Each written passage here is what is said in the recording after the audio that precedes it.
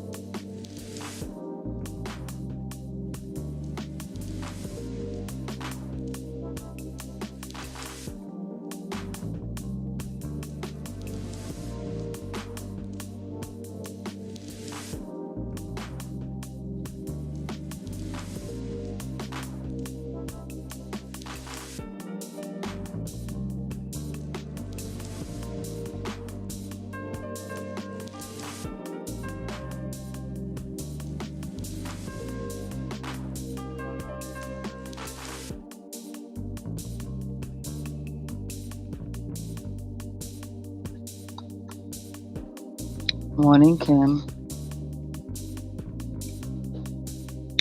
Morning, everyone who's hopping in.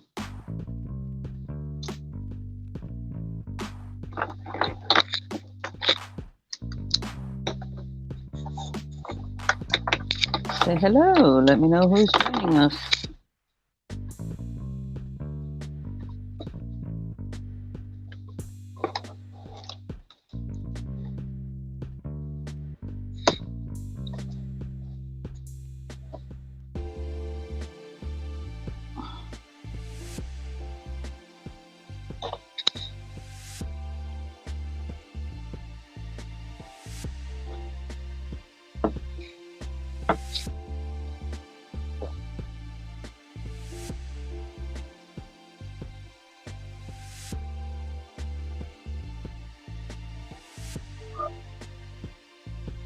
See something this big, baby? I need to have it on one of those things. Morning. Good morning, sis. How are you doing? I had a stressful morning, so I'm a little off today, right now, until I get settled in. I know how that is. I've had to fight with the doctor's office this morning to get my meds.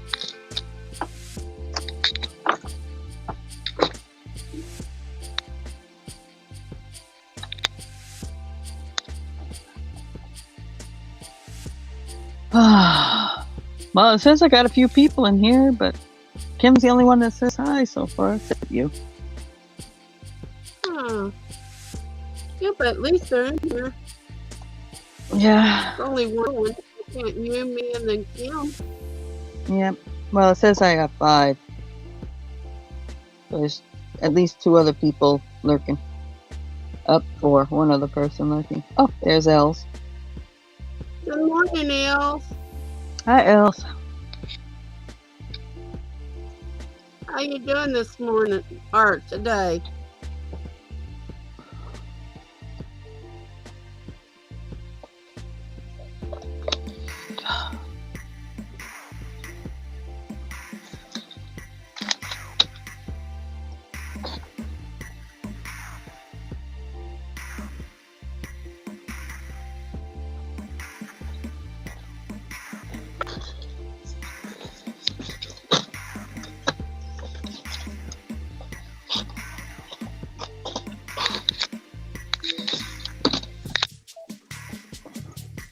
Everybody is coming down sick with that flu and stuff, and bronchitis and everything.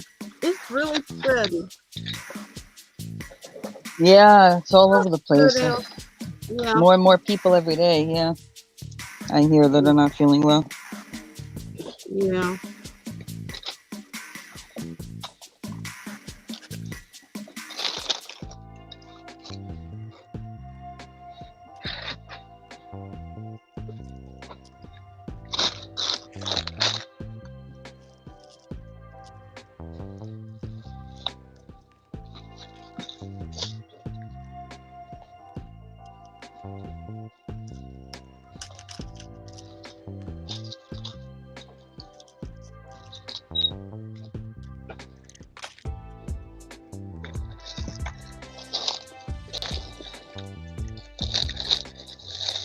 We're having hot water trouble here.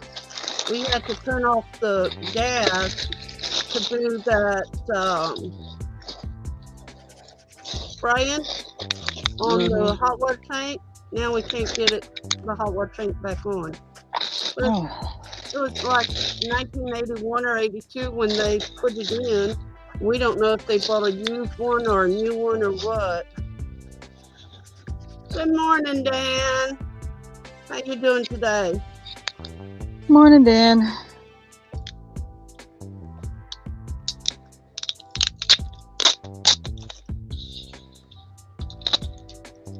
Okay, I'm just double checking. Just answer yes and no. Angela took care of that gift for Shadowrunner, right?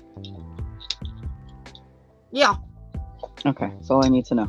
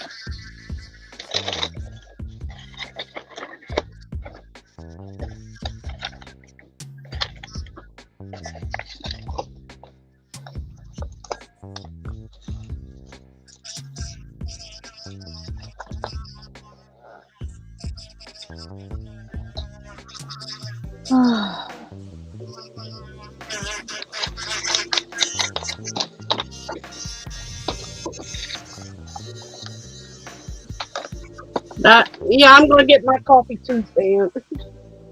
I need to get this done.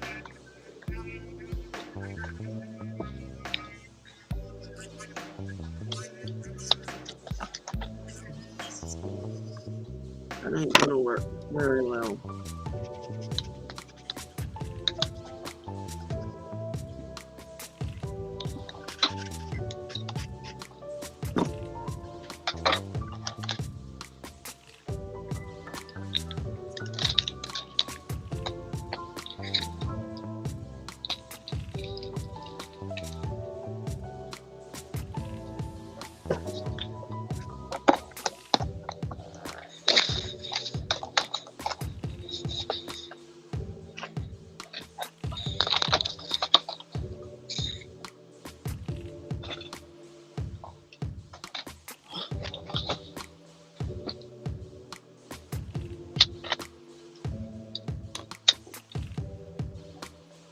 Oh, crud. I can't remember Angela's YouTube name. Angela what? Go see. Hold it. Gotta go to another account.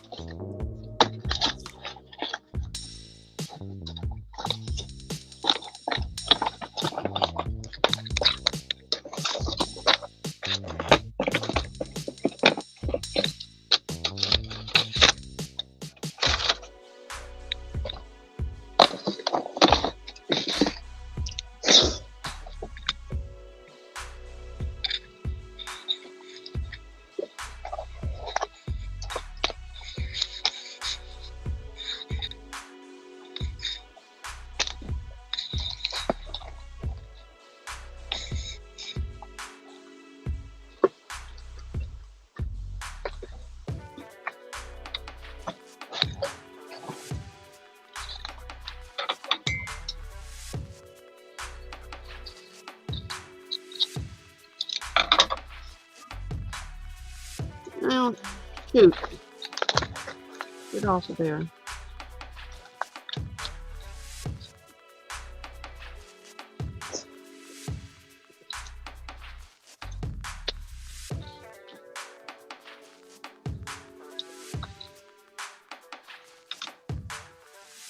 This, I'll put it in private here. Okay. That's what I got. There's no address or anything. Oh, okay. You may have- I don't need that because it's going to shadow. So I just wanted her name so I could put it in there. So What's she knows in there? where it came from. You're welcome.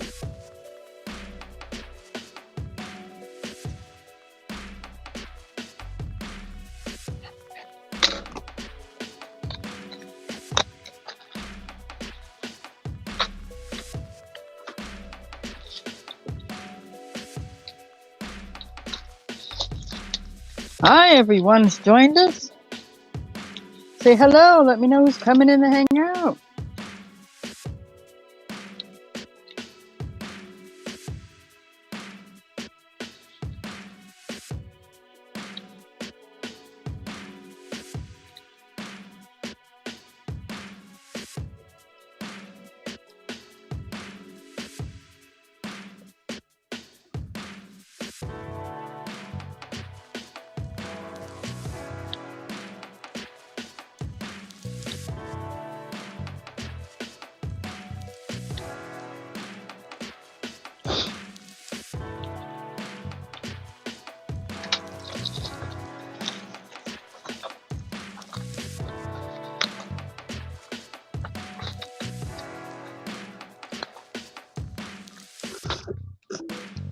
Well, Sandfire is down with all that crud now.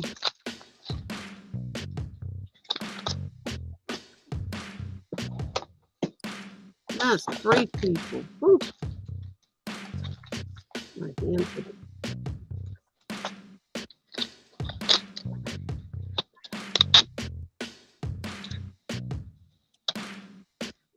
I have no idea, but I heard on one of the morning shows this morning that that's been happening for some reason. Parts of the chat or people, whatever, have been getting deleted, and it's YouTube. And nobody understands Yeah. why that's going on.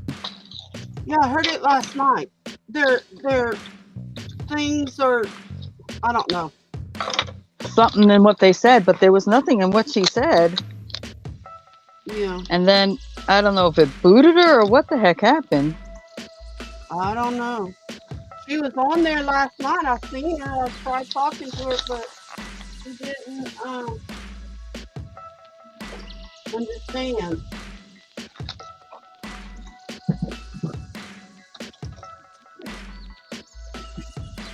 Yeah.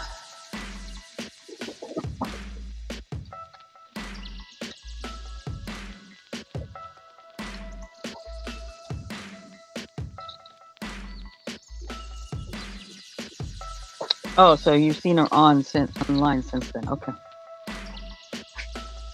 So at least her account didn't get whatever. But now I'm just curious if for some reason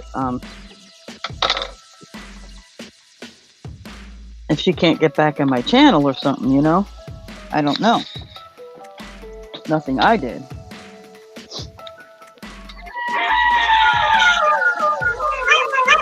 Excuse me.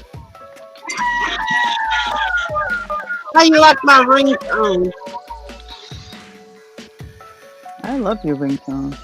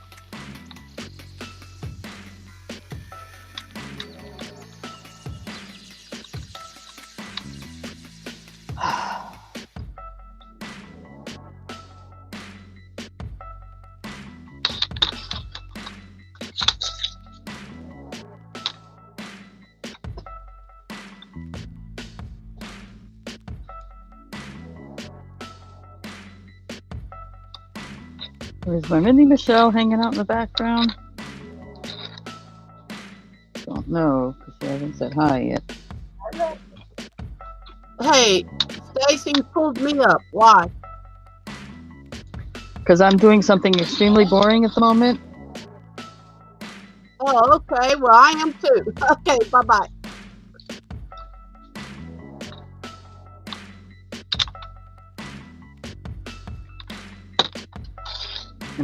And I'm still just kind of trying to get my head together here.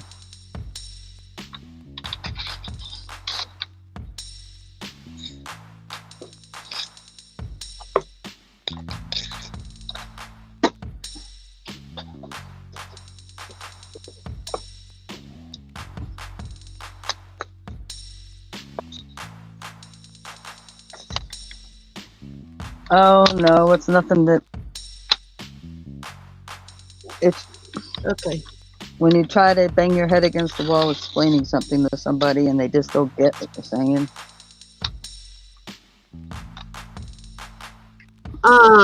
Sis, I need to call Link Care. It's a company that's been Oh, trying all right. to make. I'll just put us up double. It's fine.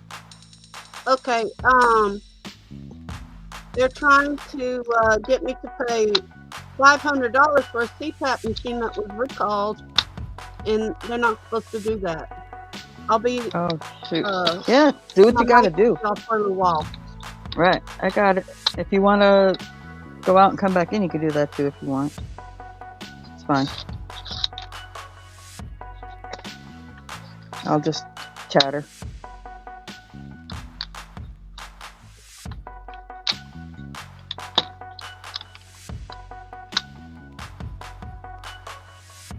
Yeah, the saddest thing about it is, the person's not an idiot, so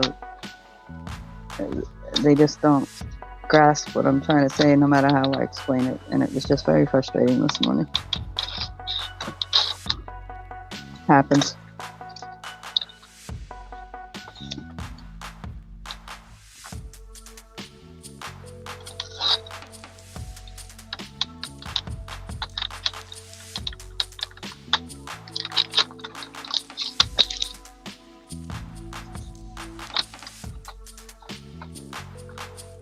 Plus, the past couple of days, for some reason, I'm not sick. It's just I'm not at what is my normal 100% past few days. So.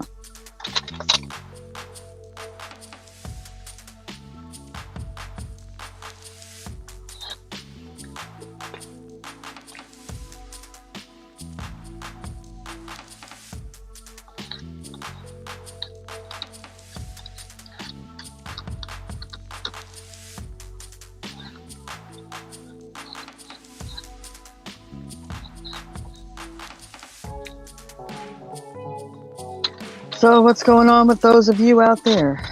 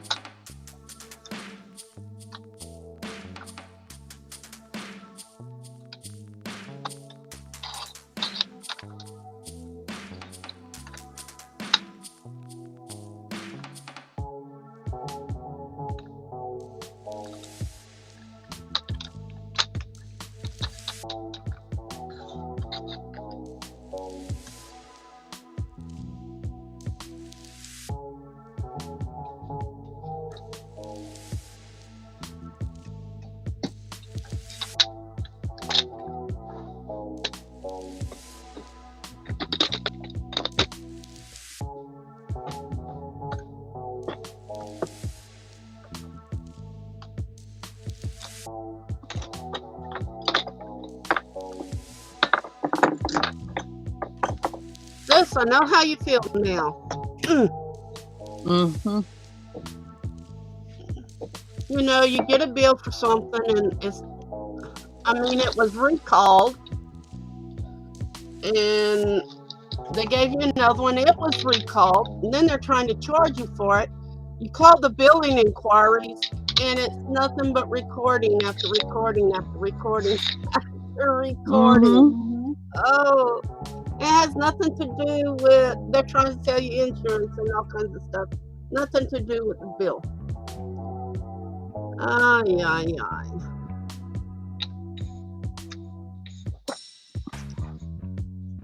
So it was on a CPAP and it was recalled. Yes, I remember that, Dan, and I'm sorry that that's still lingering with you. When someone's that's close to you, it's gonna take time. Unfortunately, it's just the way it is. And as time goes on, you know, all the negative memories will fade, and what'll be left are the positive ones.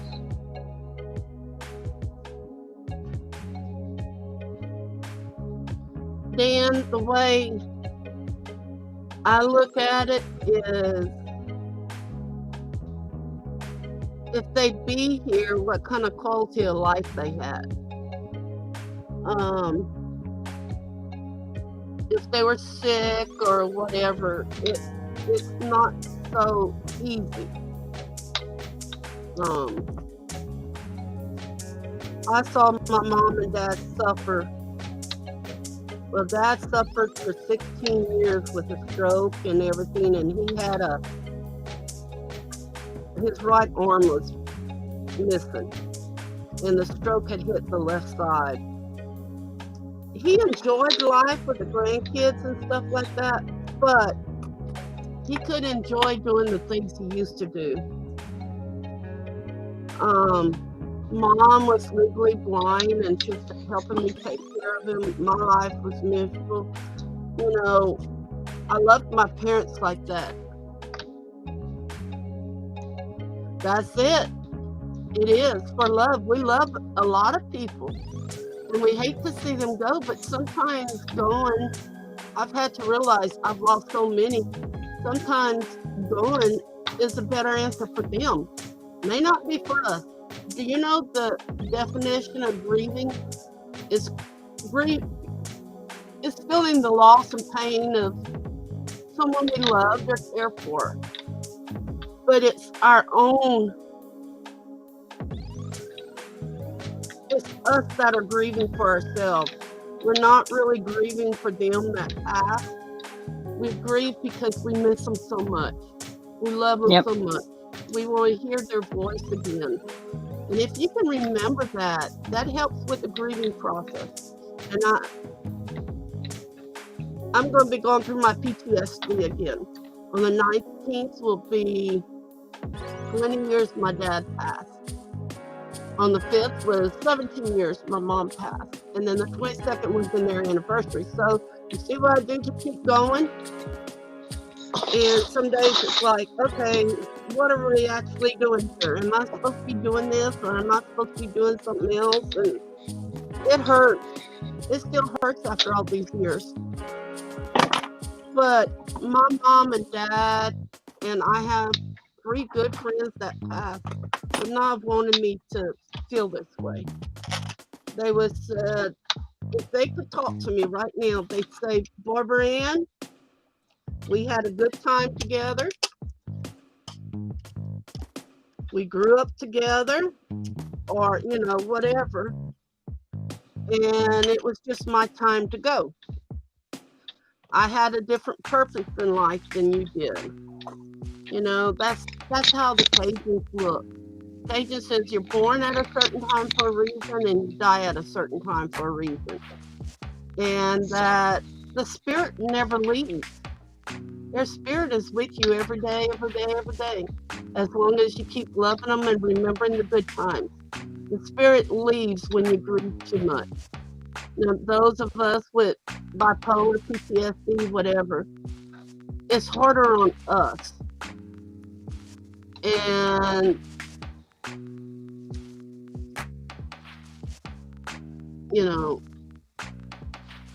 Hey, Stock Explorer, how you doing today?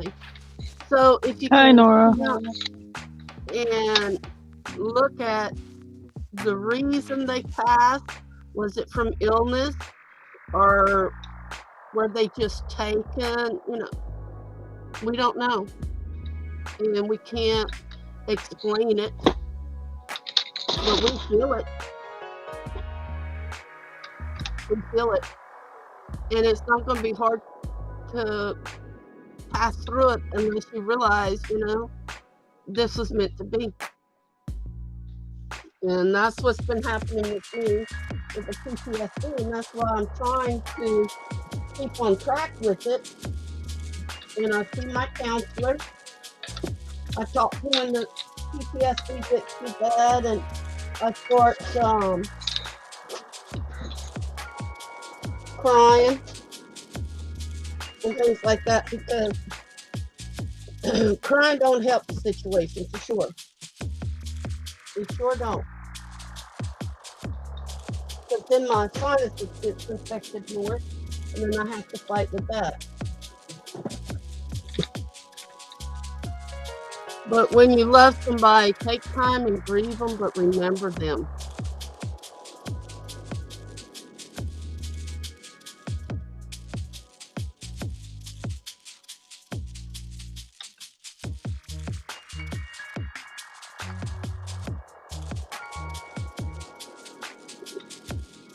Yeah, Dan.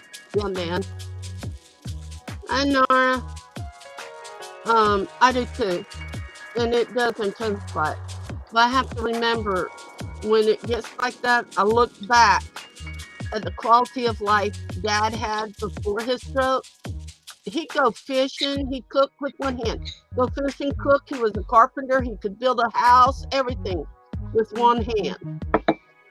And he really loved going hunting and all that. When he had his stroke, he had only been retired 2 months, and he had it on Christmas Eve. His life after that was just never the same. Yeah, he'd enjoy and he'd laugh and stuff, but he was never the same. And they said he'd only live 7 to 9 years. He pulled through. He was a strong man for 16 years. But the last 4 years of life was in and out of the hospital and all that. I'd rather see Daddy now where he's not in pain than to have him here suffering. And that's what we need to do. Mom, too. She's legally blind and all that, and it makes it hard on us that's left behind. Really hard.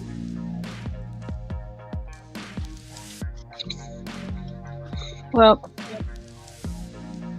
I lost my mom when I was 15 and my dad when I was 17. I had 5 older siblings, but the youngest of the 5 older siblings was already 8 years older than me. So they all had girlfriends or wives, and some had kids, and they had established their lives, at least 4 of them outside the home. There was only one brother that was still at home, and that was because he has mental deficits. And but he even had a girlfriend and all that kind of stuff outside the home. So they kind of had already started lives when my parents passed away. And well, it's kind of hard to say this without saying all of it. At that time, for some reason, in their grief, they chose to blame me for doing teenage things like jumping out my window to hang out with my friends. Not like I was doing anything else bad or anything. That my parents would worry about me, and the stress of what I was doing is what caused their heart problems in the years before they passed, and all this nonsense that I knew was nonsense. Still hurt to hear, but I knew it was nonsense. So I kind of was blamed. I wound up homeless on the streets of New York City for almost 6 months. And even then, I didn't turn to drugs. I didn't turn to prostitution.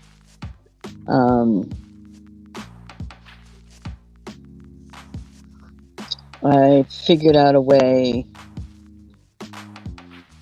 by listening, keeping my ears open, basically, to get off the street. And I wound up hearing about this place called Covenant House because I was scared to death of the adult shelters. I turned 18. I didn't want to go to an adult shelter at all, ever. And heard about Covenant House, where they only take up to 24 years old. So it was a younger age group of people.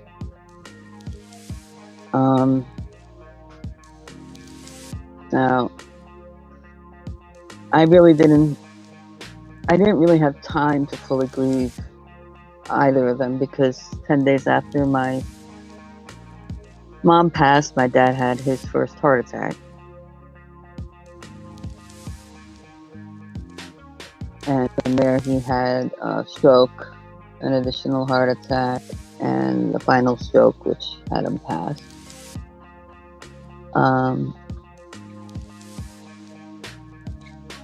And when he passed, I was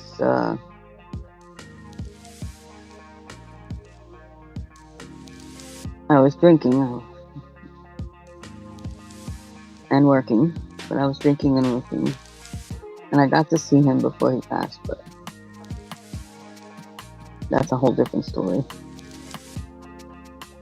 But in the meantime, because I wasn't seeing him the last few days before he passed, he was in the hospital, and one of my brothers was filling his head up with nonsense that I didn't care about him or love him or anything like that.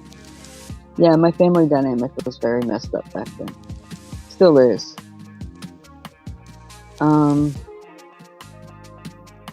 And I truly didn't feel the true relief of grief, actually the full burden of grief on me and lifted off of me for many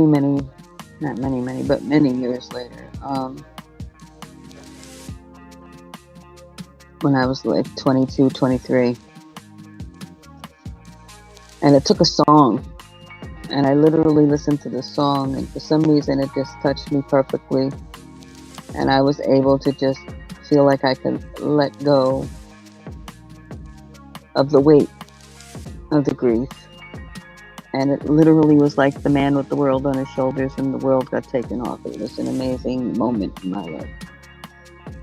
And some people get there and some people don't. And it's not that I don't still grieve for them, but it's not the main feeling in my life. So yeah, it's everybody grieves differently, and it's very and every circumstance around it is different. So it's very difficult to say to somebody you do A, B, C, and D and you'll be fine. Like Barbara said, as long as you still love them and they're in your memory, you'll always have a portion of grief. And it's just the way it is, unfortunately. It's part of being a human being and the fact that we do have emotion.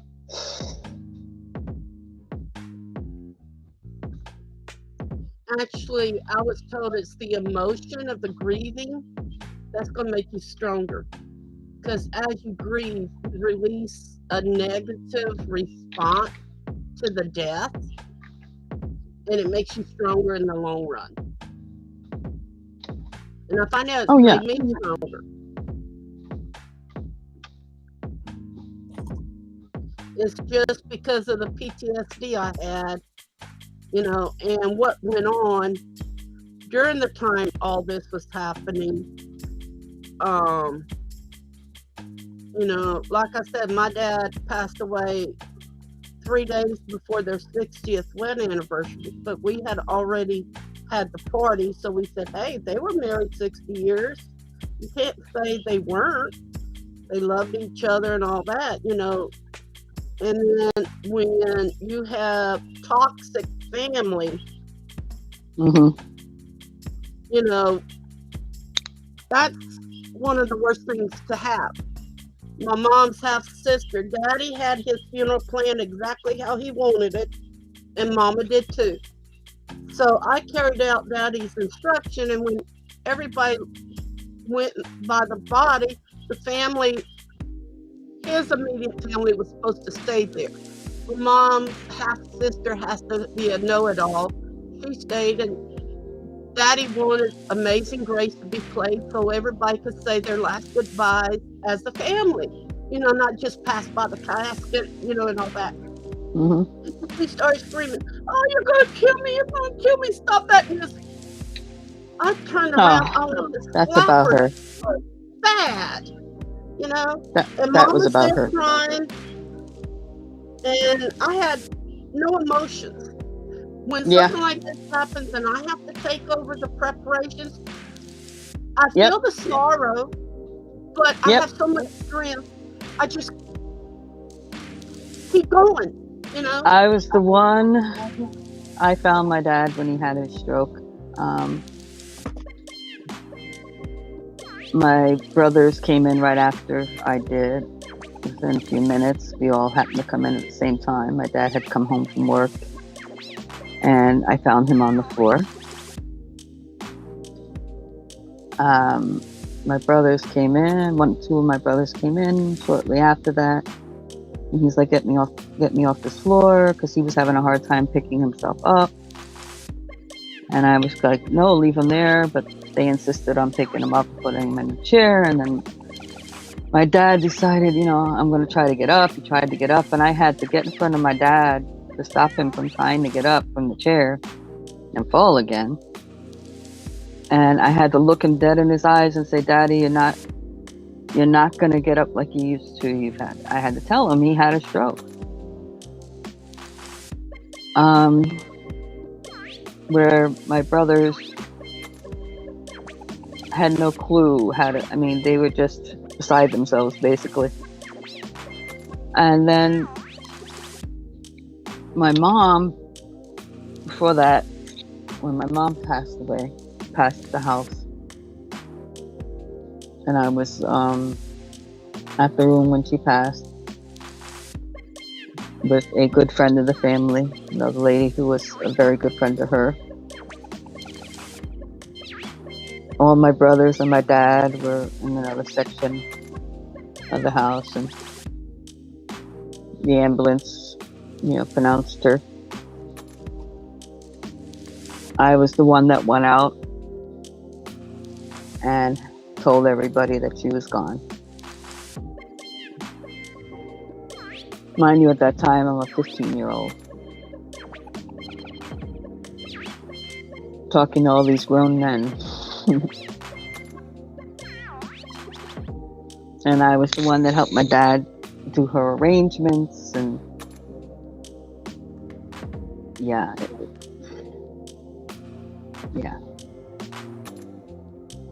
And with my dad, it was Christmas Eve. He was doing construction work outside on a little building he was turning into outside kitchen, and I had told him it's 11 o'clock. I said, "Dad, we have a few more things for Christmas dinner. We were having like 20-something people over the next day." And I said, "I've got to run to the store, and Mom," that's what we call my mama, "Mom needs some things, so she wants to come with me." He said, "Go, I'm just running the electricity, then I'm going to pick up the panel and start paneling the walls." 3:30 we come back. I hollered at him. I couldn't get no answer, and I went at the front door of the kitchen, outside kitchen, couldn't find him. I went towards the back, and I saw his left arm on the floor. He was halfway on the stack of panels and halfway on the floor. And when I saw his eyes, I knew he had had a stroke. I knew it. And Mama wanted to pick him up. I said, "No, Mom, but he's cold." I said, "Get a blanket. We're going to scoot it under him and lay down next to him. Put your jacket on him. Keep him warm. I'm going to call the ambulance." took them over 30 minutes to get there. And Daddy kept saying, it's my time to go, my time to go. I said, not yet, Daddy, not if you're talking like that. I said, now, Daddy, you've got too many things to do. And he says, I know, I've had a stroke. He could speak, but he just couldn't move his left side. I said, you stay there and you listen to me or I'm going to sit on you. It gave me a little chuckle, so that made me laugh a little bit. The ambulance got there and all like that. The husband I had at that time, his first cousin was an ambulance driver. And they were like 30 minutes away when they got the call, so they hurried up and sped back to Lake Charles. And he got there, he says, what's the word on Mr. Wood? I said, we haven't heard nothing, Guy. Nothing at all. He says, I'll get it. So it goes back there, Mama's back there in a chair, and I don't know what being said or anything. Comes back out and he says, Barbara, prepare yourself. They don't expect him to live.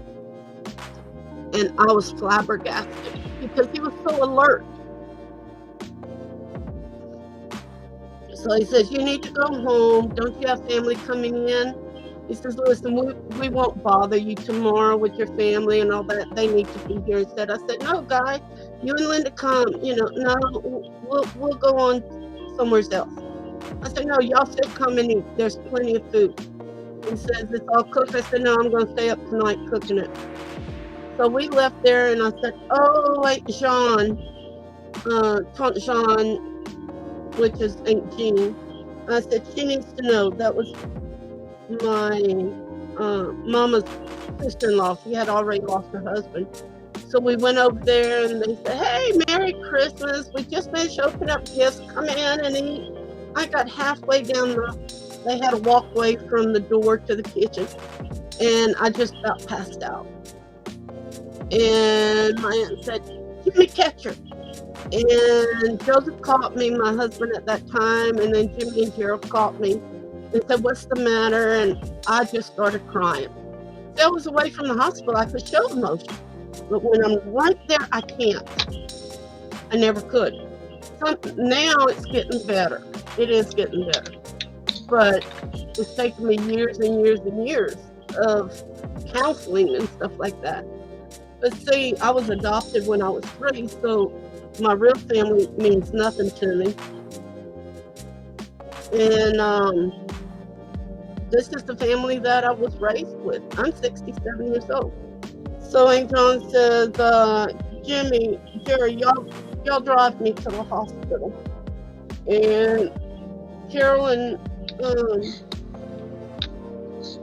Carol had me and Joseph eat. And Lee was with my other aunt, Dad's aunt, and all like that. And we ate and we started calling family members and stuff. And they said, well, don't fix. I said, everything's just about fixed. I just have to warm it up. I have to cook the turkey tonight, but it's done. It was, we had it smoked. So I said, I just got to warm things up. I sat there and tried to eat, and every bite I had to force myself to eat because I figured if Mom and Dad couldn't be eating, I shouldn't be eating either.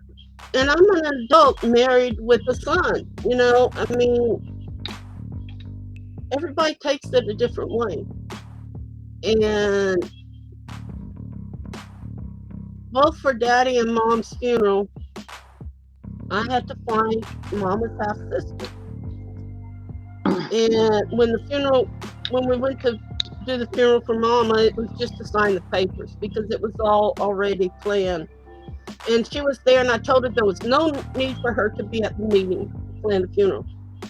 And she wanted to come in the meeting. I said, it's none of your business. That's my sister. And I said, she didn't want it that way. So my son told her to get out. And then good thing we were like family with the funeral homeowner, Zeb. He said, Evadale, I'll have to take you out of here. They don't want you here. This is for the immediate family. Well, are you? No, Francis only wanted Barbara and Lee here. And Lee was my son. And it was like everything I did was wrong. Mama wanted some magnolias and Arctic carnations for her casket spray. Hey, in November you didn't get that here, especially after the hurricane that this Hurricane Rita had just hit a few months before that. So I went searching for silk, magnolias. It took me 3 big old stores to find some. And I made her casket spray. And since it was almost Christmas, I found a beautiful angel that lit up. I wasn't going to light it up on the casket spray, but I put it on there and everybody thought it was so pretty. And Zeb said, "What's the card?" I said, "It lights up." He said, "Let's put it lit." I said, "No." And Aunt Dale said, "That's disrespectful." He says, knowing Frances, she would have enjoyed this angel. She had 2 or 3 of them in her house. And Aunt Dale just fought me every bit of the way. The morning that I was getting ready, I was going to eat, and it was going to be the funeral, and I'm diabetic, so I was going to eat a little something. And my son comes in and says, "Mama, you still have all that jewelry from Mom, don't you?" I said, "Yeah. One ring's for Jada, one's mine." Well, Aunt Martha Jean and Annie Bedell's fighting over there which was going to get which, and said that you got rid of them and you sold them and hawked them and all that. I said, "No, I still got them." And I said, "They're in the safe." And I didn't eat. I had taken one bite. I just got so sick.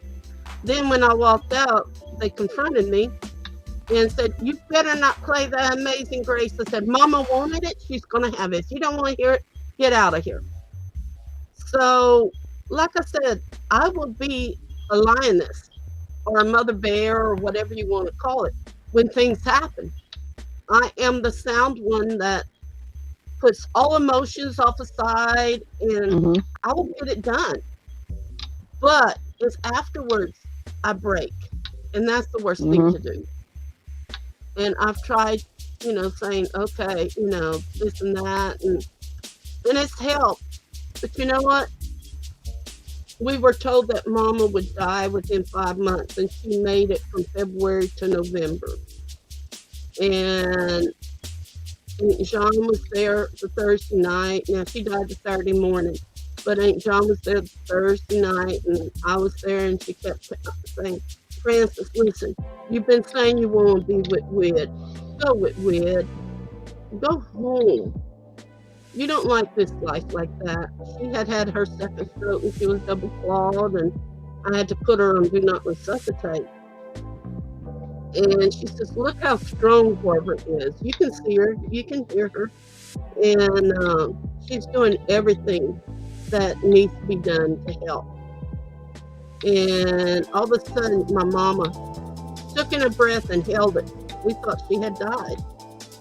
And about 2 minutes later, she exhaled. She was trying to kill herself by not breathing to go on to Dad. So I knew it was time. Did it 2 or 3 times like that. But she died the Saturday morning, and all hell broke loose. And I had to deal with it.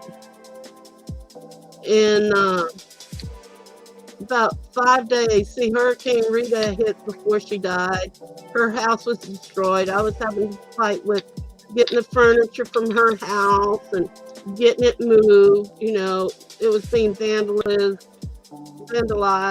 People were stealing things, Then I had a gift shop I had to take care of. Then I had my apartment here where we're living at now that had some damage I had to get taken care of, and then I had to have counseling. It was too much for me to handle. And then I had to go to the hospital. I went 4 times a day to the hospital. They had a special parking place for me. And you know what? I look back at all that and I say, daggum, I made it through it. And I'm a stronger person for it now. And I've been through many things like that. I almost lost my toe from a toenail they pulled. I was in the hospital for 3 days. I left the hospital. They wrapped it good, and I went straight to the funeral home because my Aunt John, when I'm 18, she had passed away. My sister said, "What are you doing here?" I said, "You needed me. I'm here." You know? And then I broke down later. I'm like that. But everything that happens to us gives us an extra kind of strength to keep living. I couldn't make it right now if it wasn't for what I went through all those years with. I mean, I had Mama with Alzheimer's. Barbara, Yeah. I honestly think the subject has gone a little long. Oh, okay. Sorry, Stacey. That's not your fault. I know once you get into it sometimes, yeah. But yeah. Yeah, we need to talk about something a little happier, I think. I'm starting to lose people. Oh, did you hear about the horse that climbed into a car and started it? No. I saw it on YouTube last night. The man had left his key in the car, and usually he has his not buggy, his thing on the back where he takes his horse with him. It's like a dog almost. Mm-hmm. And the man didn't put it on his car that day because he was going to the doctor. And he left his truck door open. The horse climbed in it and somehow started it and put it in shift, and it went downhill. You know. Well, horses are pretty damn smart, I tell you. Yeah. Now, did he do it with his mouth or, or accidentally use the hook? They said the car wasn't damaged, but was trying to get the horse out of the horse didn't want to get out of the car or truck, whatever. He was trying to bite everybody and all that, and the man was just rolling on the ground laughing. He couldn't get his senses enough to get his horse out of the truck. At night, I just kind of watch different things like that, and funniest events during the day, and I'm like, oh my gosh. That's hilarious. Well, it's like the pig that would go and get the razor and bring it, the potbelly pig. It would go and get the razor in the bathroom and bring it to the lady to tell her it was time to shave her legs. Didn't like her hairy legs, and it was time for her to shave them.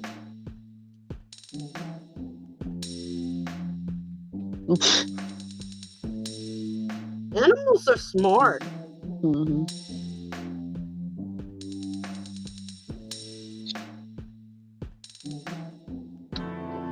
Just like a few years back, I saw a video where they had a cat, a big house cat, and the clock would ring and stuff like that, and it knew exactly when to climb up on the table next to the big grandfather clock, open the door, and it would actually use its paw to pull on the chains to make the time things go up, to read in the key. It would take its paw and move the key until it had the clock winded.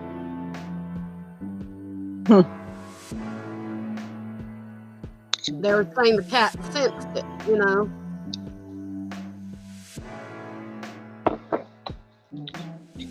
All right, who's left here?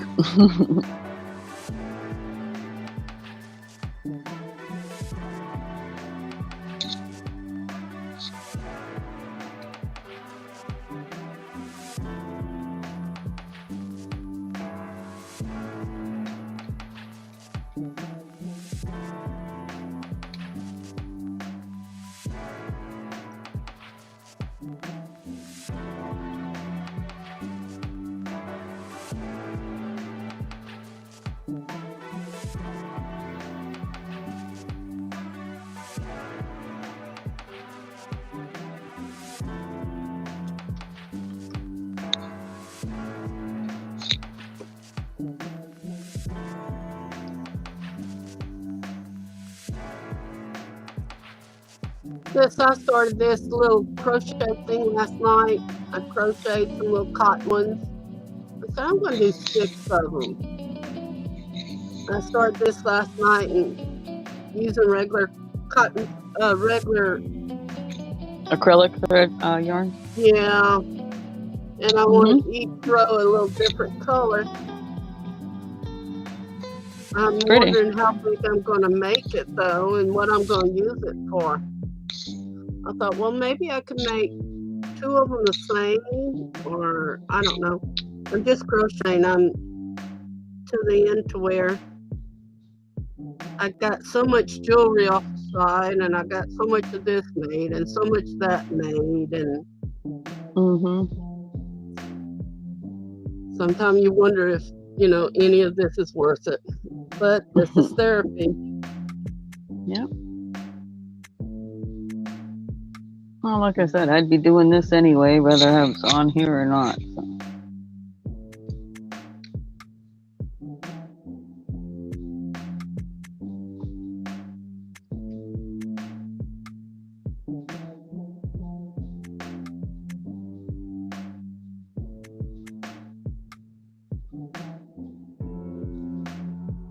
Oh, sis, one of the YouTubes I had seen where they were crocheting around the beads like that. Oh, you had? Okay. Yeah, what they did is one of them, she said to make sure it doesn't pucker, she used a wire, and then she crocheted on the wire. I don't know. I didn't watch the whole thing. I wasn't very interested in it. And this no, I want mine to look that way. Look how it came out.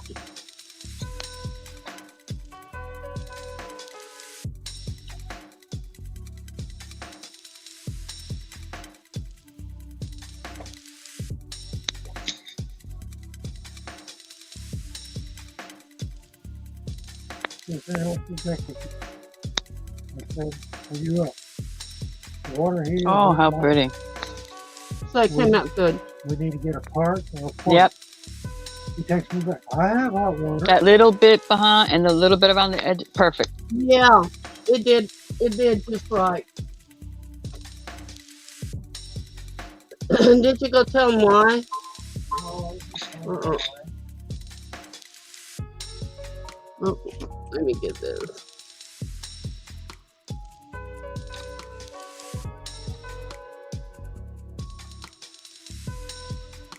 Hi, Bull. Oh, hello.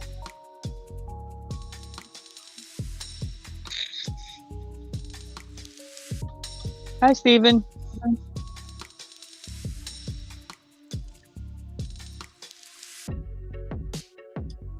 Hi, Stephen.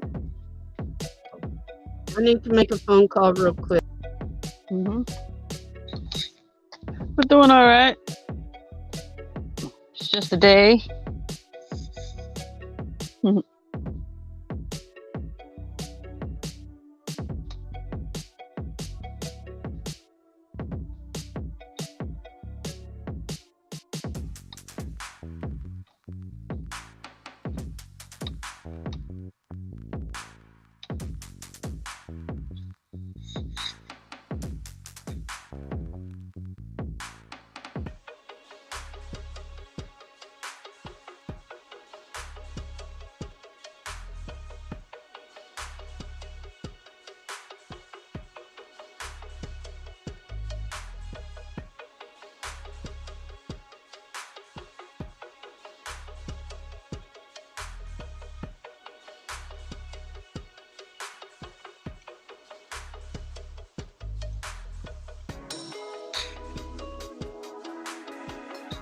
What's going on with you today?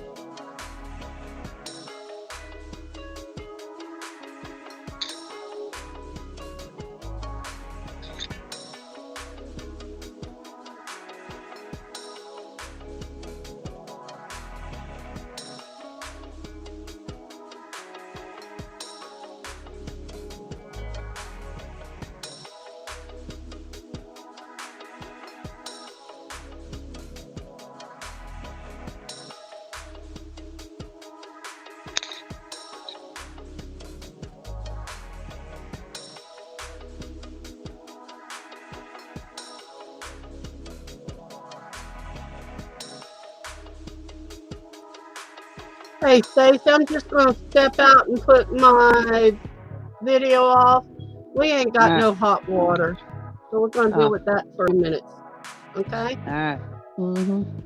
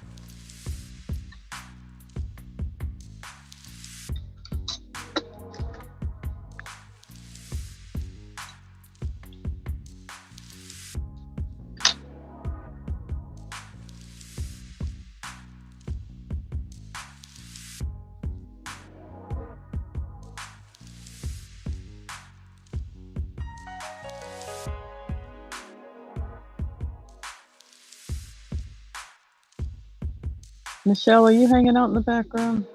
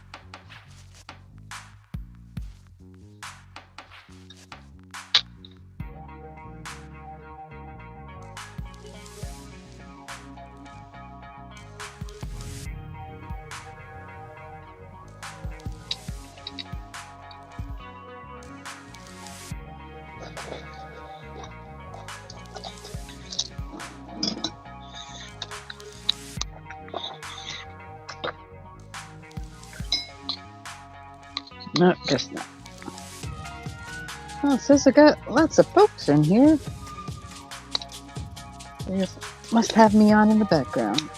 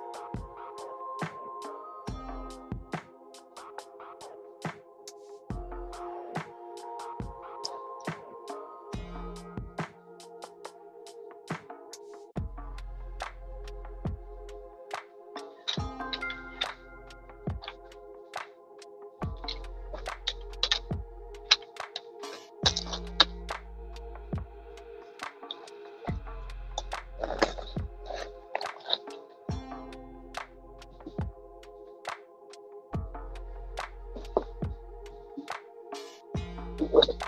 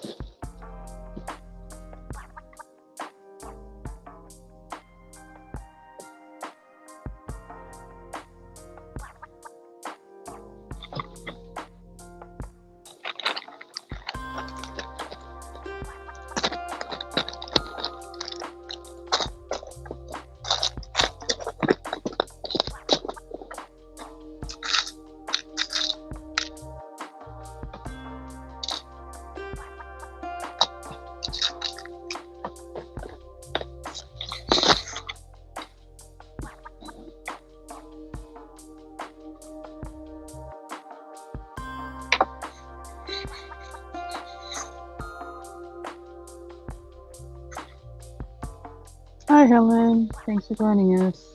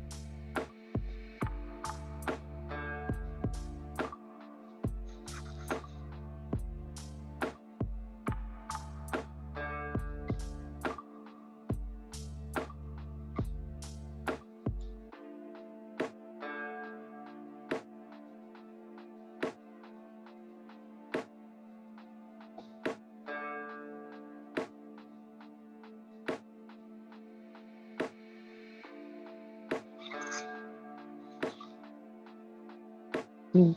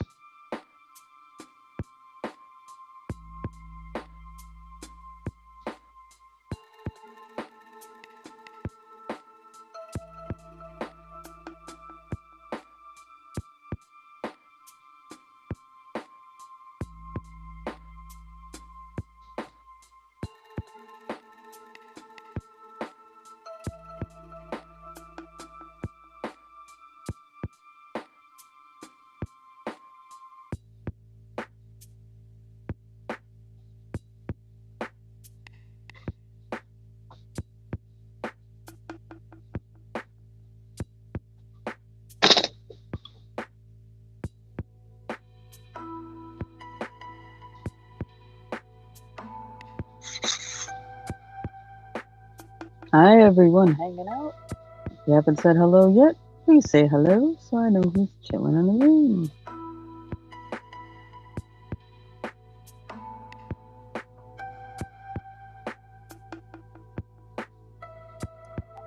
Sis, would you believe I'm still on hold? So as soon as I get off, I'll come back in. Don't surprise me.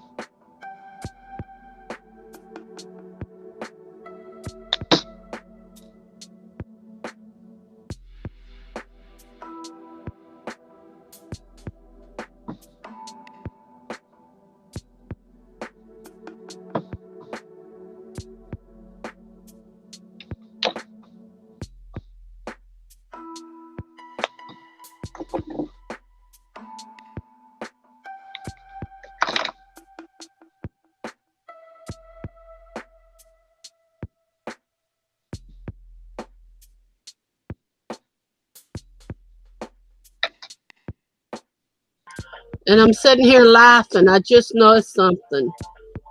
What's The that? billing department's in Orlando, Florida, and I'm in Louisiana. Sheesh. Company's here Hold on a too. minute. I got a call I got to take. Hold on. Okay.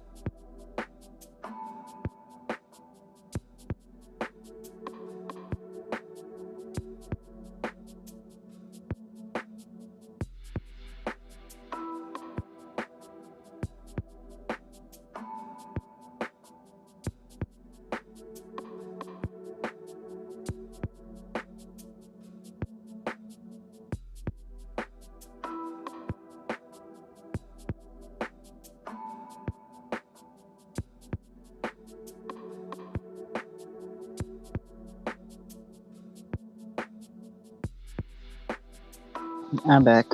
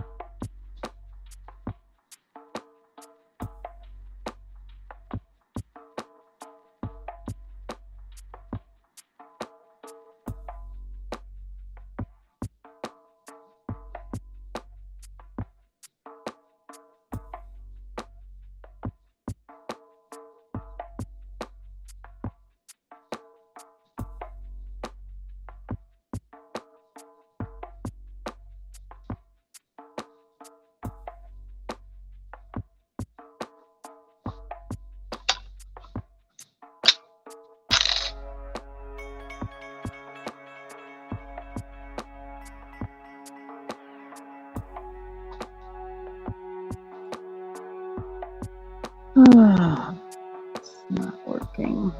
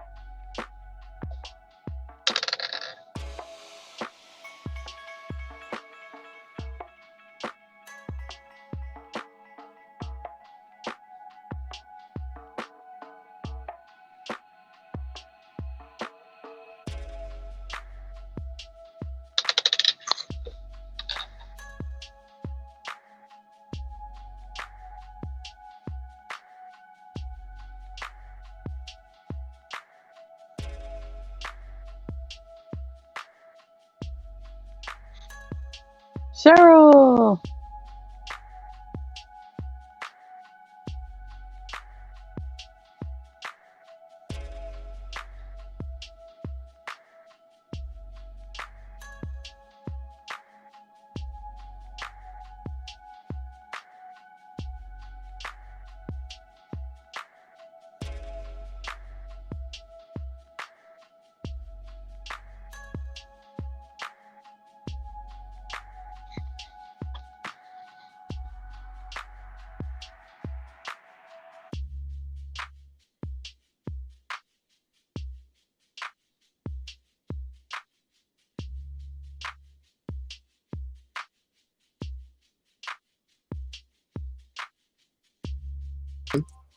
Hello, Willow.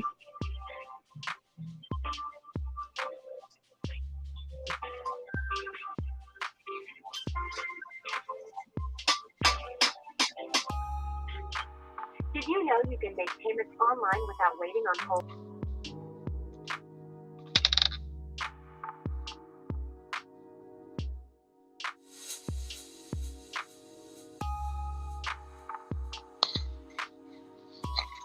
What's up?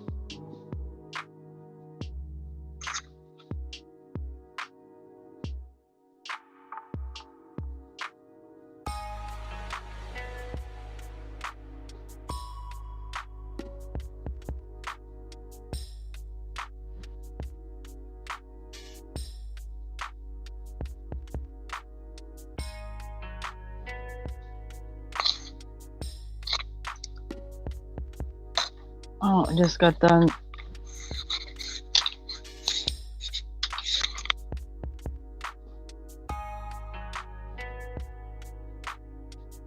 This necklace.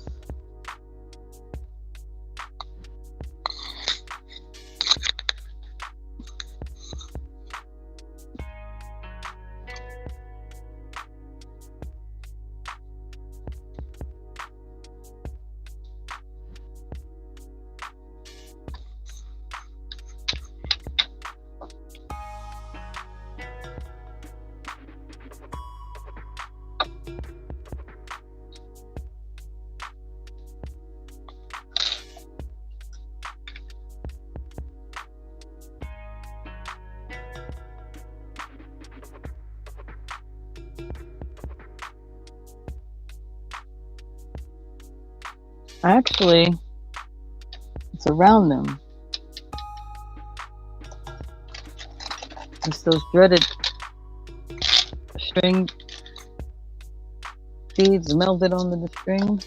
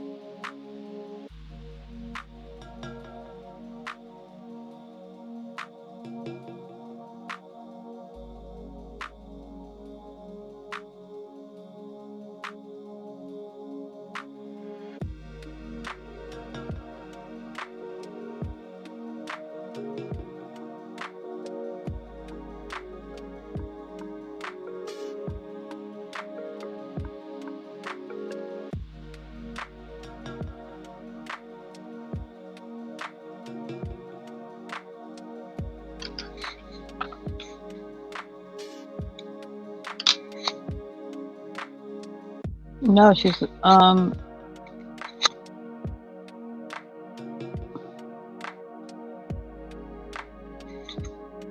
not making a basket, a doily of some kind. Not sure what she's going to utilize it for yet.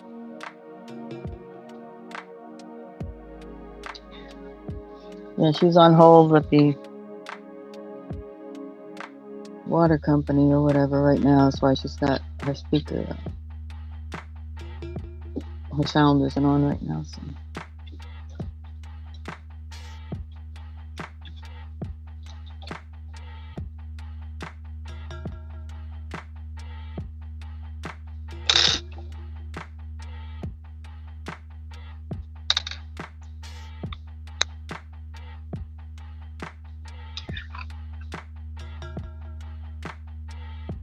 No.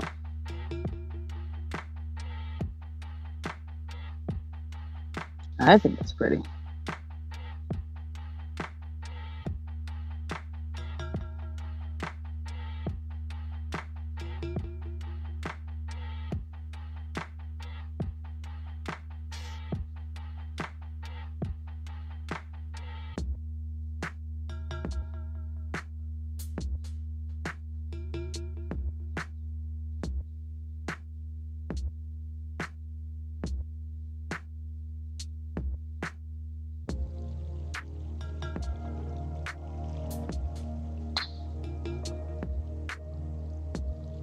Hi, Patty. Welcome to the room. Thanks for stopping in.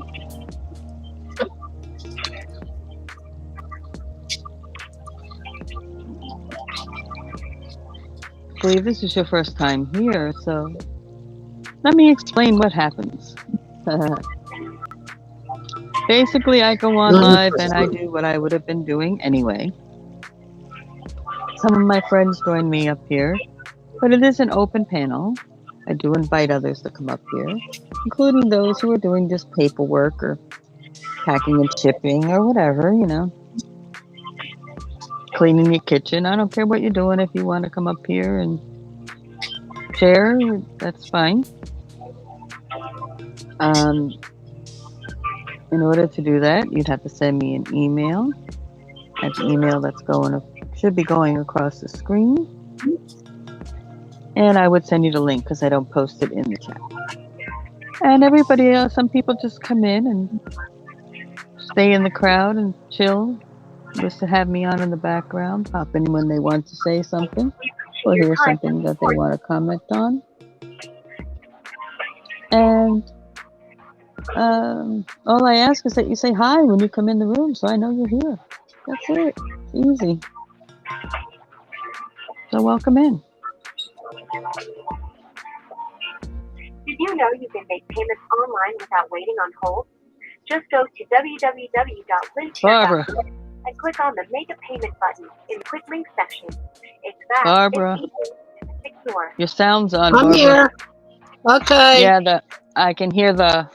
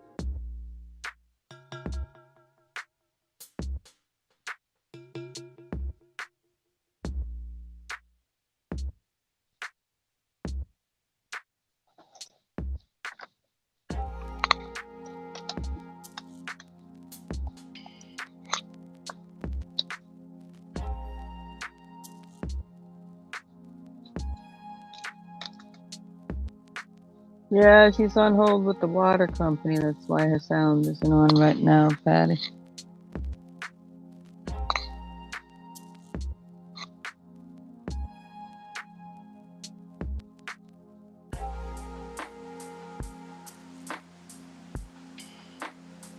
Or the electric company. I can't remember which. Utilities. How about that?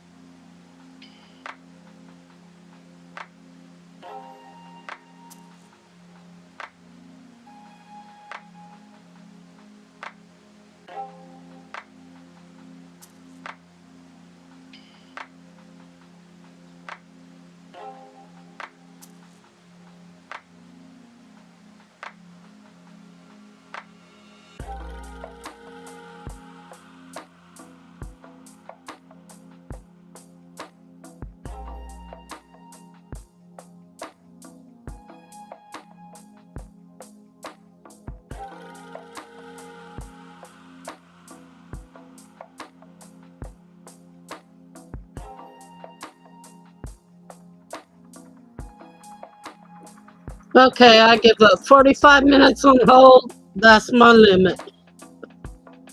Hi, Patty. How you doing? You're tired, huh, boo? Did you work the night shift? Or day shift, is it? See, 5 hours difference.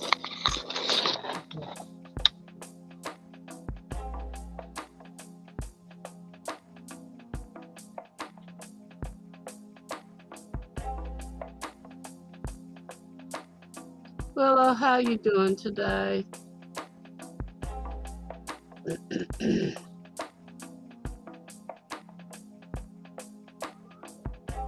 Sorry about that. If I bump my keyboard or if I bump my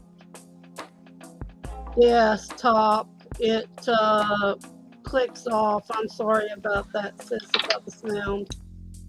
It's all right. Plus, you were on hold anywho, so. Yeah. And they say the same thing over and over, and then the music kind of gets boring too. I'll call back after a while. 45 minutes is, like I said, my limit.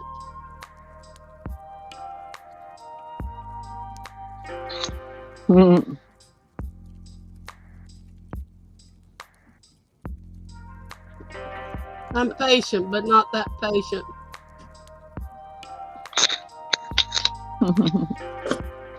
Well, I'm doing something too, Willow, so that, you know.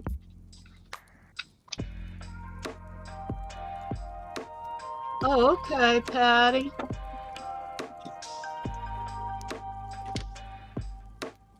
When you gonna be coming to the States?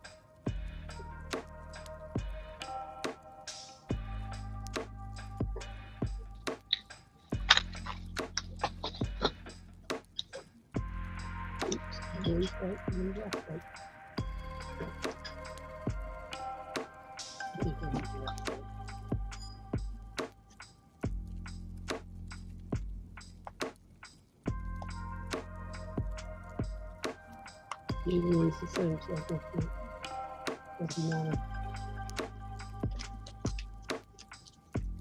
I hate it when you start with one color, you want to finish with the same color, but the 3 colors you have is not the same color as what you began with. Oh, when they're not dye matched. Yeah.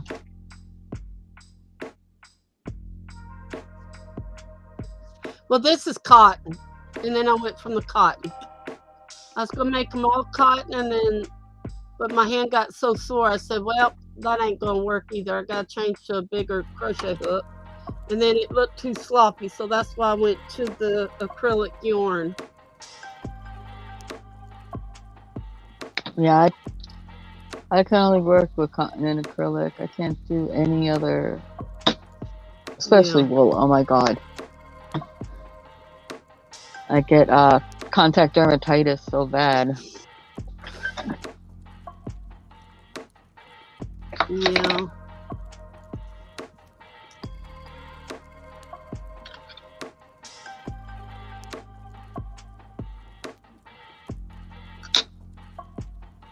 That's good. That's the best way to do is keep the communications open.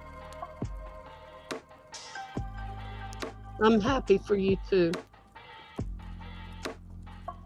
I talked to Nick this morning. Well, he messaged me and I messaged back and told him I missed him and told him that we won't be moving to Florida. And he's real disappointed in that, but can't help it when I can't get my insurance changed or my doctor or anything like that, you know? Just too hard. For right now, I can't put it that way. Probably be next summer.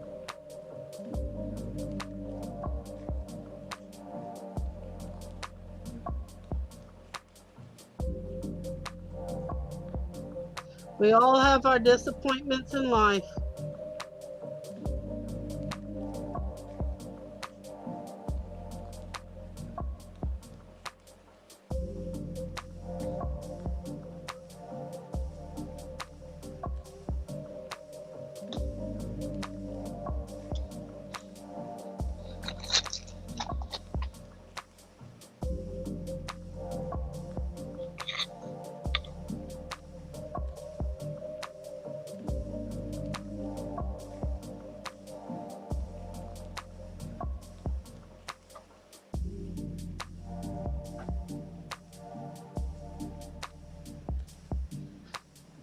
Yeah, no Florida, not right now.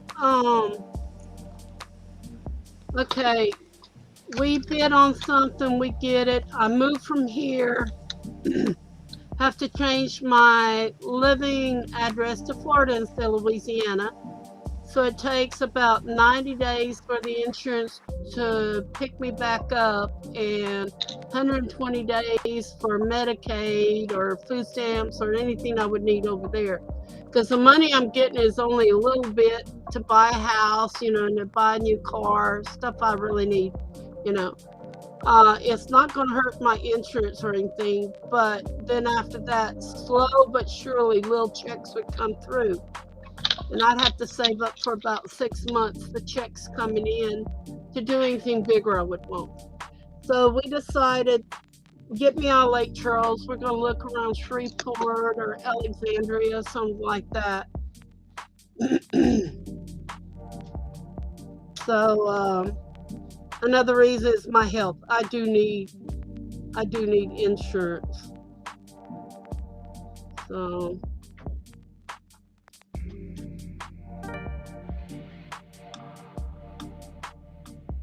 and now I won't have to change my doctors or my specialists, you know, the cancer doctor.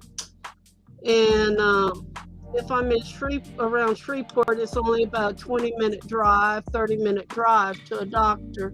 Where I go to Florida, I've got to go to Gainesville to see a doctor, which is about an hour or something away. So I go to Bushnell, yeah. So it was decided, we stay around here for right now.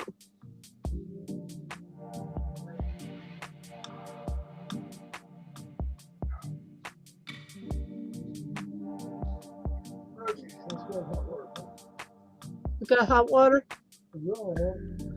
Oh, great. I'm glad my husband is a jack of all trades.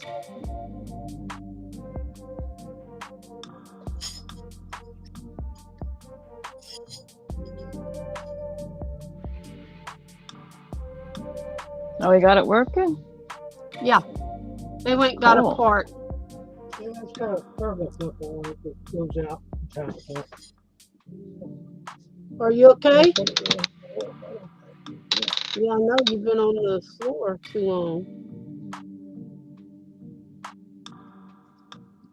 So, you know, like my counselor would have to, I only see him on TV, but I really don't want to lose my counselor. He's worked miracles with helping me with PTSD and stuff. And I've had it 22 years. I've only, 22 years I've been with my counselor. Now, he said, oh, it'd be easy to get a Florida license and we can still do it like that. But my other doctor can't, my psychiatrist can't do that. So that means I'd have to look for psychiatrists, and they may not like the medicine I'm on and try to change it, and all kinds of stuff like that. I'm just not into going into all that right now. And then my cancer doctor would be further away, and somebody my cancer doctor knows, you still feel a little skittish when you have to change something like that. Medical doctors, that's fine with me, but my ENT and my specialist, like, since I'm diabetic and stuff, they may want me to change this and change that, and everything's working fine. They don't need to change anything.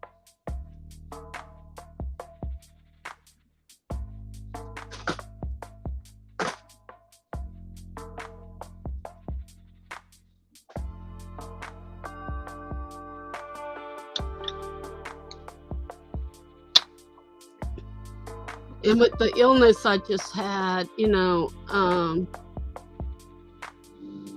between the COVID and then getting rid of the COVID, then getting the viral infection and the flu and everything else, I'm still recuperating. We were supposed to be heading out to see another house or two in Florida, but between my attorney and my doctors, they've got me pretty well decide to stay here.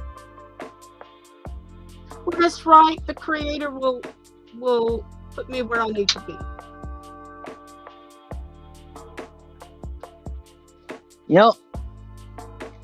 That's the one thing I do hate, is having to break in a doctor when I have to. It's the most aggravating thing, because I'm on such a unique, well, not the typical combination of medications, and they're like, well, why are you and I said, for this, but doesn't this take care of that? Apparently not, if I had to start this. So no, please don't take me off that. Yeah. Well, it's like the stomach doctor here for the Crohn's and colitis and stuff. They want me off the metformin, saying that's what's causing my stomach problems. Well, it could very well be, but yeah, as soon as he took me off of it, I had to start taking insulin, and I haven't been able to stop taking insulin since.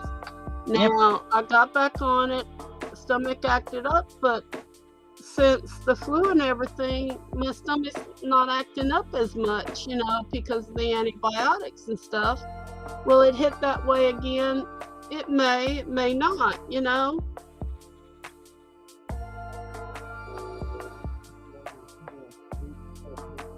yeah, I might be headed to insulin. Okay, let me shut y'all off. T-Sky vacuum. Hold on. All right.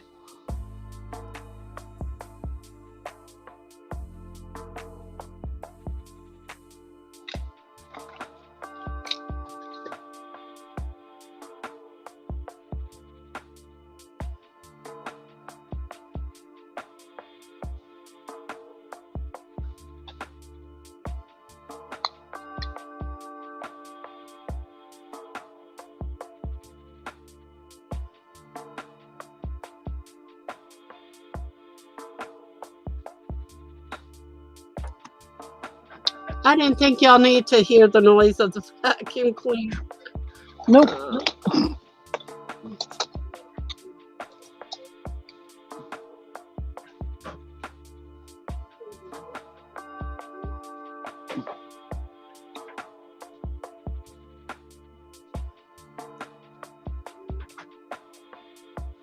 So, you got any plans today, Cheryl, on what you're doing in the house or whatever?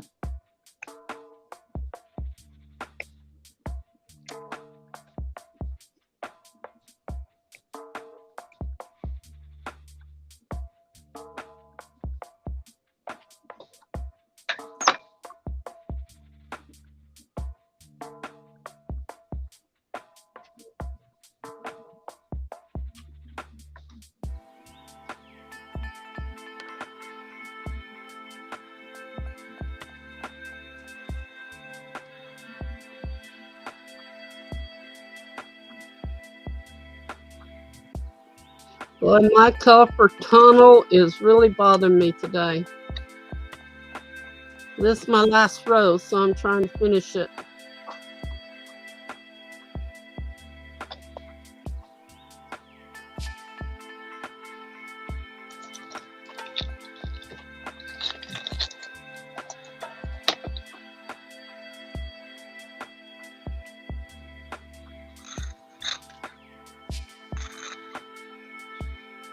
This is not a pattern I'm following. I just started and just kept on going.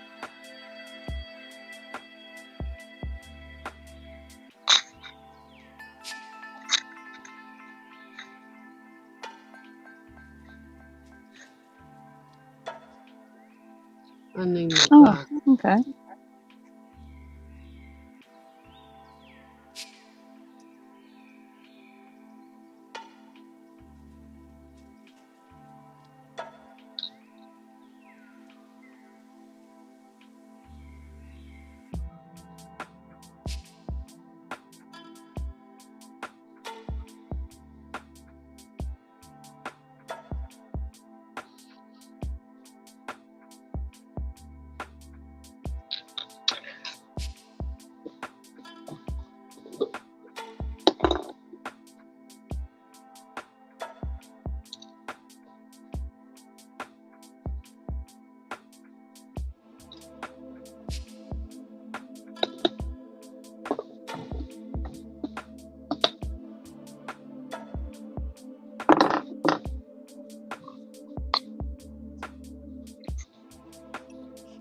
Green a little bit.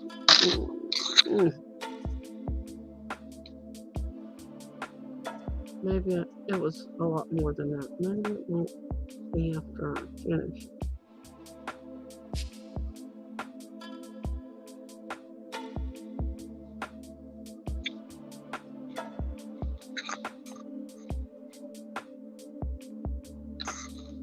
Yeah, it looks like it's laying down pretty flat. My problem when my carpal tunnel starts hurting, I loosen up my stitch and I'm trying to tighten it up.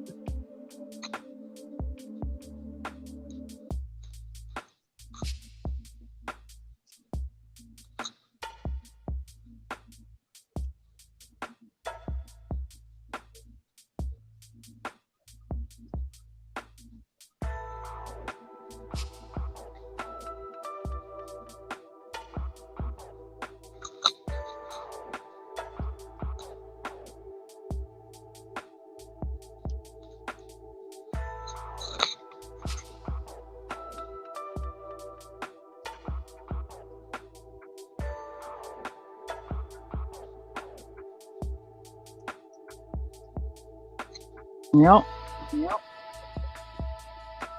I think we all tend to have a lot of stuff when we do our crafting. I'll be right back.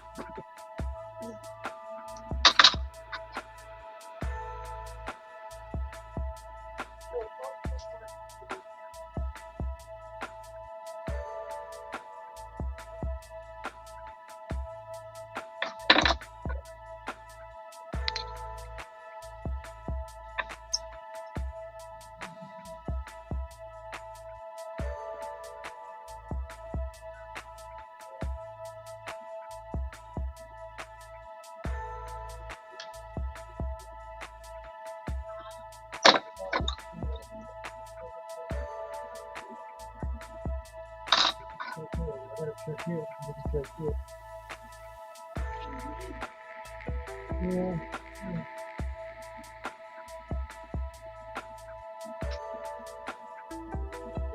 good red meat.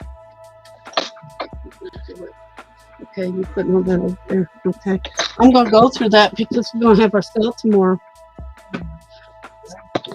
Sis, we still having our sale tomorrow?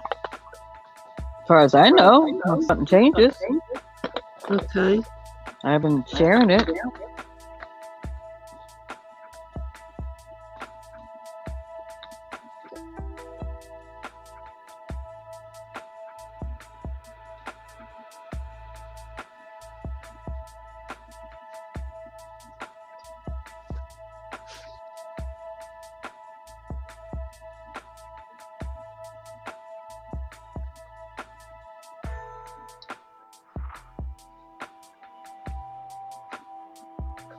Well, I've been sharing the channel link because you don't have the sales set up.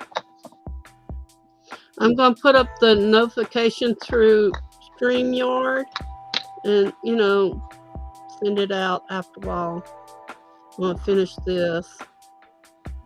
But it does have the other thing, you know, Wednesday mornings.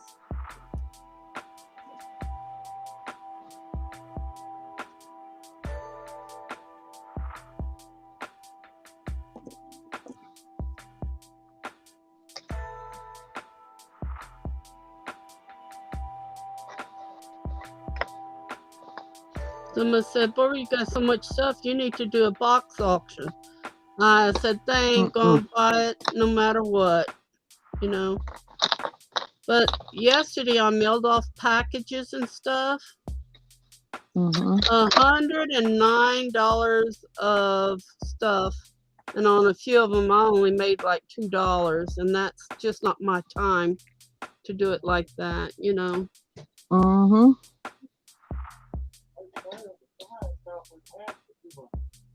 Yeah.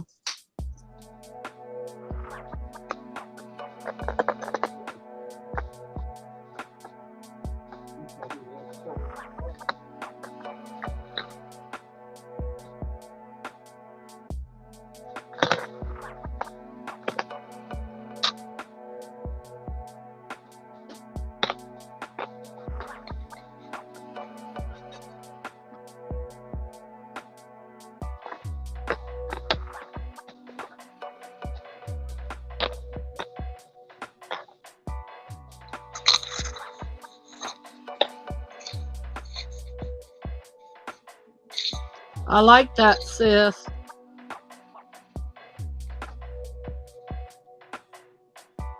Well, that's only part of the chain. It's a very long. It's a very long necklace, though. It only shows so much on the card. Put it back on. Pin it on the back or tape it on the back. Oh yeah, that's what I do. Yeah. But I'd have to make a note on it so I know how long it actually is. No. Well, I got some yellow ones a little bit smaller than that. That's going to you. Now they're closed. They're not broken apart. It's just two of them, you know. I thought, well, that's what I was going to do with them is cut one and make like two bracelets or a bracelet and the earrings and then do the other one as a necklace. Yeah, I could have probably did a bracelet with this too. I didn't think about it because there's so much of it, but it's all right. It was the first one, so I figured, it was one of those experiment things. Yeah, like this thing I'm working on here.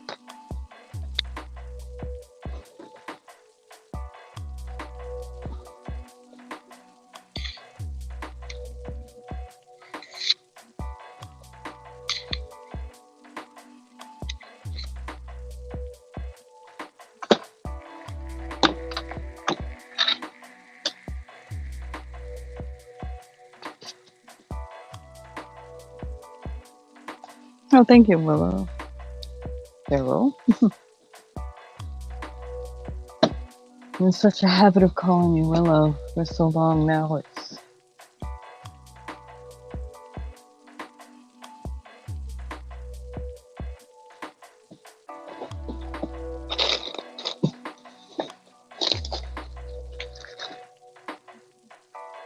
wonder where my Mindy Michelle is. Usually in here by now. She's alright.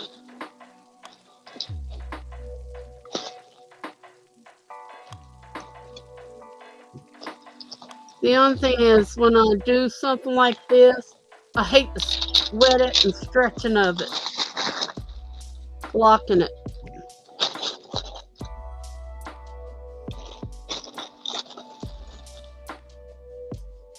Yeah, I think it'll pull up the poke.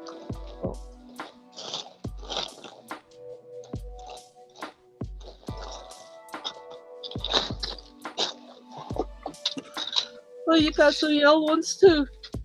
I think those are orange, huh, sis? Oh, these are orange, yeah. I got a boatload of them.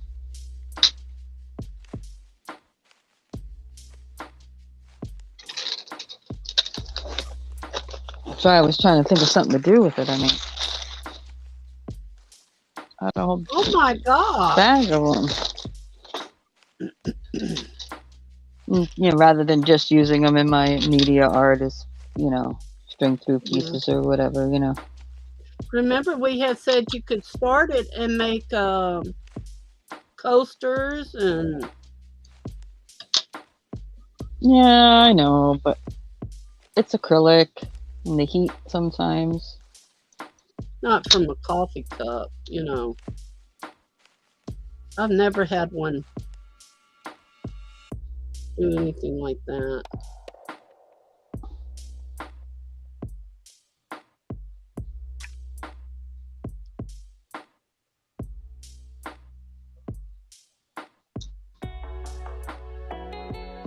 My hand is screaming at me, enough, stop, but I'm almost finished. I'm pushing myself.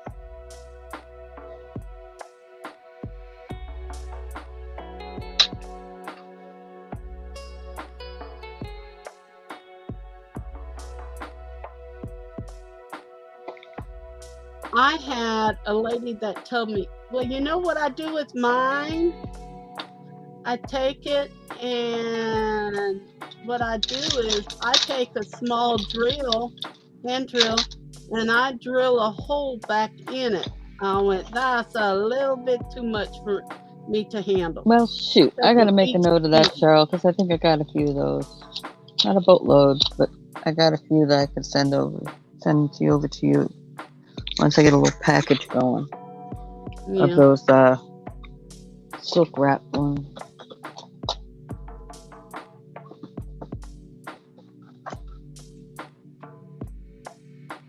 Well, I went on KT Treasures last night and I didn't spend a dime. Good for you. They had this 60-something rings I wanted, and I bid on them, but somebody went over what I wanted to pay for them, so I said, no, right, you can have them. You can have them.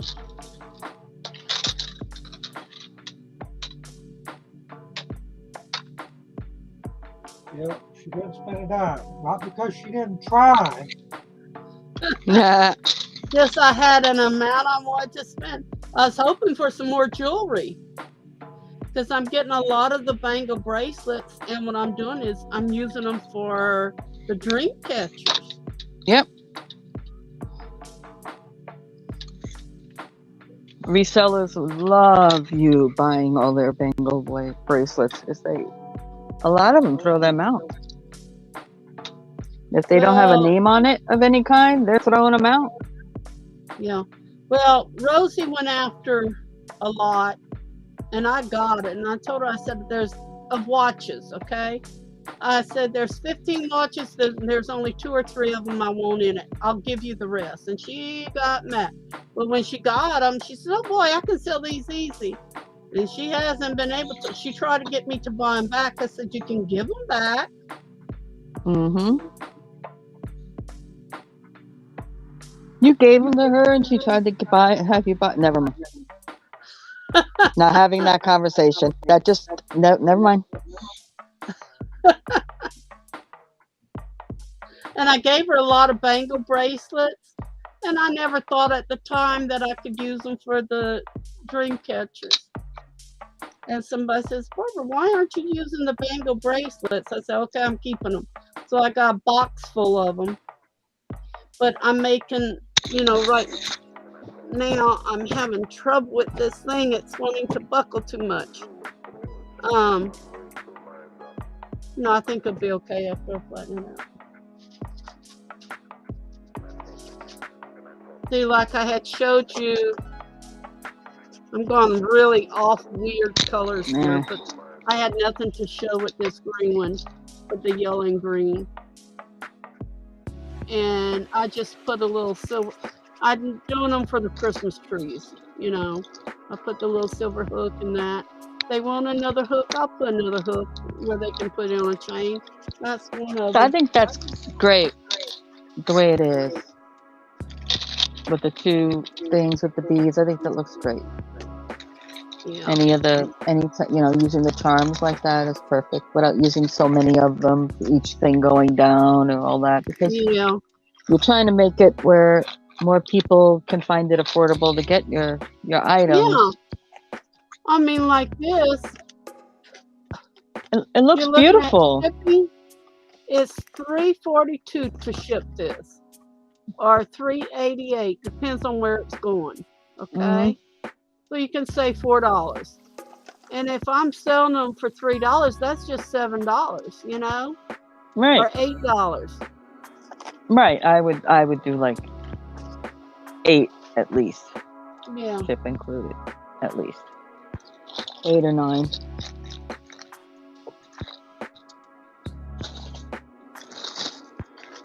And those are non-traditional. If they want a magnet on the back, I'll put a magnet on the back of it. They want it on their icebox, or they can't. They don't have to have it like a Christmas ornament. I just put the silver on top to show, it can be used for Christmas. It can be given as a gift, Oh yeah, that reminds me. Cut up. Try that. Okay, it's laying flat. I think it's just the way I was holding it. Okay, I'm finished with that one. Run project down. Welcome back.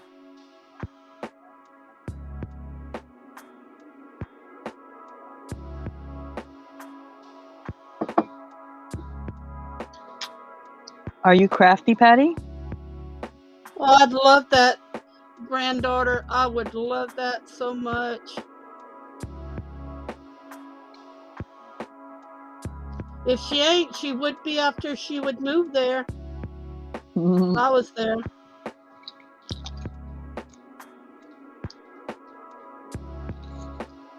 Because I make all the handmade soaps and candles and ceramics and you name it. I do it. Well, the whole thing is, and it's true, Cheryl, about handcrafted items. A lot of the people on here are used to resellers, which find the items out and about, and they don't put the full expense into making the product or the time in making the product, so it's easy for them to sell it inexpensively. So when somebody looks at you and goes, well, shoot, why is that so much money? It's like, well, the products are expensive, my time is worth money, and you barely get anything for that anymore. I mean, and people are so used to a throwaway society, they don't, they think everything is so easily done, You know this. Okay, all but one thing on here is something I've retrieved. This is a wall hanger that has the owl and the art and everything. The only thing that is not old on here are these little things, and I had gotten like 20 of them for $1. These are wall hangers, and they're cute. People are hanging them in the bathrooms and stuff like that. I have one that says mother, and Patty, I don't think you've seen now the center, is that a lid? Huh? That center, is that a ceramic like lid? Yeah, From a an old ceramic jewelry heart box? lid that the bottom was broken. Yeah, awesome. And then I had made this one as the little Oh yeah, I with this wish it would have Spidey, been red. I wanted to make this red, ladybug. but that ladybug and all these I've been having for years, and these since 2012 when I made all the crochet items. And then there's 2 layers, and I put some butterflies, and these are little hangers, and they can go on bathroom walls. And if you need, this is one I I can just go any made up. wall. We put, yeah, any wall. This can go in a kitchen or bathroom or anything. You put a towel right here, or a face rag or something, you know. So Or your dish towel. yeah. Hang it in the Now kitchen all near this your is old. near your sink. The only thing new was this little hoop here. But see, I have the hoop in the back to hold it, and it has a hanger, and it makes it different, you know. So I Now, love when you doing. ship that, do you separate the bottom hoop? No, What I do is I put cardboard on the bottom, a cardboard on the top, and we tape it, and then we put it in a bag or a box. And then I had gotten this in, and I don't know what to do with it. It's itching me to death. With fall being here, you know, but Christmas is about to be here, and I'm like, Aww. you know, and Well, it's yeah, you pretty always got to big. be a season ahead. Yeah, I know that. You know, it has a ticket on here, and it says $9.99. Mm-hmm.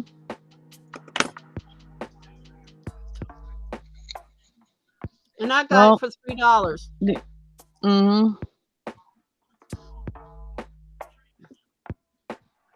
I And don't I know was what to thinking do with them. about crocheting something on the hoop, or I have a smaller hoop, and put this, see, it sits like this. Put this and glue it right in place on the hoop, and then put some autumn leaves or something around it. I know, isn't that so adorable? And Yeah, I but how even thick thought is he? about, huh? How thick is he? Yeah, Is the I back have flat or is it an actual figurine? it's a figurine sitting flat. That's how it sits. No, I meant the back of him. It's the actual full. The full figurine. So I was thinking, get a hoop, get the Spanish moss, wrap it around there, and get a little bit Well, of the straw, and then I got an idea. putting it like it has a hole in the bottom, like it could be screwed on here. I was gonna say Not that attach big. it to the actual hoop Yeah, and do the background.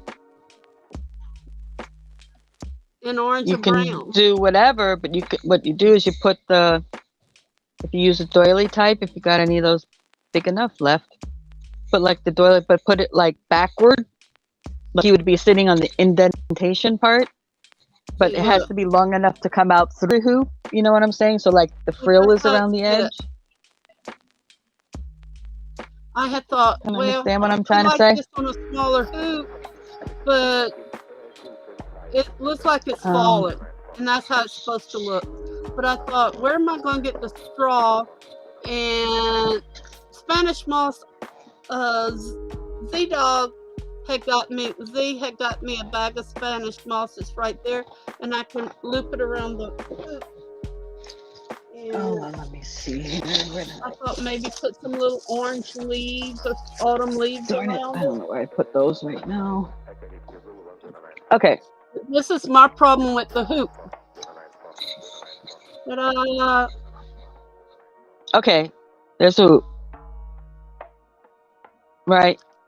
and see, Wolf can drill a hole and put a Right. screw in it to keep it in Right. place. Right.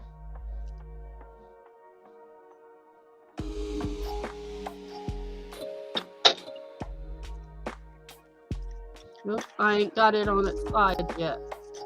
There. Well, you'd have to get it See, to the if I one side put is it- flat. See, this hoop's too small and that was too big. Ooh, wait a minute. If you do that and then put them in there and then crochet just around the hoop Yeah, but the and thing create is, a hanger see up at the top, bottom? it'll be like you're sitting in a swing. Right. See, the bottom is right there, and see how much of a space there is? So I'd have to wrap or do something with the hoop, but it would stay here, and I think it's enough wood. He could maybe put a screw right here, Yeah. or I could put some epoxy or something to hold it down. Well, I don't know what the actual thing is made of, but is it a resin piece or? It's the resin, yeah. Yeah, if And you we can drill, drill a you hole should in be that. able Yeah, to drill the hole through. Yeah, yeah. and put a screw right into it. Yeah, I had this color. Or if you go a little bigger hoop, Yeah, it's either that or the big one.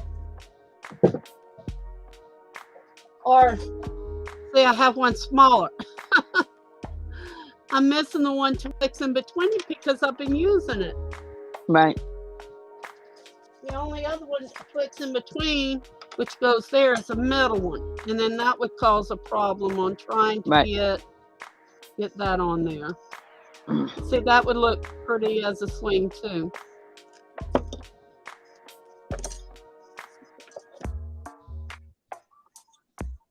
Well, I didn't know what I was going to do with that, but that would look nice. Okay, let me leave that there. As much stuff All right, as we got I you. have, I'm missing that one hoop I need. It's always the thing yeah. And then you go out and you happen to find a million of them, and you make X amount of stuff and you put it aside, and then you think of something else, and it's, darn it, those are a little too small or a little too big. This in your box, you're going to be finding the. Yeah, if I could find I'm wondering. where in the world? Hold on a Cut second. this off. Okay, sis, if we cut the bottom off straight, and I go ahead and put it like this, and get the little miniature corn husk and stuff, and put around there,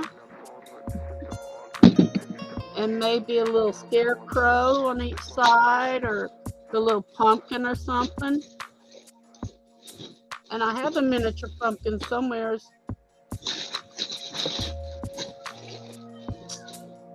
I think that might be good, but it's not wide enough to hold. I don't know how he'd have to put a nail in it and then me secure it really good in the back.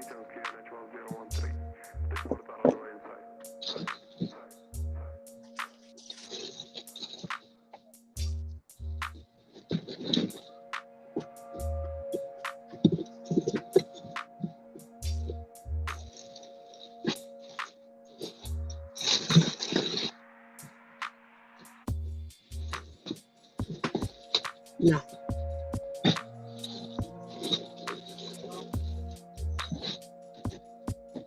See, I got these two colors and I got an orange somewhere. She can go get me an orange. I don't have one in here. No.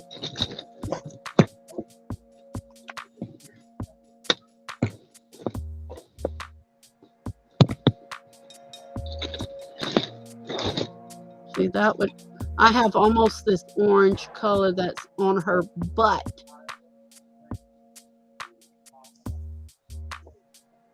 I could go with too.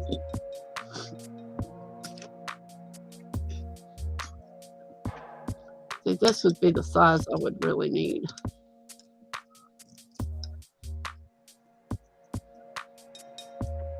See, the hand goes on the bottom with the butt. Excuse me.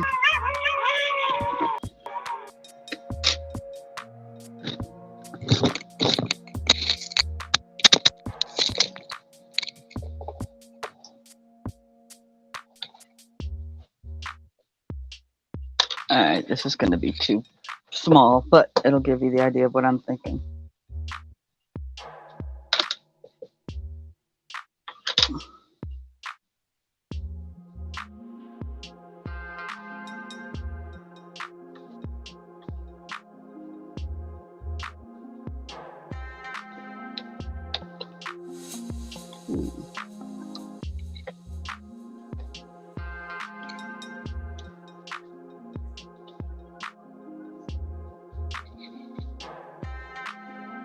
Oh, well, that's good, Addie.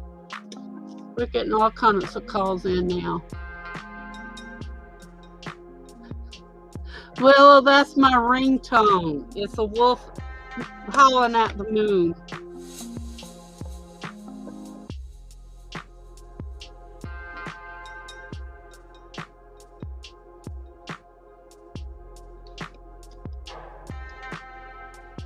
What I was saying is something like this, Bob.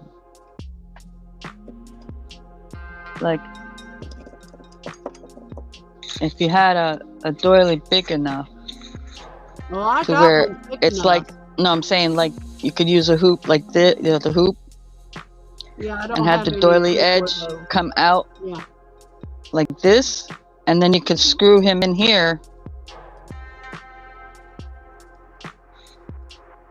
Well, the thing about that is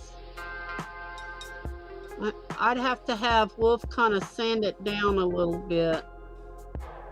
Sand what? The butt is rounded. No, this.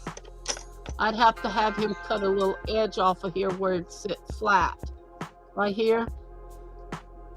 See that's the problem here. Let me show you. Okay. oh, the hole is in the center. It's not toward the back, is what you're saying, and then it curves up. Yeah, it's on the bottom, and it sits. Let me get this. Well, it's all plastic. I mean, you can cut it a little Yeah. See, the hand's niche supposed to out be of that glued, and that's how it and sits. glue it down. Yeah. Epoxy it or whatever you want to do to cement it to Yeah. that. That's And then what I was, this way, the things in the background, it gives them the place to sit, yeah. and then you got the. See, this is the problem when you get it where the holes at, sis. Watch.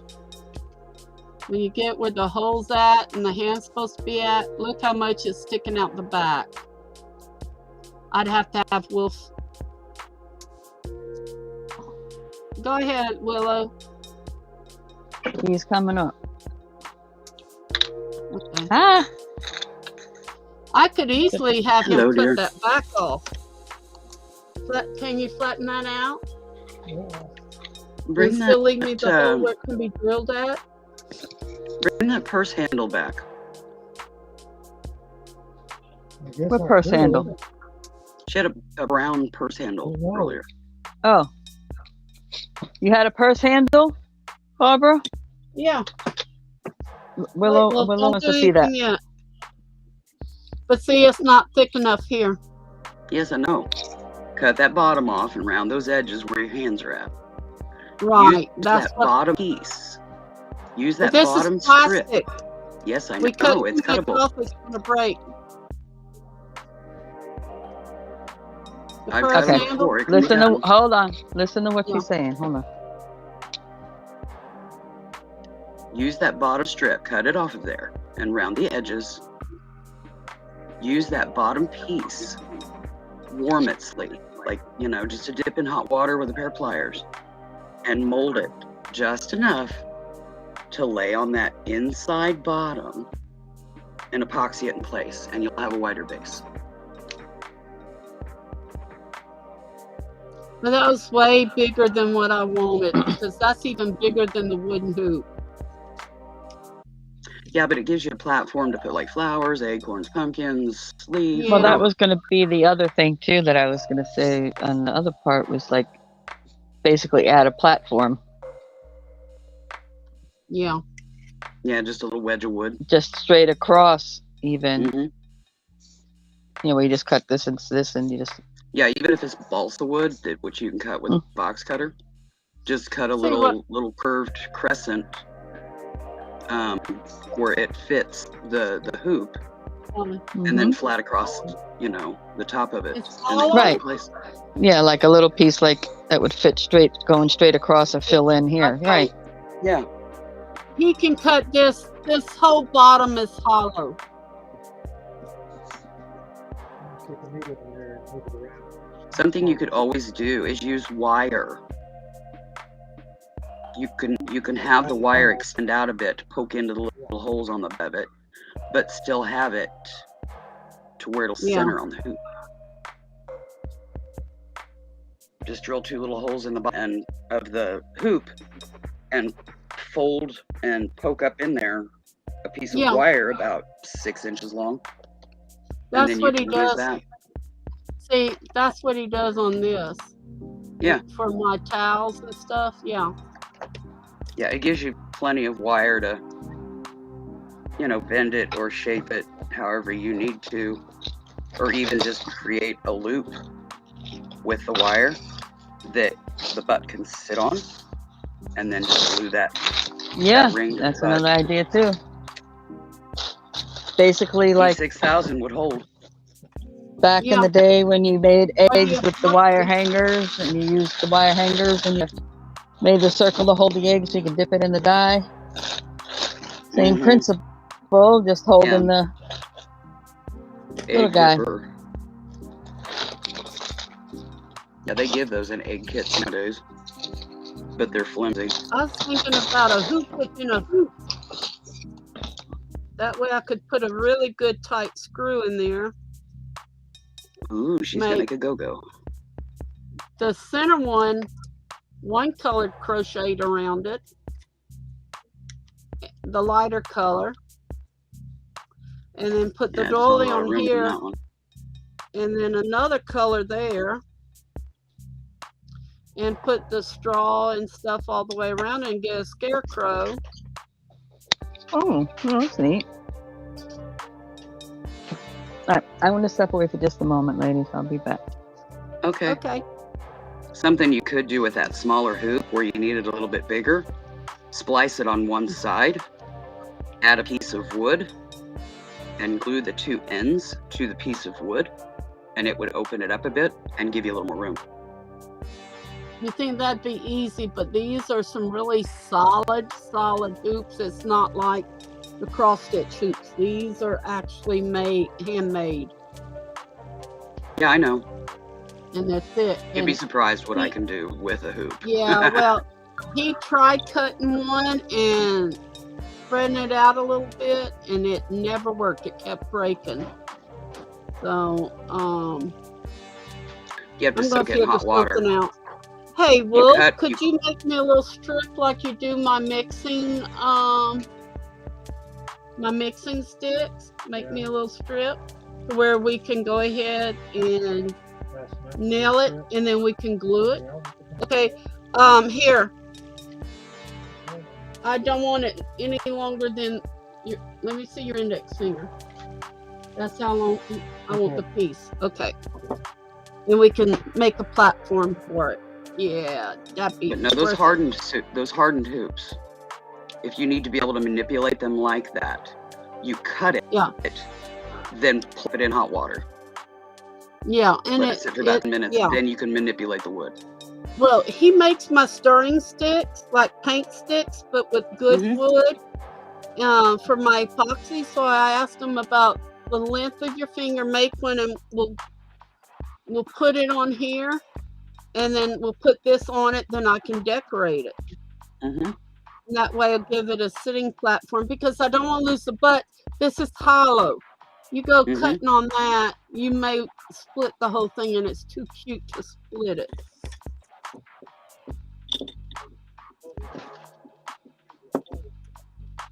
Yeah.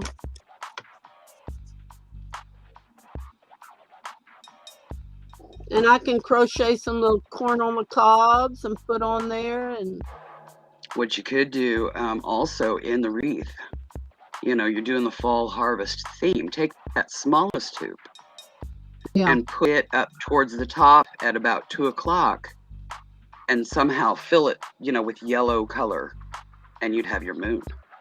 Yeah, right. You could crochet on it yellow. You could. Whatever, just yellow something. Yellowish. Yeah, look, like this. See, I have a smaller ring than that I can put in that corner. Okay. Yeah. I had some metal rings and I have some wooden rings and stuff, but I know I have some more somewhere else.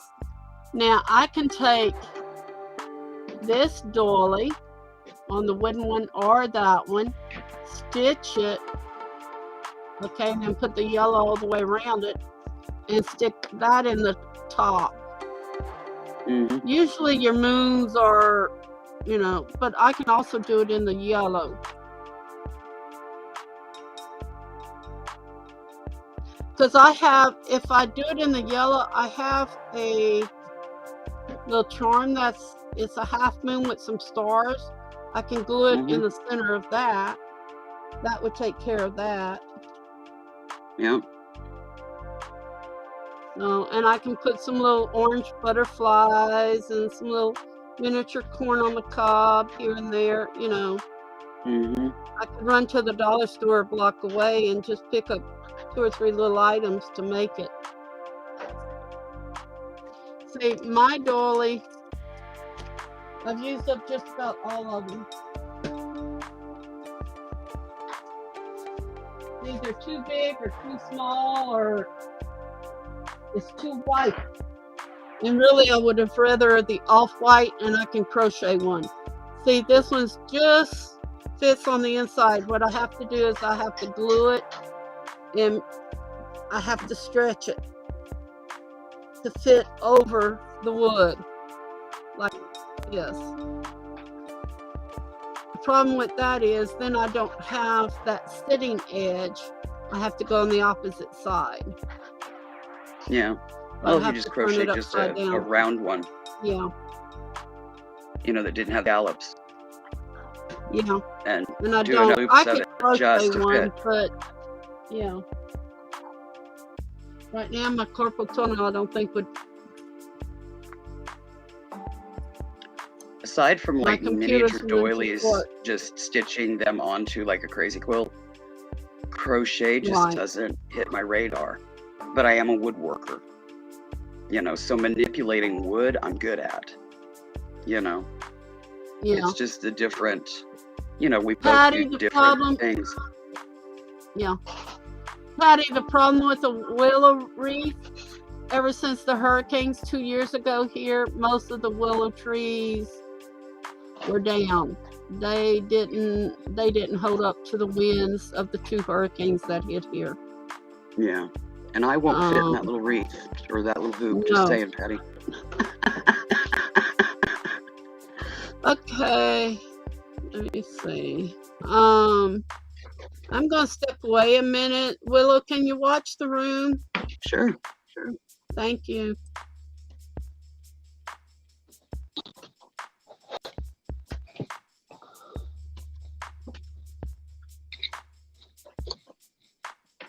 What kind of crafts do you do, Patty?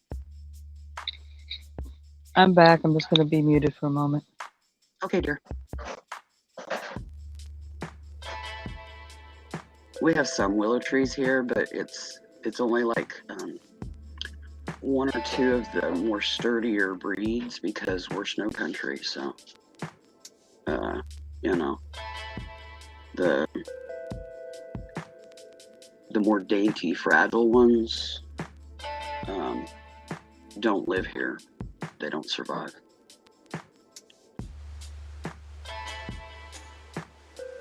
You know, there's several different specimens of willows, and you know, it's just a couple of the more sturdier ones that survive here.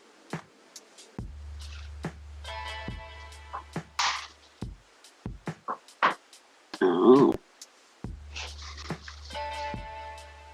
Well, being a nurse is pretty darn cool. I was going to be a nurse, but there was issues with health and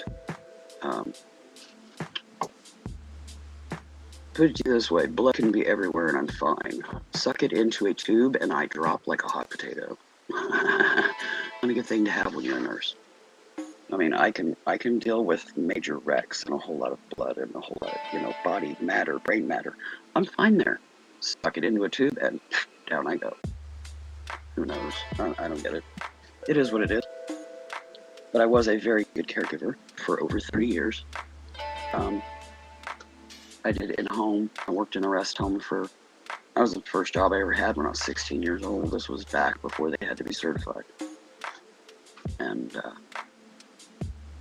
worked there. My back couldn't tolerate it, so I started doing in-home, like overnight stays, where if they needed aid, they could ring the bell and I'd come assist to the restroom or whatever.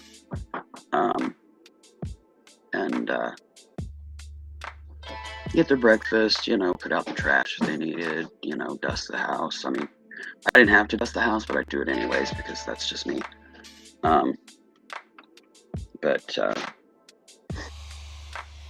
then I ended up being caregiver to both of my parents, which took up a pretty significant amount of my time because Dad, of course, went down first, but Mom was legally deaf and only read lips. She couldn't communicate with a lot of the foreign doctors and stuff that we had, like in the VAs and stuff, and because she couldn't read their lips, their mouths just moved different, So I would have to be there and listen to the doctor and then repeat it to Mom so she could read my lips. And if it was complex stuff, then I'd write it for her. And that started when I was 11 years old with my dad's first heart attack. So I grew up pretty fast. But I took care of him from the early 80s to 2003.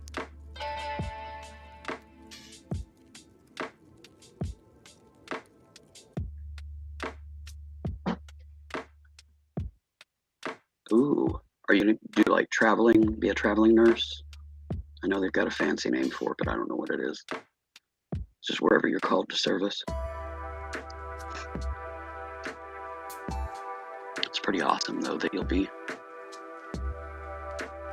worldwide.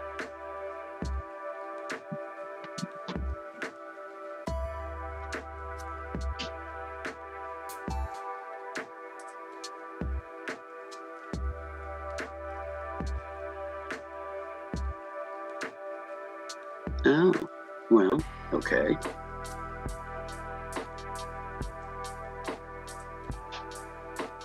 That happens. For some. It wasn't in the cards for me. I was married when I was young. I got married when I was 17. Divorced when I was 24. And never looked back. I closed the book.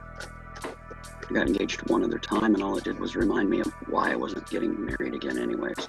Because as soon as I said I would marry him, not after the I do's, but as soon as I said I would marry him, he turned into a dictator and I kicked his butt to the curb, shipping back to California. So. Hey, Patty. Had this in a box that came in. I said, too bad Halloween already passed. Look, these candy corn. Those are cute. Those wood. But I thought I'd go ahead and repaint this whole orange. Put it here. I can still have a bat on one side and a candy corn or a corn thing on the other side. On this.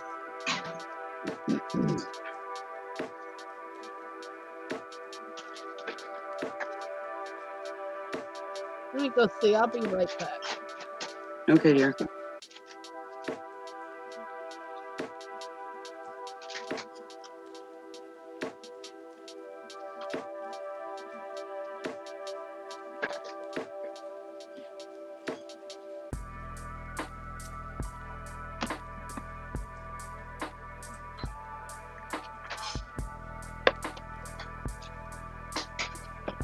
Hello, Myra. Welcome.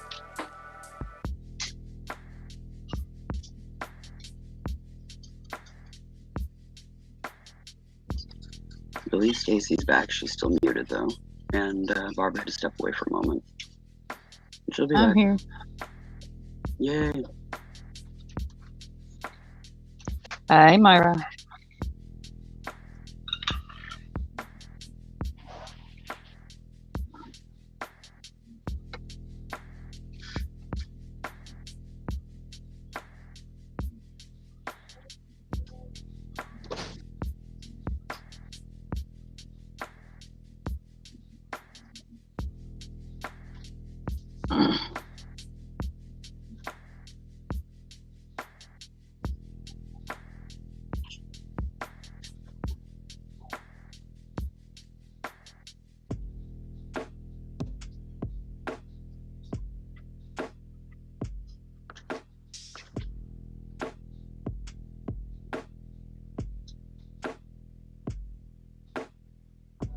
Well, that's cool, Patty.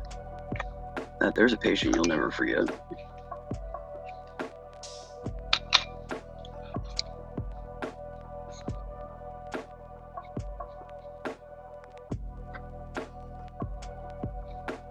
Yeah, I met my ex through a friend of a friend. Or he was the friend of a friend. And he was okay, but we both married so young. We grew apart because we grew up and, you know, plans for life were different. He was kind of he had wanderlust, and I don't. I like my roots. I moved with him one time to Nashville for 2 years. Moved back and said I would never move again. Less than a year later, he's wanting to move. I'm like, well, you're gonna be doing it alone because I ain't going with you. Oh, well, that's cool, Patty.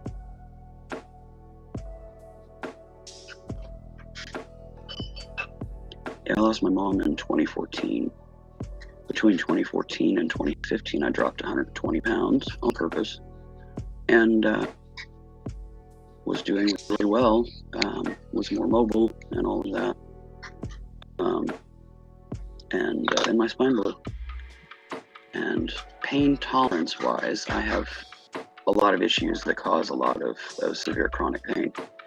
And that one, that was one too many. And I just, in the past few weeks, month or so, got a procedure completed and just finished my 8-week mark on the 8th of this month. Or no, my 6-week mark on the 8th of this month. And I still have pain in that area, but it's not near as bad. I had the nerve spinal ablation thing done, and it's made me more mobile and more easier to maneuver around. I still have to be careful, but at least I can get back to work on the house because I was halfway through a remodel that happened 3 years ago, 3.5 years ago, something like that. And yeah, looks like I'm living in a warehouse because I had stuff boxed up, piled up, shoved around.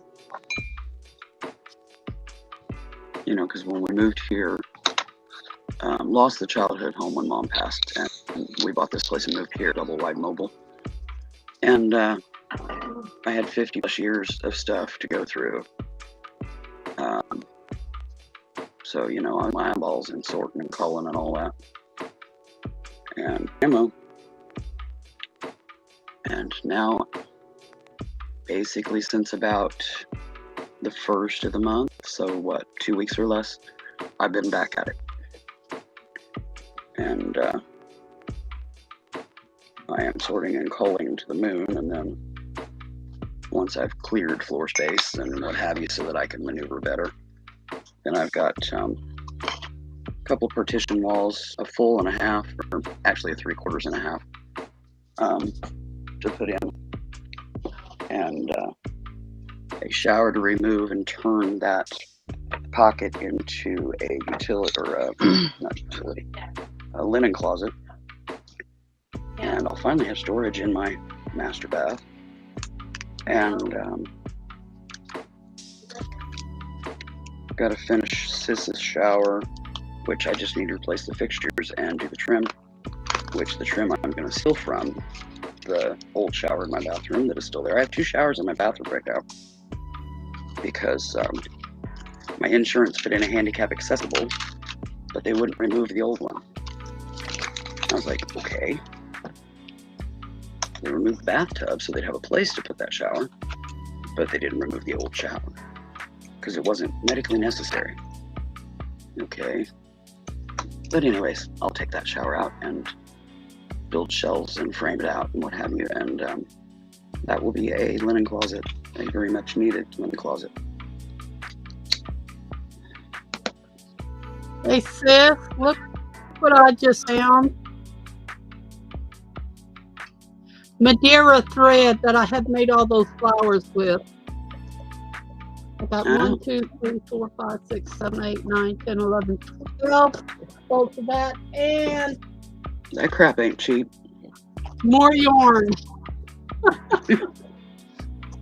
yarn coming out of the woodwork. Well, I see red in there, and I see white or cream, so holiday colors. The yarn, I mean, not the thread. The thread's more flowery colors. Yeah, well, I don't know how many flowers I'm going to be crocheting. But it does. Well, you've got a lot of cream there. You know, you could always take one of them spools and dip it and dye it. Not on the nylon. This is. You can if you use the synthetic dyes. I've tried dye. It's 90% nylon and 10% metallic. So it's hard to crochet with too. Yeah, it's slip. But I have It's to. slick. Don't have to have very good glue. Oh, dang, Myra.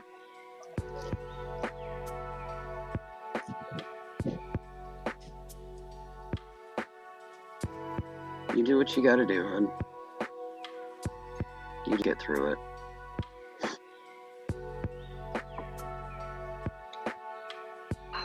Yeah, that's a pretty traumatic. Well, we're here. If you just want to chill, Yeah, good if you with want to that. talk, you know how to get a hold of me.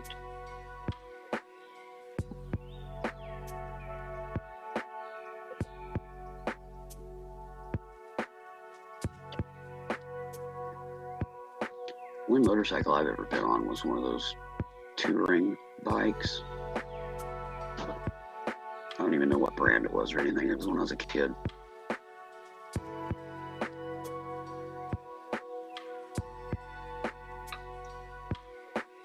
And it was okay, but it wasn't something that I couldn't live without. So yeah, after that, I just never got on another bike. It just wasn't something I aspired to do or anything. It was neat, but it wasn't, you know, wasn't hitting any bells or whistles for me. So I prefer four wheels under me and rather large ones, you know, as in a car. And I tried roller skating. No, not for me. Never ice skated or roller bladed or skateboarded or any of that. Not my cup of.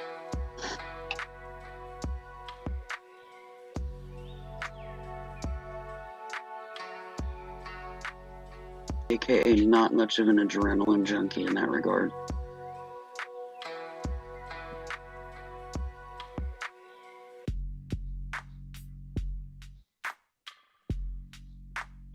Well, a little bit of sports I did when I was young, you know. Yeah, okay, been there, done that, but it wasn't something I like. The first thing that jumps into my mind when I wake up in the morning kind of stuff, like some people, you know. Hi, Myra.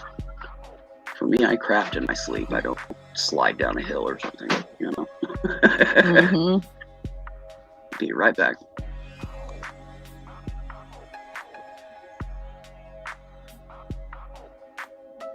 Found all this thread, and I know what I'm going to do with it.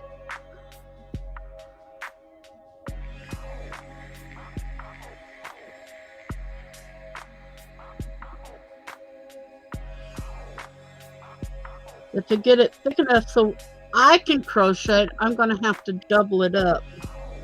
Mm-hmm. Now, Genius over there with her micro stitching Mm-hmm. didn't have no problem with it. But me, I would.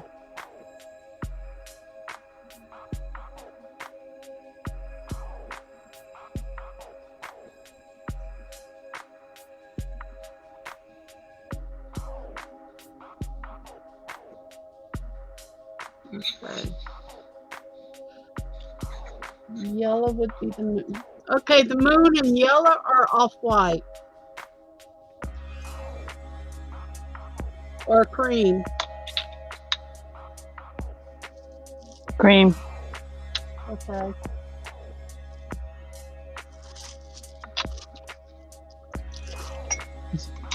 No, that's baby pink, light pink, hot pink, green, red, Okay. I have to go with that one. Okay.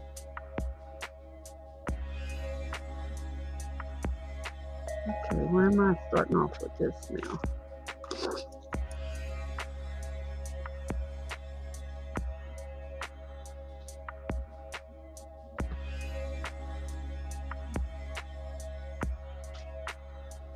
Yeah, I think I want to do that.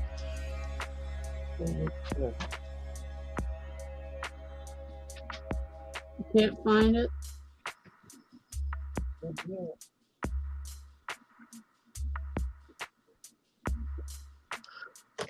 Well, at least they'll know it says flu on that. So tell them that's the only one we could find. The other one may still be in the car.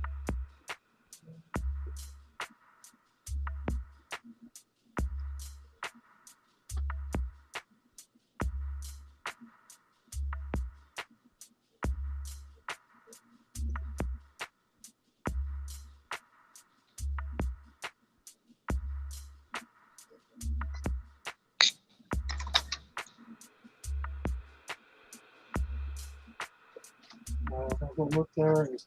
Look there. Look there. Is that what your company wants? Yeah. I don't know what they do. They gotta verify. I don't know what they do. Okay. They say, put everything down. They say, don't put that down. And then they say, well, we have to know this. I'm like, well, if I don't put it down, how do you gonna know it? Yeah, right. So, you know, it's confusing. It confuses me. Not confusing anybody else. Confusing. It seems like every month they're changing their story and tunes. Yeah, Just tell her we can't find the other one. this is the- Oh, I know what I did with it. I mailed it to my psychiatrist. She needed to know. okay. I think I did.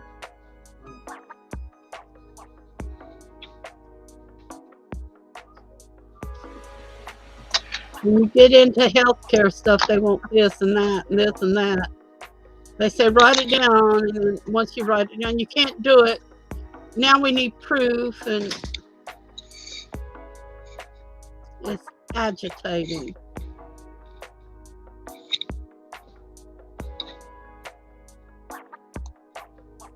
Okay, I'm back. Welcome back. Thank you. Okay, Patty, be careful. Love ya. Bye, Patty. Take care. Hello, Kim. Welcome back. Hey, Safari, sis, how you doing?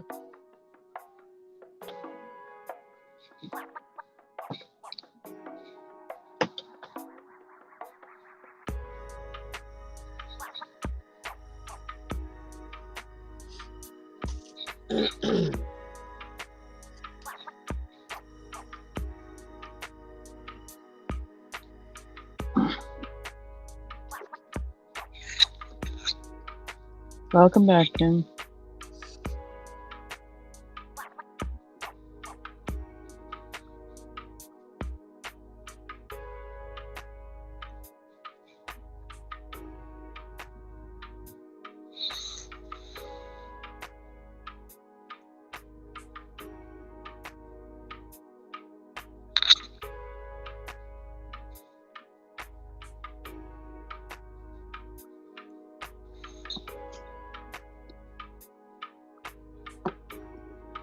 And Myra, I do understand, hon.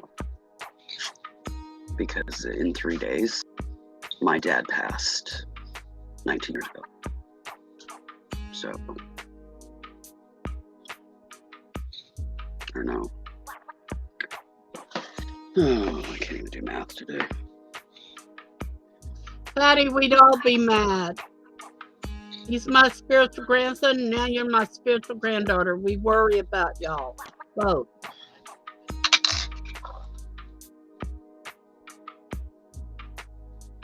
Oh, yeah, that's right, 19. Ugh.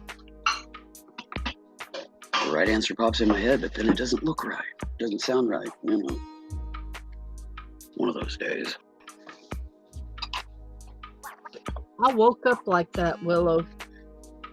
But yet I've got quite a bit done.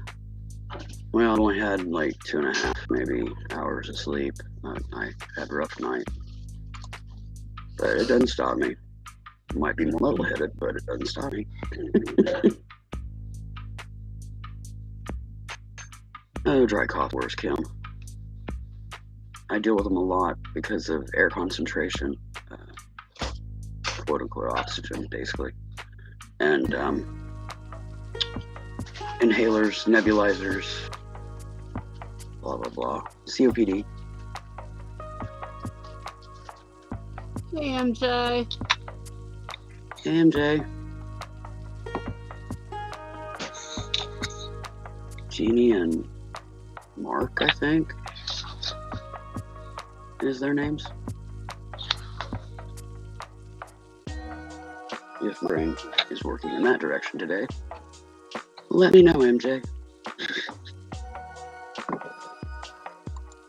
I can do math, don't know it. We'll see how good I am with names today.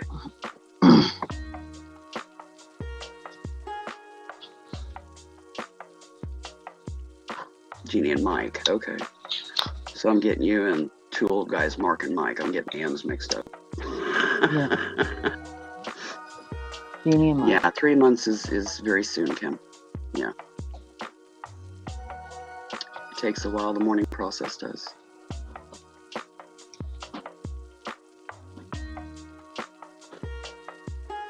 And if you had to deal with final family business or anything like that, you have to put those emotions aside to take care of business and then return to them at a later date.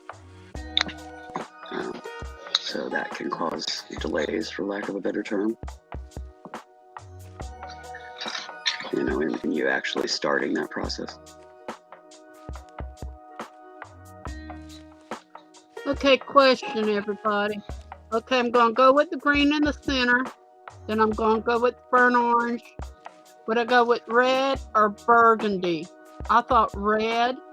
You know, you're going from summer, fall, and Christmas, I guess. I don't know. I'm not a person that likes bright primary reds, so I would don't immediately either. go to burgundy.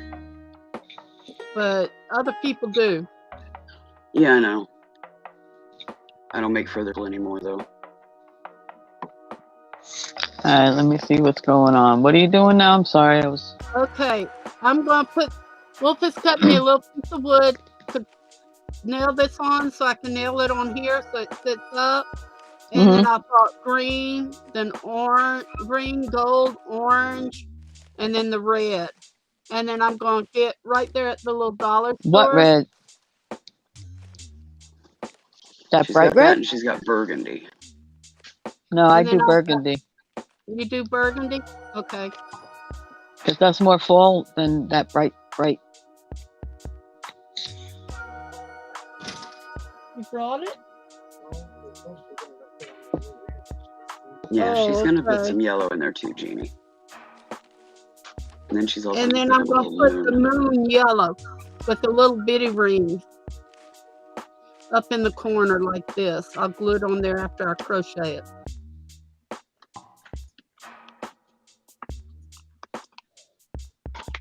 Trying to get that fall effect.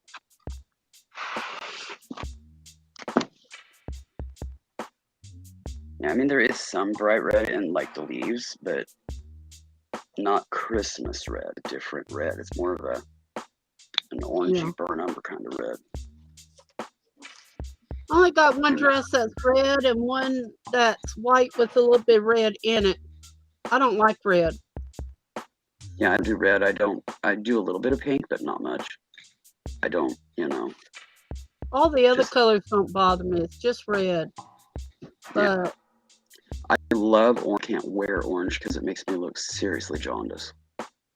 Orange and bright yellows.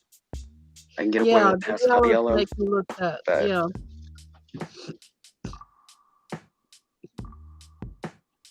I just have that complexion that. I mean, I look ill enough as it is. One time I decided to highlight my hair blonde. Yeah, right. green. Yeah, I tried lightening my hair when I was young and didn't know that you had to bleach it out and just slapped it on there and I came out with copper colored hair. I mean copper, bright, freshly polished copper. That was the color of my hair. Yeah, my son did the same thing. Hey, Jazzy. Hi, Jazz. Jazzy.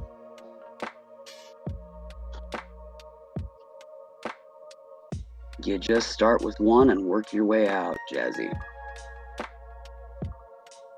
Just get started on one of them, whatever it is. Just get it moving, because otherwise if you sit there and ponder, you'll be pondering all day and you'll never get a thing done. Mhm. At least that's how it works for me. Brain just kind of freezes and it's like, okay. So there's it. Mhm.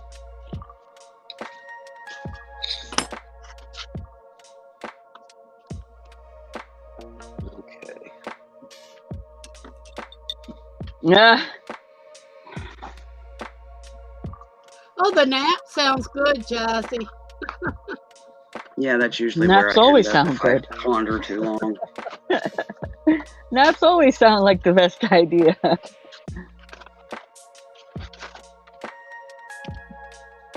Yeah, but over the years I figured out it's not as productive. You have a bunch of things you need to do. You go lay down, you end up doing them in your sleep. You wake up, they're not done, and you're exhausted from doing them in your sleep, and you didn't actually get them done. You know, it's kind of one of those bounce off the I walls, think they seriously just kind of moments. passed, I'm not sure.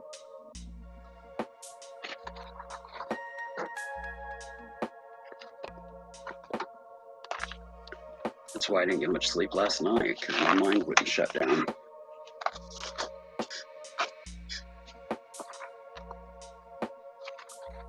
My body was done in, but my mind, nope, it just kept going and going and going. It's like a freaking ever ready bunny or something. Mhm.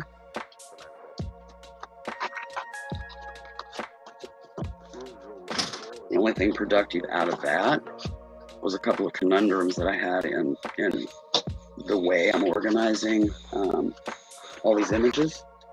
My brain came up with better ideas that I was able to implement this morning and fixed it. But I'd rather do it when I'm awake. Thank you very much. Mhm.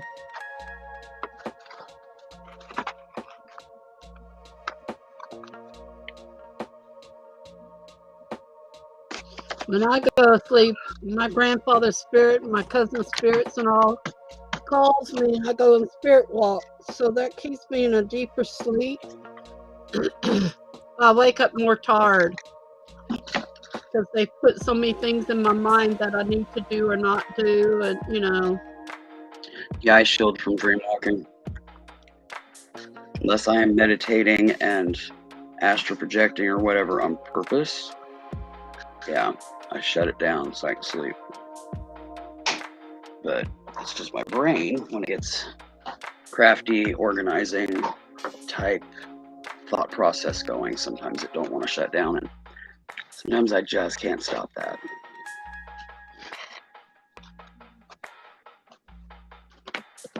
Oh, in one of those nights that she had a bad dream and it just kept Okay, going hold on a and minute. on. He's Hey, back. Stats. Okay, dear. Blocked from who?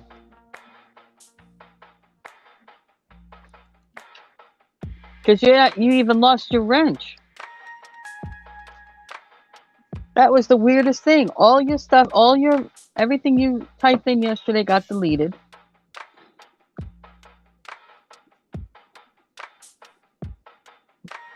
Totally weird. Bet somebody butt bumped a button. No, everybody checked their stuff. Yeah, I know. I was just But I've coming heard back this on. earlier. Yeah, I heard it earlier today from a couple of people that this happened to yesterday. That could be And a bot Julie, I glitch. saw you last night on in another room, KT Treasures, but you didn't answer my hello.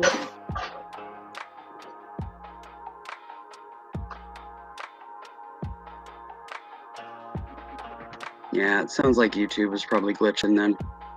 It's either that or the trolls were at it.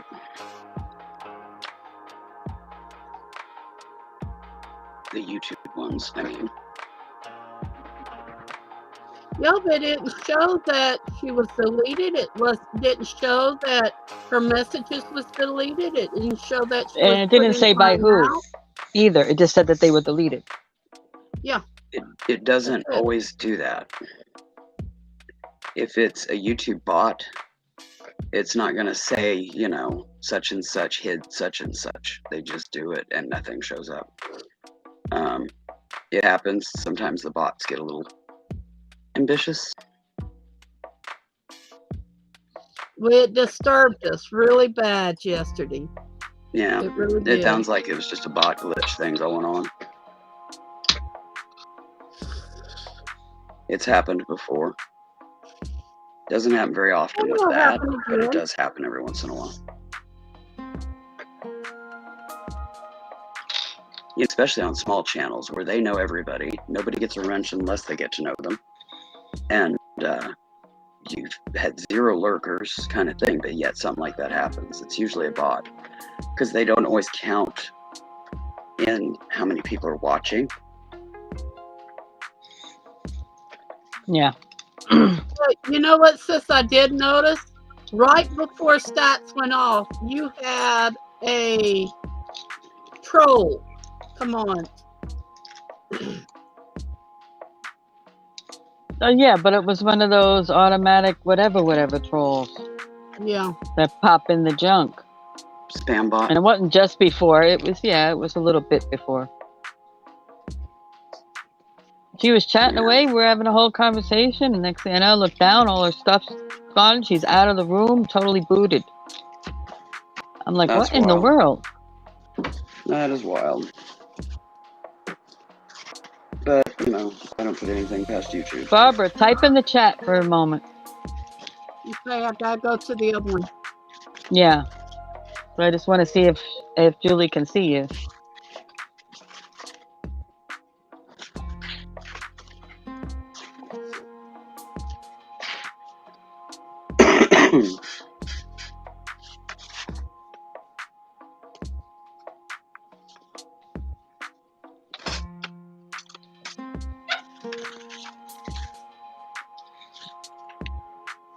Okay. Yeah. But see, last night you couldn't in KT Treasure's room.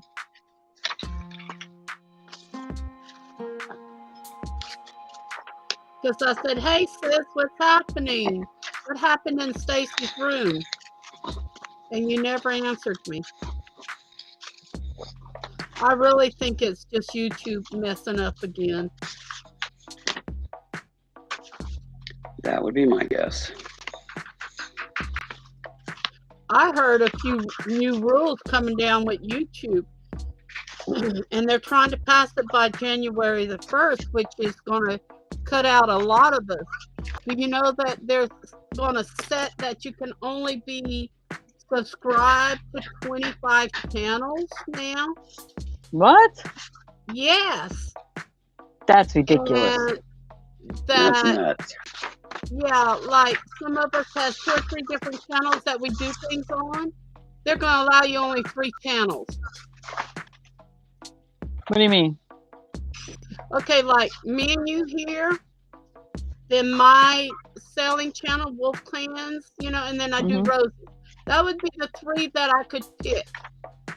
You're not going to be able to go in and go StreamYard and live and everything with more than so many, you know, channels.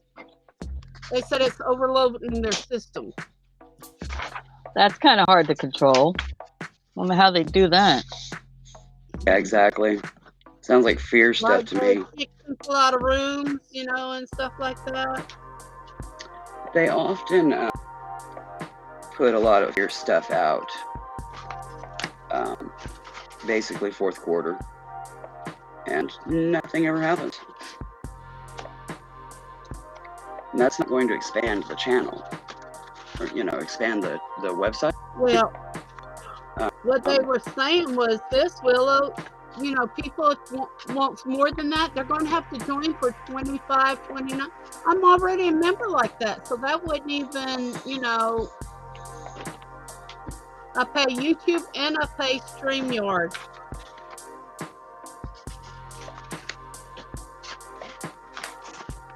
I don't. They'll lose a So lot I got these followers then. I go through and I listen, Julie, on YouTube. Yeah. But Major YouTube, account closures and stuff new like that if they rules, try to pull that off.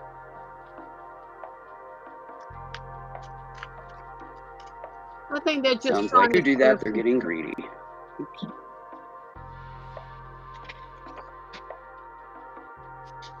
See, that's what happened to Yahoo years ago. Okay? Everybody was on Yahoo. I wasn't. But everybody, just about everybody I knew was. Wait a minute. My nose is itching. I don't want to start sneezing. Well, I had a bad sneezing fit last night. YouTube, Yahoo, okay, was really big and popular and everything. Well, they got so overcrowded, they had to update, and it costing them money. So they put in some new rules. People got upset. They took out the chat and this and that. Everybody came to Pal Talk, where we were at, and really screwed everything up. They kept putting down the Native American room and this and that, and Pal Talk got overloaded. Then they went up on their prices and everything. You have to buy this, do that to use your webcam. And it's still like that. But there's hardly no more Native Americans on there. We used to have 6 or 8 groups that would come in at different times. Now it's just the crazy people from YouTube took it over. So Yahoo took it over. Now Path Talk is bad, so I come here and now it's looking like the same things they're trying to do over and over again. I think it all has to do with money, but if you look at it on their perspective is the more you use it, the more it costs them in stream time. But that's what advertisers are for. That's what the ad revenue is for. But a lot of people are not advertising as much anymore, like Facebook. And most of the advertisement, the sponsors and stuff, you read on them, and it's all negative and lies, like so-and-so died or this and that. You go and you look it up, and it's not true. They're just wanting you to click on their sponsorship. Yeah, clickbait. Yeah. Yeah. Yeah. And a lot of those things are like in the middle of Facebook, you get the little ads about the diamond dots and stuff like that. I spent more money on different things, and when it came in, it was wrong or it never came in. It's more like a scam now, so you gotta be very, very careful. Yeah, you want to check for the website certifications. Like the Better Business Bureau and the Trust, whatever. It's a little green rectangle. I can't remember what it's called. Yeah. And that kind of stuff.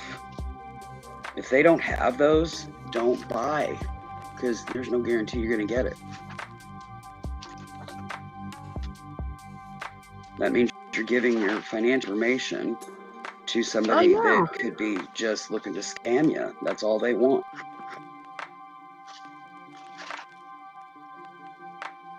I'm very careful of all that now. And I still got hit. I was so mad.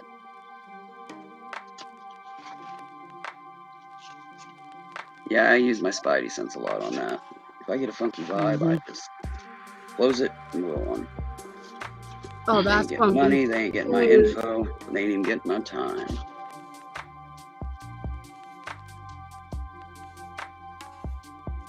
Well, see, I'm a scam baiter.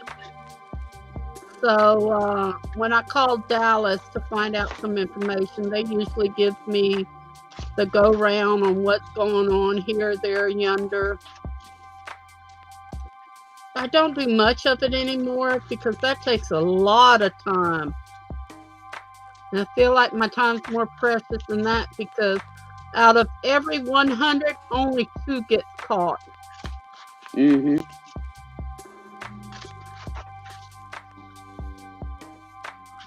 I don't waste my time on that because half the time the scam baiter websites are scams themselves.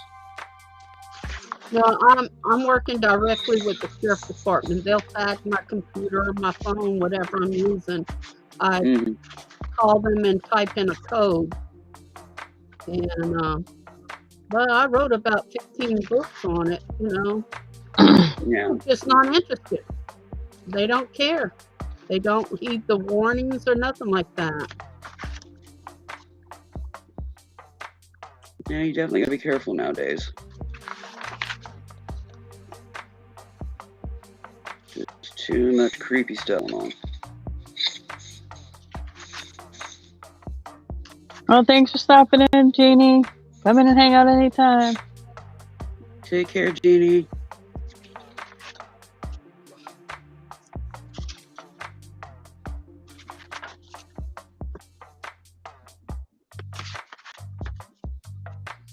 Damn, I hate that when that yarn pulls on my fingernail cuticle. Ah, that hurts.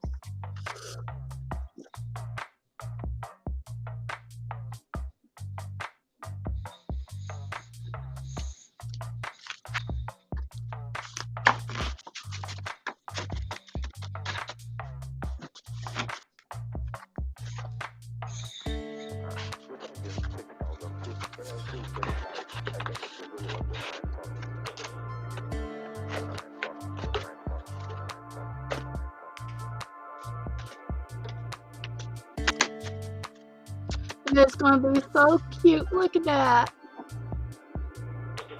Mm-hmm. So it'll be the green, a little bit of green, not a lot showing, then the orange. And then I'll go on to the burgundy with the little corn on the cobs, you know, and little bitty bows and stuff like that.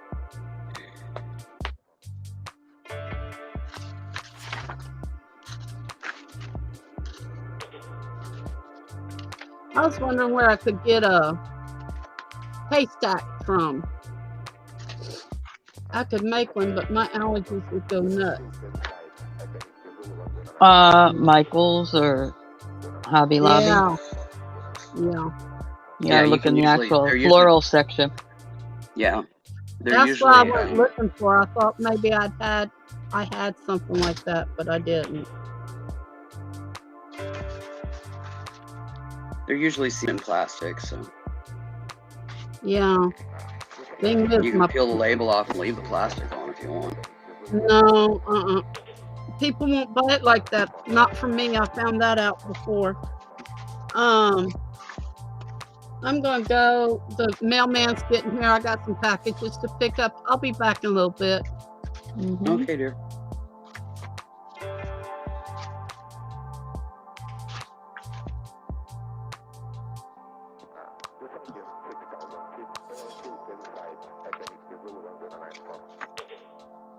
Right now I'm sorting through my fantasy folder, which is dragons and fairies and gnomes and goddesses, all that kind of stuff.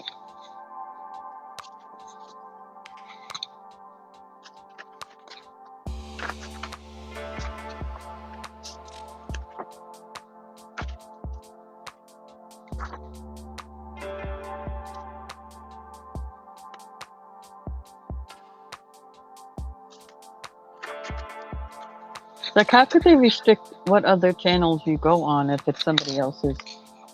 I have no idea. I don't know. Kind of odd to think. They Kind of start think pulling of how that they. stuff though, yeah, I know, because I can't pay that. No, neither can I. That's why I found this restream because There's no way. Yeah, but if YouTube's gonna stick you.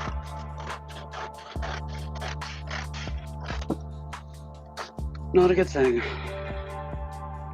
They just can't leave well enough alone.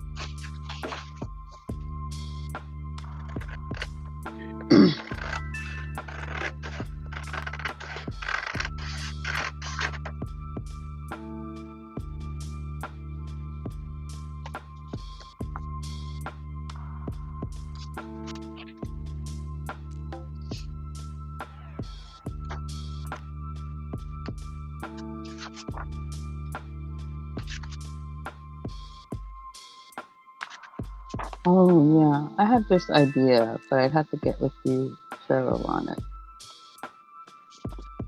See what you What's think that? of it. There's an idea I have that I want to get with you about. Oh, okay.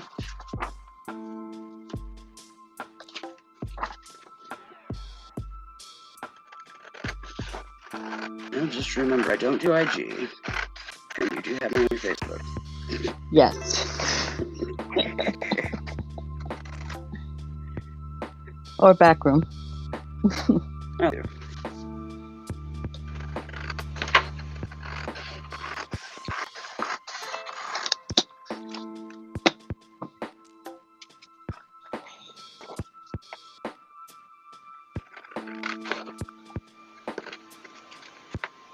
Come on, hand, cooperate. You wanted to do what? Telling my hand to cooperate. I know. You said, yeah, he said you wanted to do what?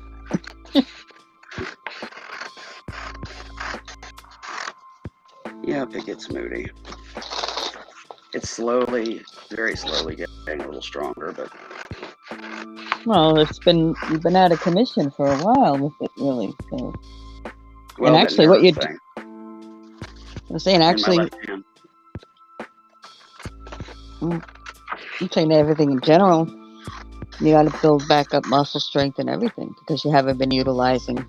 So actually, cutting is a good exercise. Wrong hand. I use scissors with my right hand. The left hand just keeps letting go of the paper that I'm trying to cut. That's why I was telling it to cooperate. Oh. Yeah, because it's the one holding the page. But yes, I am left-handed. And left hand that's been affected. But... And I've already started rebuilding muscle and what have you on places that have deficit there. It's not perfect rebuild because, you know, like in my shoulders, I've got ligaments and stuff like that that have been snapped and stuff, and don't connect anymore to be able to exercise them. You know, because when you do that stuff, you're stretching the ligaments, which pulls the muscle, which causes microfracture in the muscle, which is what causes, you know, toning and bulk up. And if it's not connected anymore, can't do that. And I have pieces like that all over my body, so.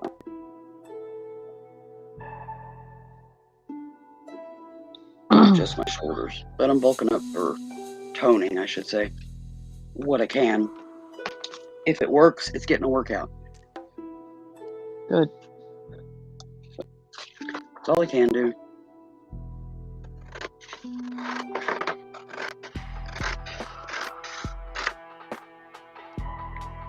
But part of it I won't be able to do until I get some stuff cleared out, so I have room to pull out some of my, like my exercise balls. Wait. I'm missing something here. Sorry, I haven't been long back now. Had to wrench, protect one of the kings who was getting attacked so bad. I've never seen an attack of thousands and unable to go to subscriber mode. I'm confused, Stats.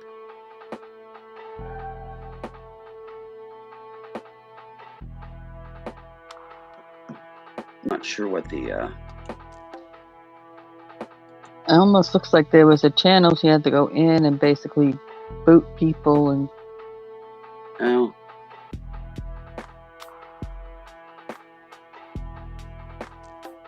that were attacking. He couldn't get into subscriber mode for some reason. I don't know. That's what it kind of looks like to me. You're probably bogging the chat.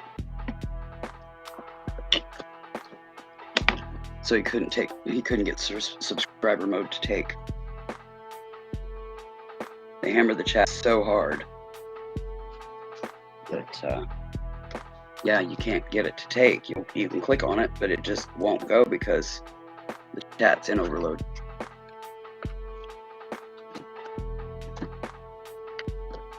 Oh, okay. Precisely. Okay. Ballots. I'm guessing that's probably the political voting stuff that's been going on.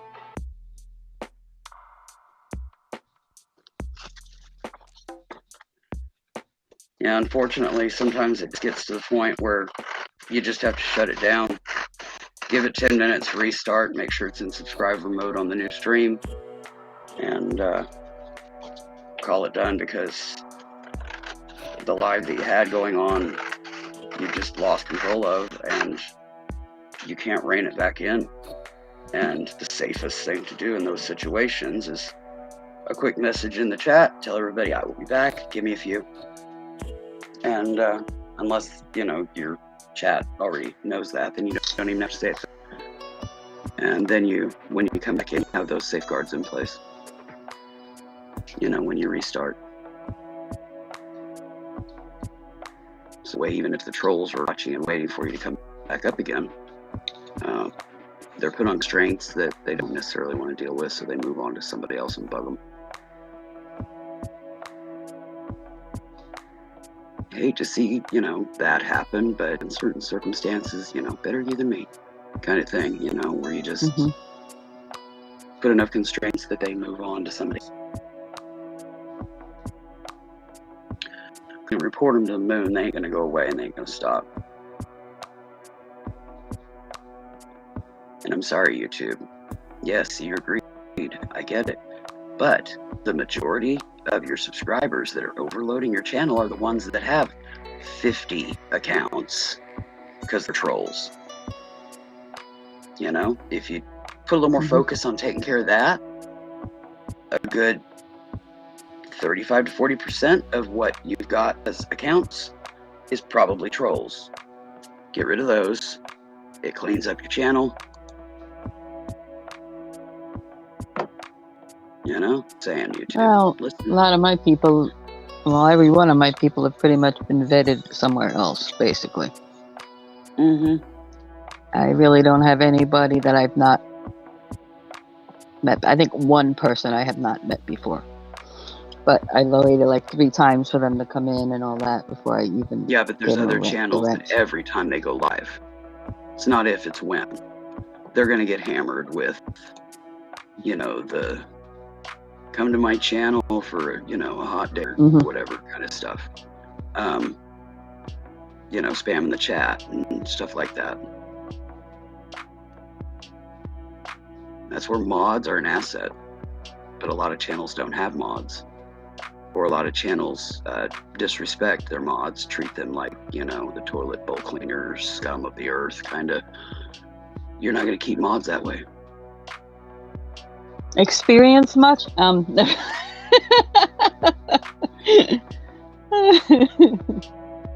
Just saying.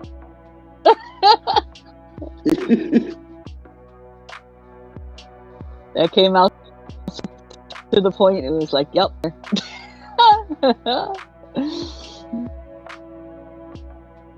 Anybody that has moderated or has a channel and has dealt with mods knows, respect your mods.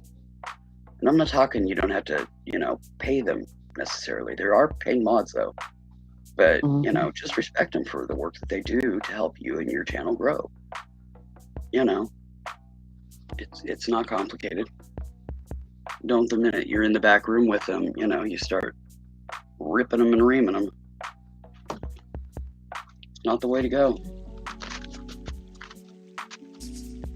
It's like people don't even bother to act when they're going to come at their mods. And, yeah. Well, unfortunately, there are those who will take a lot of that abuse. Unfortunately, I'm not one of them, however. I've done this long enough, I've learned my lessons, etc., etc. And, I don't take guff from people like that. They try to start in on me, and I'm just like, oh, gotta go. See you later. Have a good night. Gone.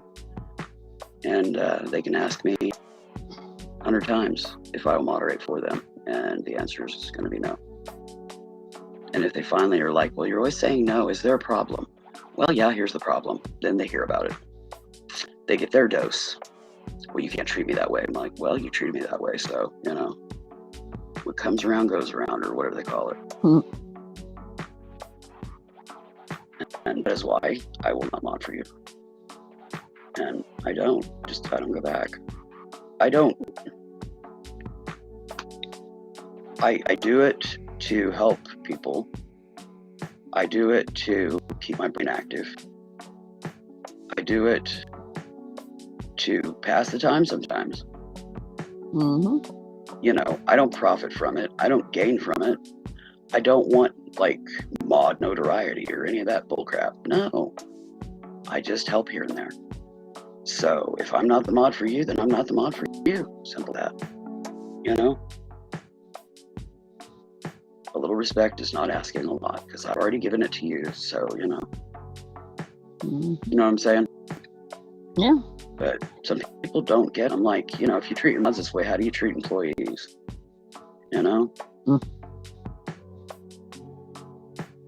Oh, probably worse. I flute on me, and I paid. Oh my God! You pay somebody, it's like you own them. Like, no. Yeah, I wouldn't want to be paid, because if non-paids are treated that way, the paid ones, oh my God.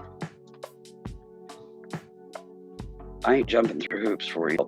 You make money and be treated like that. That's what it boils down to.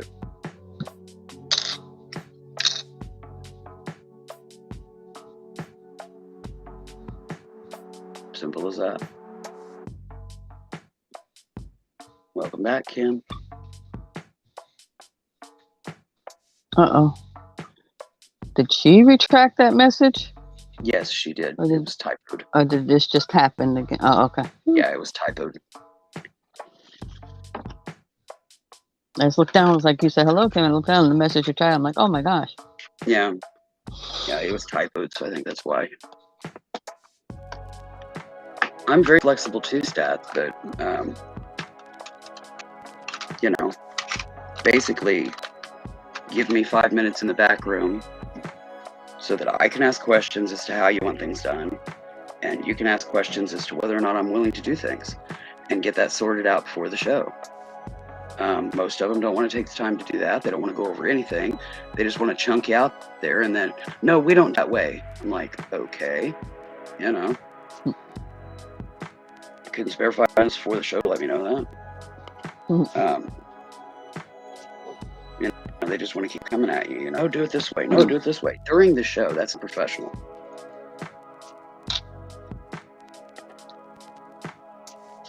Well, I'm surprised you don't know that. You've been here enough. Yeah, and I've been to a lot of other places, and it all runs together in my head. Like I'm going to remember exactly what you do on your channel, just like 50 or 60 other channels. No, I'm not. I get it, you know, if somebody's having a bad day and I offer to come in and help and I'm just winging it, you know, that's different. If they've requested That's me usually and the I've offered my services in that regard, yeah, 5-10 minutes of your time before the show. You can still be throwing together this and that's last minute while working, you know, not a big deal. Well, it makes it hard for me too sometimes with modding, and why I don't really do it much at all anymore. Is because I'm not on a laptop or a computer, so the typing aspect of it is a lot more difficult. With a tablet, letter by letter. Yeah, too hard. Yeah, if I had to do this on a tablet or my phone, it wouldn't happen. See me, we're just trying to text. Oh my god, it's a freaking nightmare. I miss my QWERTY board. I'll put it to you that way. Be right back.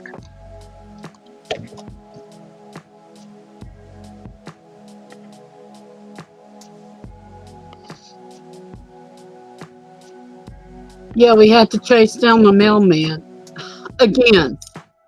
Hmm.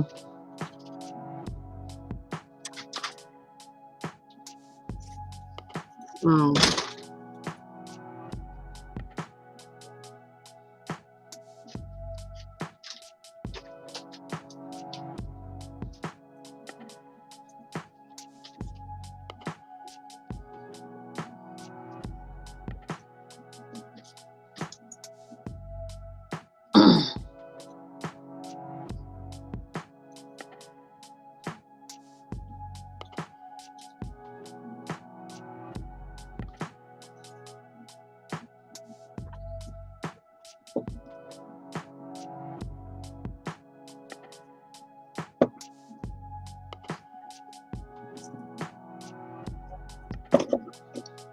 Well, I'm working on a doily.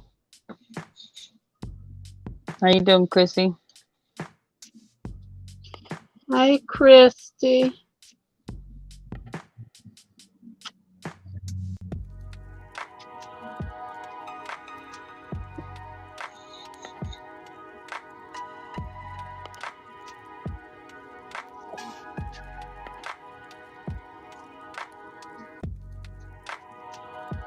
I hate this little bitty thread.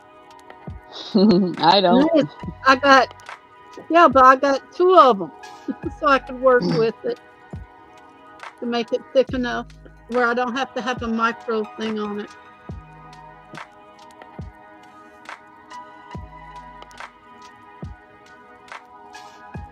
Well, I can hold up a one that I completed.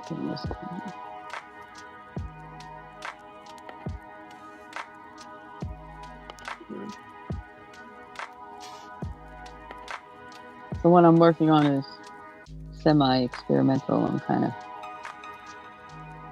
starting it out, switching it around here so you can see.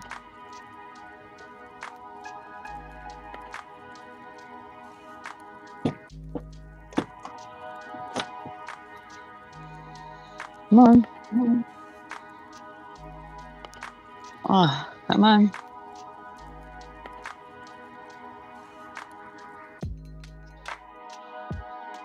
There it is.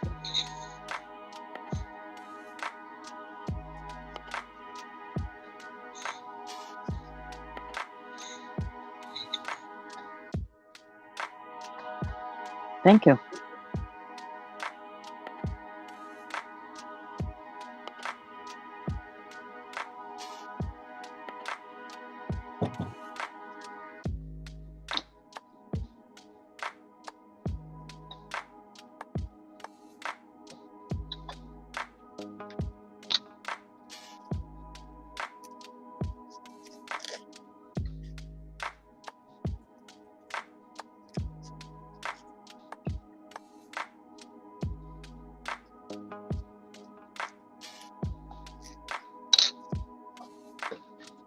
and I did all this, and I will be undoing all that.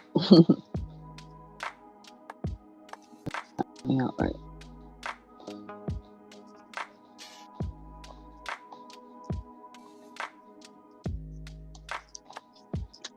Sorry, I'm back.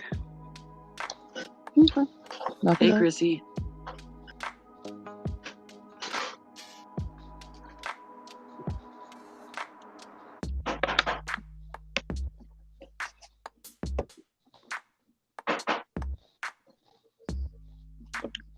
I am moving the YouTube. Let me know when you're done spooling that thread, Stacey.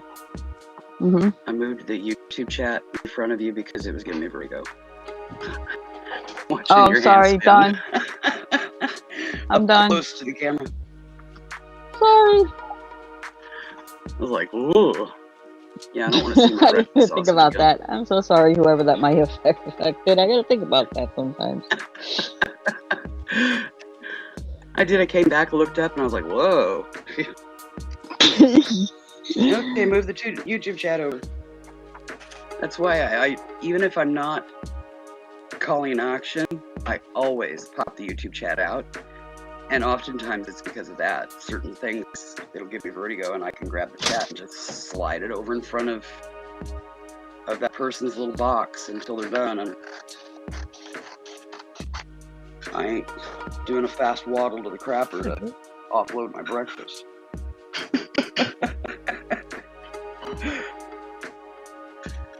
Wow. I didn't used to have these problems, but boy, man, when vertigo decided to set in, it set in force.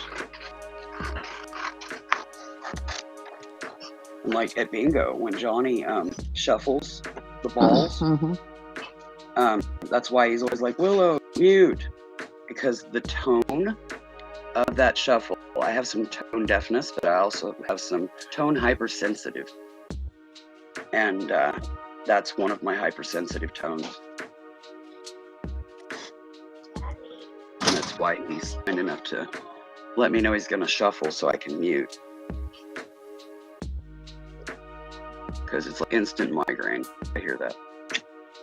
I need Elton's discovery statement too. When I ain't got it. Yeah. Yeah.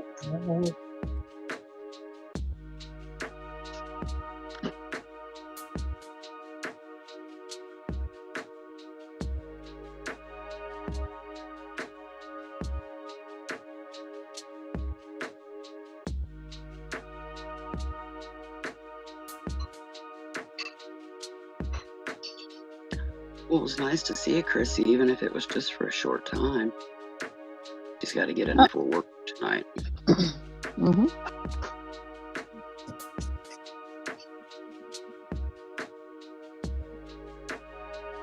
y'all think I need to put a little bit of yellow in this before going on to the burgundy, or just leave it burgundy?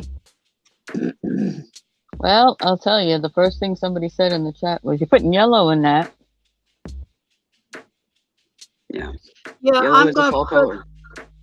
Yeah, I'm gonna put the moon, that off-white color, but I think I want to go the last color, that gold I've got, which is this. Well, if you got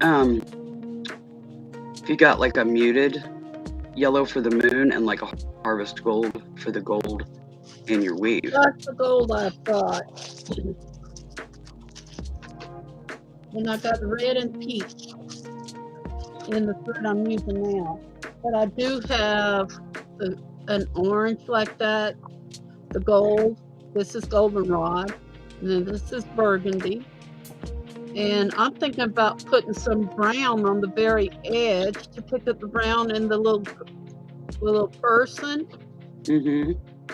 And then I'm going to do a cream colored moon. Put some little stars around it. Yeah. So you could use some of that yellow in your weave there and then do the cream colored moon. That would work.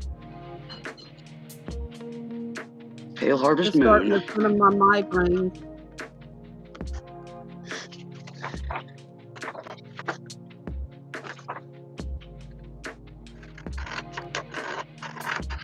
And I got all kinds of stuff for autumn, but I gotta go outside to the shed for that. And I have to have Wolf at my side because I can't walk out there by myself.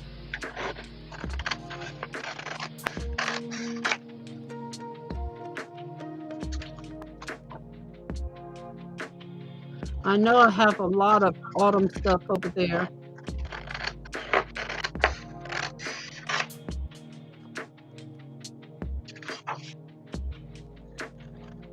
So, I'm resting my.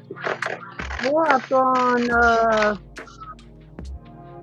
47 years without having surgery on my carpal tunnel. So I think I'm doing good just by relaxing and massaging and doing different things. Yeah, I get tested in December. Again, for carpal tunnel. Because it'll basically indicate carpal tunnel is basically nerve damage, and Yeah. after the second branch block test thing that they did on my spine, my pinky and my ring finger on my primary hand, which is my left, has been needles ever since. Needles and throbbing, and if it gets cold, yeah, it really lights up. What happened since I got the shingles here? I had little dots right here and underneath my fingernails on these 3 fingers that never broke through the skin. So I get this real sharp pain here, and it's like electrical shocks go through my fingers. I get that. I know that I've used my hand too much. I get the electrical shock thing on the side of my left hand because they did a blood draw about a year ago and hit a nerve and grazed it. Yeah, I was going to say And, that's more I've had- neuropathy thing. Yeah, Yeah. I've had the electrical shock thing all down that side of my arm and clear up into my thumb. Just every once in a while it'll just zap me, still even now. Yeah, I get that in my hand. I get that in my foot. And then I have polyneuropathy sometimes too. my knee. Yeah, I'm starting to get diabetic neuropathy in my feet. Well, they said I had neuropathy. Then they said you have polyneuropathy. And I said, what in the heck is that? Well, you know, when sometimes you're sitting down and you feel like maybe some part in the middle of your body goes numb, like your feet, or burns or tingles. I said, I thought that was fibromyalgia. They said, that's the beginning of it. That's the first sign. And it's called polyneuropathy. I went, great. What else am I going to have? Basically, it's pre-neuropathy. Yeah. It's kind of the early warning signs. Those are miserable enough, you know. When you find out that neuropathy is 10 times worse, you're like, yeah. Yeah. Well, yeah, I have it in my feet.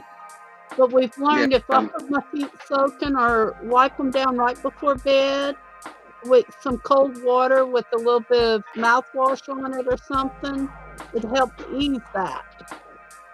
And it keeps me from getting the fibromyalgia, because if the neuropathy spreads from my feet, goes into my legs and into my stomach, the fibromyalgia is going to kick off.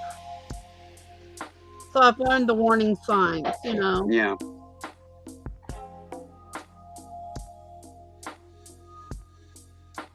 My fiber flares, and I'm nervous raw everywhere. They don't make a big enough bottle of mouthwash for that. Which mouthwash, it's basically just the alcohol in it. Yeah.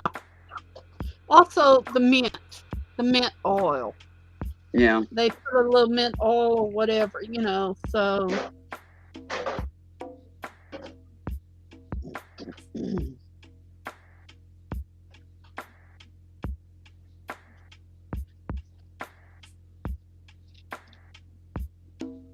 No, when my fiber gets real bad, it's what I call bone cold. It feels like my bones are frozen and it's emanating out of the tissue, you know. Mm-hmm. Basically core cold, but I'm not, you know. And it's just sensation. And I get up under my electric blanket in bed and kick that puppy on, and and it my body up, and it stops. Yeah, see, I can't stand the heat. The cold I can't is stand the better cold. for me. Yeah, I can't stand the cold. Yeah, well, we're all different. When Yep. fibromyalgia is an interesting beast, that's for sure. Now I go from Yeah, it's an interesting beat they've diagnosed, but still have no idea what to do with. No, they don't. No It's clue. like, for starters, find the cause. You know, They don't have a clue. what pesticide or preservative or whatever is triggering that. You know, but no, they don't want to do that because then they couldn't suck you on prescription drugs and all that visits and Yeah. tests. Now, see, what I don't understand is, oh, well, you've got this and you got that. Okay, show me the research where they found this, like fibromyalgia. They're Mhm. not really sure who, what, when, and Okay. where, and how it starts. They just Exactly. said it's No. a misfiring of the brain. Mhm. Basically, fibromyalgia. Before, I think it was like, I can't think how long I've been retired, but 5 years ish, somewhere in there, I think. 5, 6 years. Anyway, before I was able to retire, there was no fibromyalgia. The term was used, but it wasn't. If they used the code in your medical record, it was unspecified myalgia. Yeah. Unspecified pain. Hello. Yeah, they have no So, clue. just before I was able to, well, get my disability and then retire, they gave fibromyalgia a name in the books and its own code. And then they did it in 3 levels.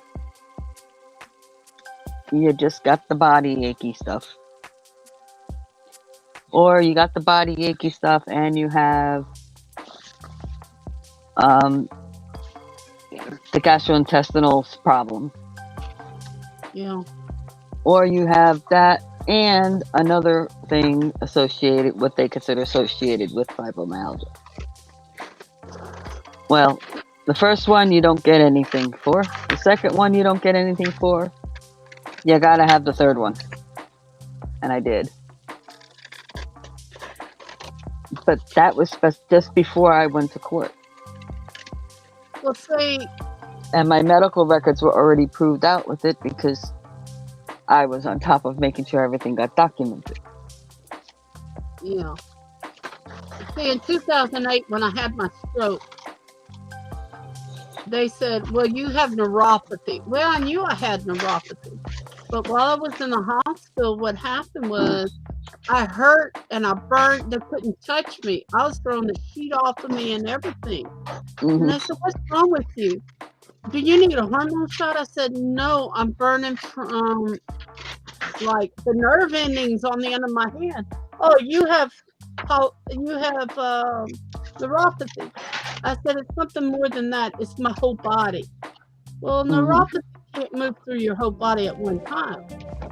And then the year after that, Wilson and I was married, and they came up with fibromyalgia because there was an ad in 2009 on the TV about fibromyalgia, and it lists all the symptoms and everything. So I went to my doctor with it, and he checked it off. He said, oh, you have all the symptoms. So they said I had fibromyalgia. But hi, Jeffrey. They couldn't diagnose this because they said you really can't diagnose. No, it's a diagnosis of exclusion. A PET scan. No. It lights up the brain, the brain sends off these fake impulses, Okay, I had one done, and okay, I got fibromyalgia. And then when I came down with Crohn's, they said you don't have Crohn's.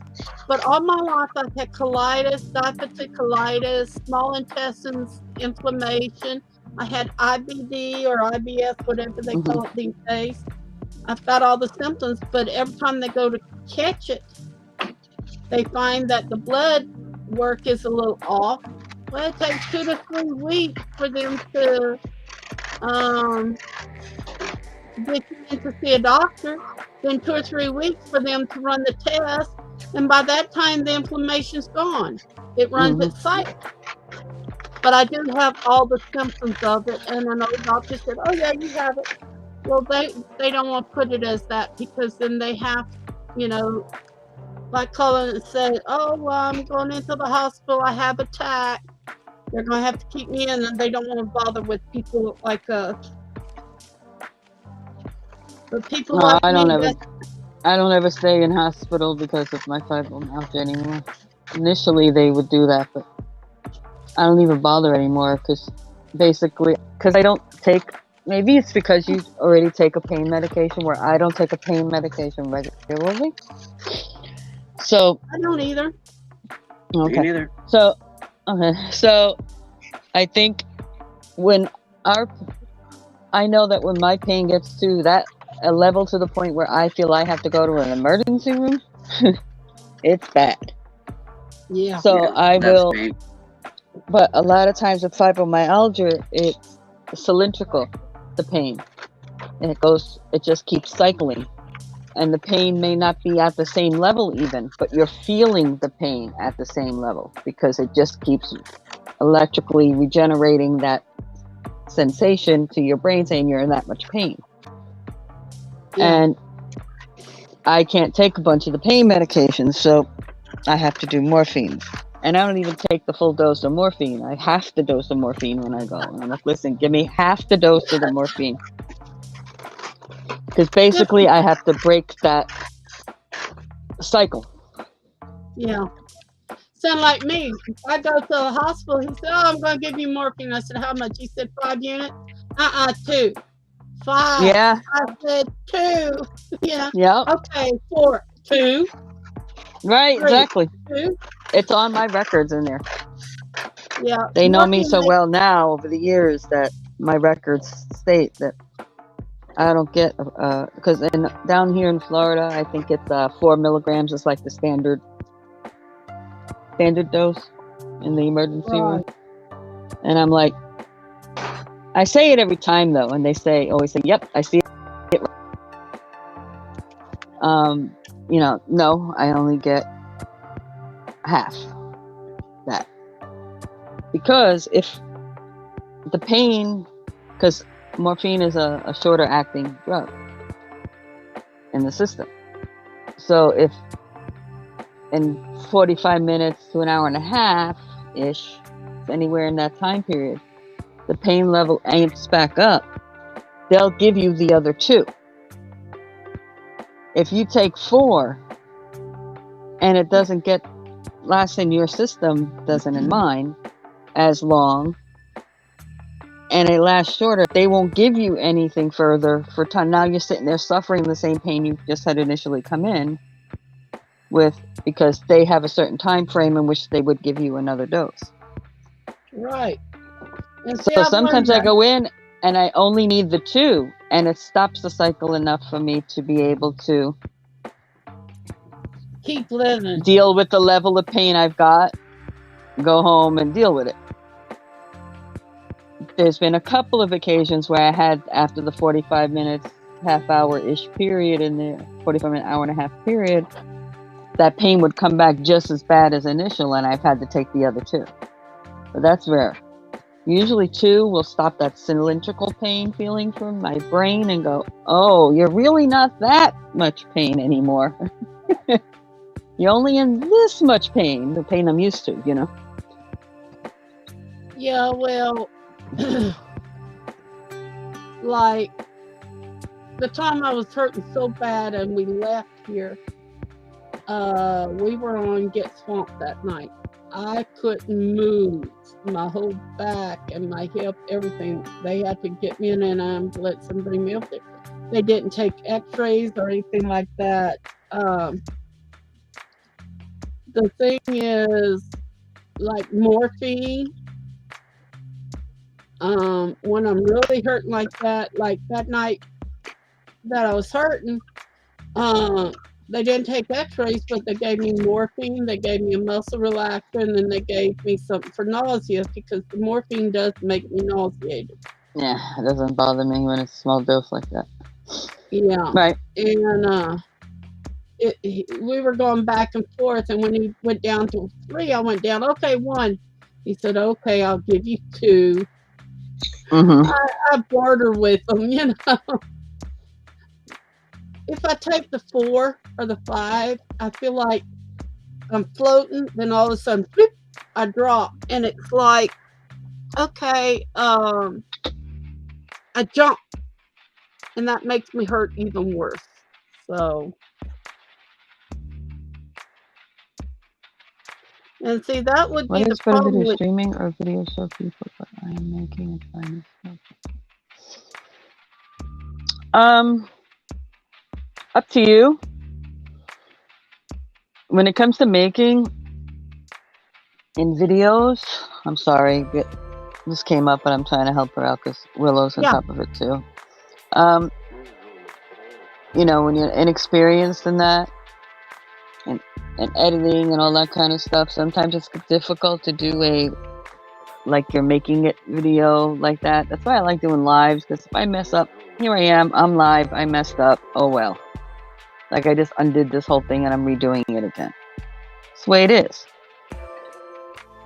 You know, unless you're teaching somebody how to do something, the making part can be live, which is kind of neat.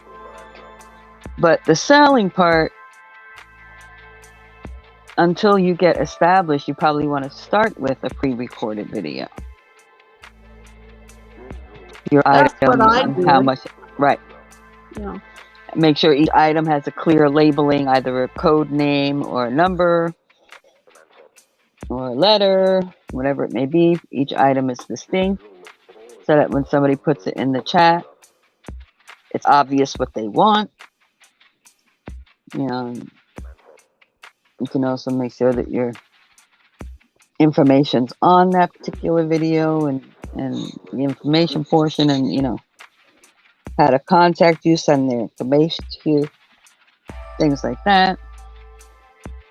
But the most important thing about all of that when you're doing sales in that manner is you got to go in and make a comment about what is still available, and you have to pin that comment to the top as the first thing. And then if somebody buys something off that video, you have to take it off the list of availability and you just edit the pinned comment. You don't have to keep doing it over and over. You just edit the pinned comment. So that if somebody wants to know if something's still there, they look at the pinned comment. Oh, okay, it hasn't sold. I want it. And then they make the comment down below to you.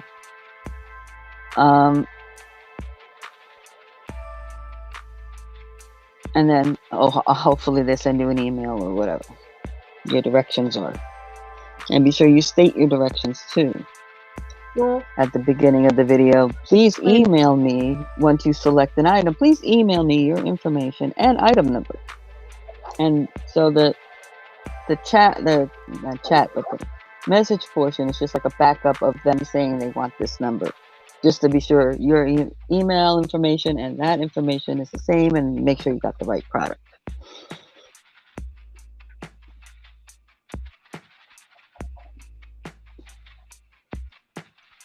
Now, if you're just showing products, these are the things I've made, well, that's a whole different thing. You can do just these finished products. You know, this is what I've made. Look for the sale ahead or whatever it may be, and that's different. Like I did some of those shorts where I showed 4 necklace sets at a time, and I just showed the necklace set and took it back, showed the necklace set and took it back. I'm not selling them per se on there, so I don't put pricing and whatever. I had the YouTube music playing in the background. Pre-recorded it on my phone, uploaded it as a short, and your shorts get more hits. So under a minute, loaded from your phone, will get you more views on your product. So it's kind of, for me, I would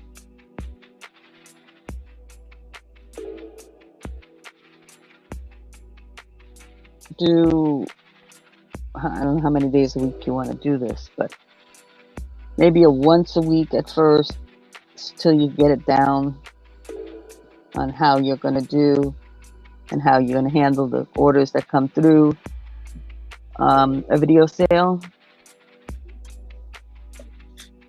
And don't do a lot of them initially. And like, do like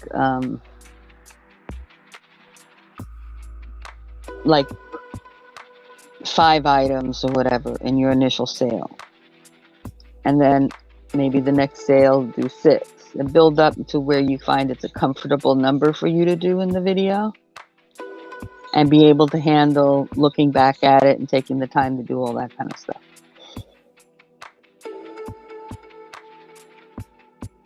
But that's my opinion. Remember, always have fun doing it. Don't look sad or anything. Say, hey, you know, or... Well, she don't gotta look nothing. She doesn't have to show her face. No, she doesn't even have to show her face. She's 20 and 25. Not in the sales video. It's about the product. It's not, you know, talking would be okay. Playing music in the background's nice. Okay. As long as it's YouTube approved music. But I was telling, like, basically she's going to do is start out slow and small and build it up slow so she gets to learn how much she can handle and how often she can do it in a week and how, you know, she handles the orders that generate from those things, and put a end date on those things. So let's say it lasts for a week. Hey, Jeffrey. So you put it up Sunday and it goes through Saturday. You know, these items are available until Saturday. Because then you could say, okay, that by that Saturday, you can look and make sure everything in the comments has been gone through. You know, that's done. You can even turn the comments off and it would remain just up as a video that shows your items.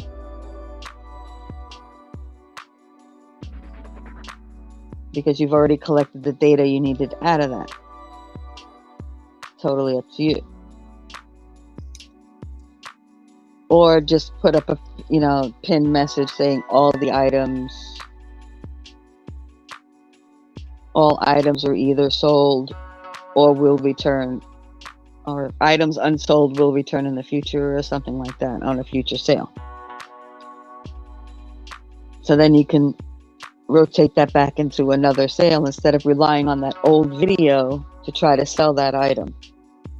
You understand what I'm saying? I know it's a lot of information I'm giving you, but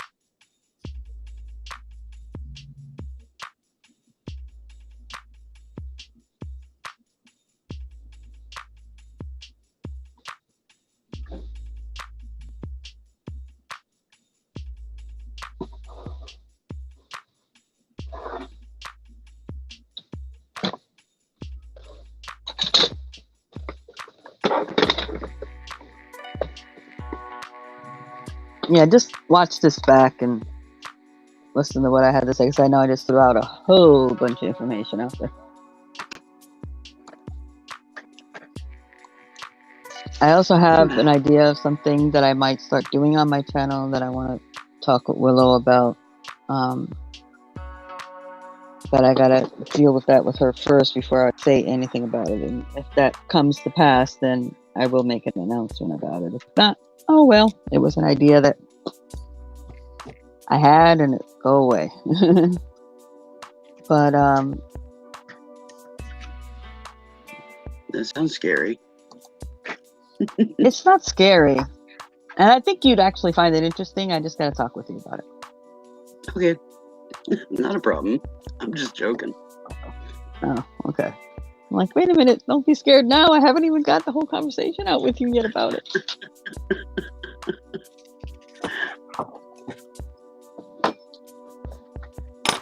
All right, I gotta go walk around a little bit. Okay, dear. Okay. Walk about. Mm-hmm. Looks like everybody's getting ready to change colors. Huh? Said it looks like Barbara's getting ready to change colors. Yeah. I wanted to see if this is going to be exactly where I want it. Then, yeah.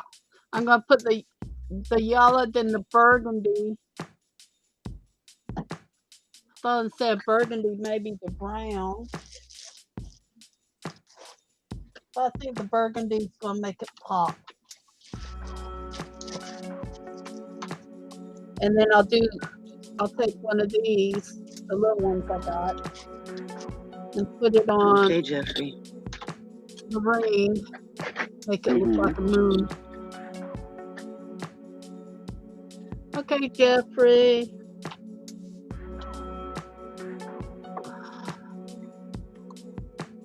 The only thing is I'm using 2 or 3 different types of yarn, but that's what crafting is. You know, you use what you can, and Yeah, but that just adds texture. yeah.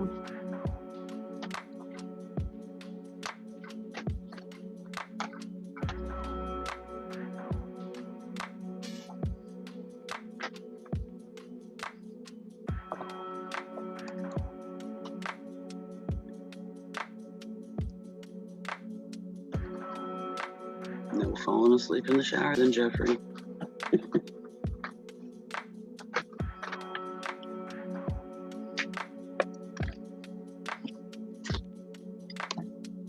Back in the day, I had days like that.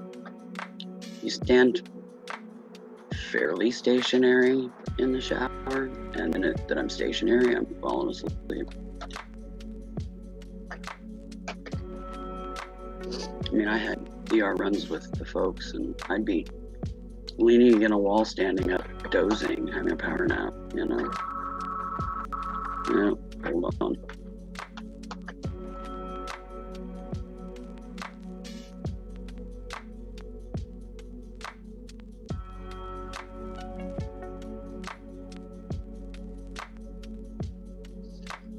Hey, Wolf, the box with all those Christmas bells I tried to auction off, are they still in here or are they outside? Yeah, that's what I thought. No idea.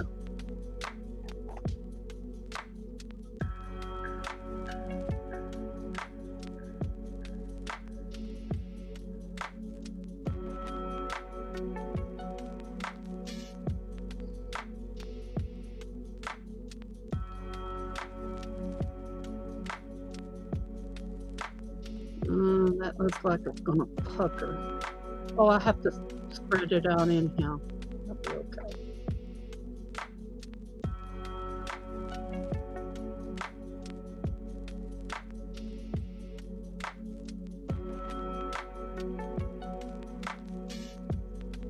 That's just gonna be right. And then I can go with the burgundy. And see her butt right there. Yeah, I can do that. All right, I'm back.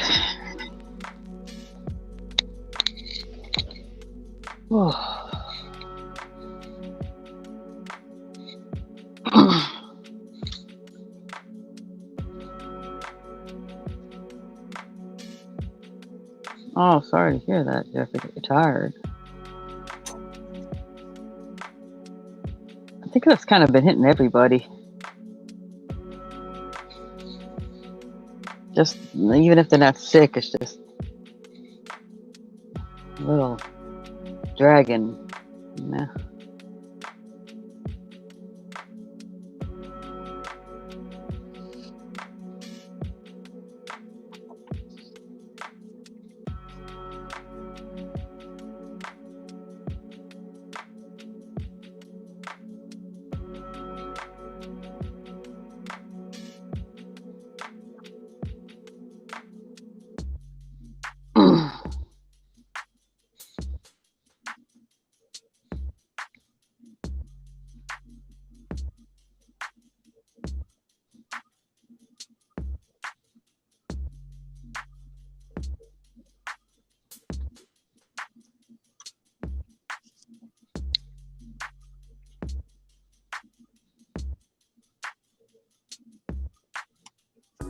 Oh, I know where they're at. Oops, sorry. I was thinking and then I said, uh-oh, I know where they're at. Be right back. Don't we all do that? Mm-hmm.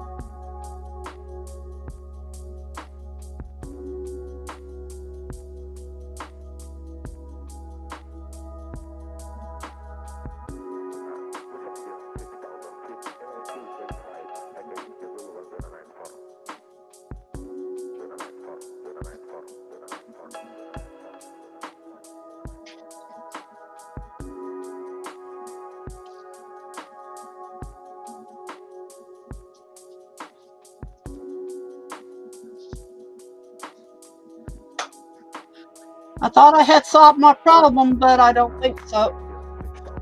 Ugh. Oh, it hurts so much. Limbs are stiffening up. I had went. They had all these things for like 50 cents, so I picked them up. The little ag keepers, and this one is accent something, 25 pieces, little flowers and butterflies, but nothing I could use. Then I picked up one of these. Another thing I can't use. All the wrong colors. Then I picked up all the little birds with all the wrong colors. I've got 2 of those. And these are beautiful. Still again, wrong color, wrong season, wrong season. I got 3 of those. And I got a different bird, wrong season. I got 2, 3, 4 of those. Then another one of ones that I had shown before. Then I have this one with the orange and the white. I have 1, 2, 3 of those. I picked up everything they had. And then I have, now this I can use, the orange butterflies, orange and gold. So I could use that on that. Then I have these that I said, oh, I want to make some earrings out of those. I have 2 sets. Are they the same thing? Let's see. Yeah, they are. They're kind of like raised. So I halfway found my items. Oh, yeah. Not all the way, but halfway. Because I can use all this gold butterfly on there. Put this in here so I can do some more stuff. That's still not what will finish my project here, though.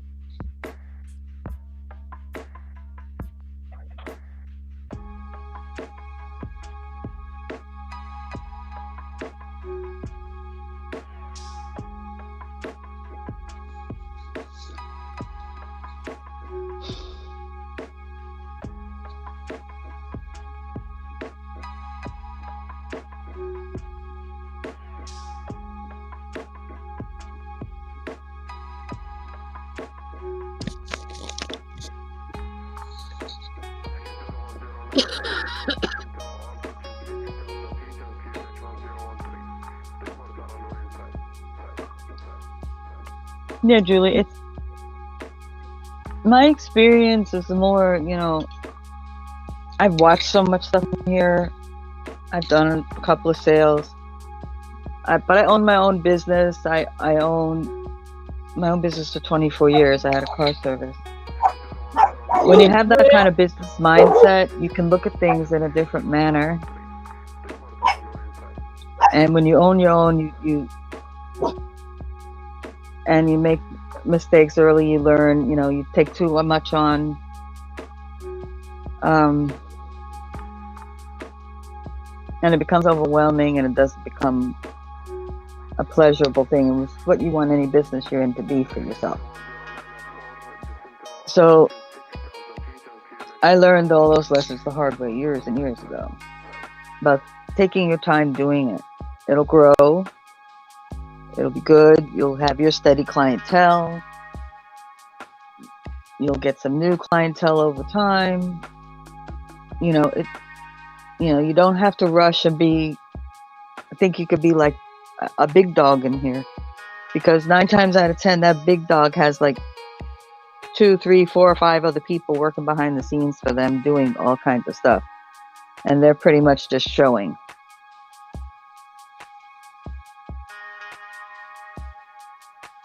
So when you're doing it by yourself, you don't want to overwhelm yourself because you'll get disheartened by it. My other generalized advice in sales at all is, if things don't sell right away, don't feel bad. It happens. People will buy when they want your items and when they're comfortable. Sometimes people won't buy initially from you because they're not comfortable with you. They kind of want to hang around, since you're new to the game, and they want to see if anybody out there starts complaining about you, which people do if you mess up pretty bad. So, it's called take your time and build it right to begin with. Build the foundation correctly. Another thing you have to look out for, Julie, is jealousy. A lot of people get jealous on here, and they may talk bad about you. The number one thing that will kill your channel as far as selling stuff is your shipping. Yeah. Because if you get people that buy stuff and they pay you and you don't ship it out right away, that will cause your channel to go down. And we've been kind of bad about that ourselves here lately, but we went online. Yeah. We went online. We said, we're going to Florida. Okay. Right. A lot of my buyers were in Florida where the hurricane hit. So we said, we're going to wait a week. And then I came down with COVID and the flu and said, hey, just can't get these boxes out. And people understood. But always tell them the truth, Right. Don't hold nothing back.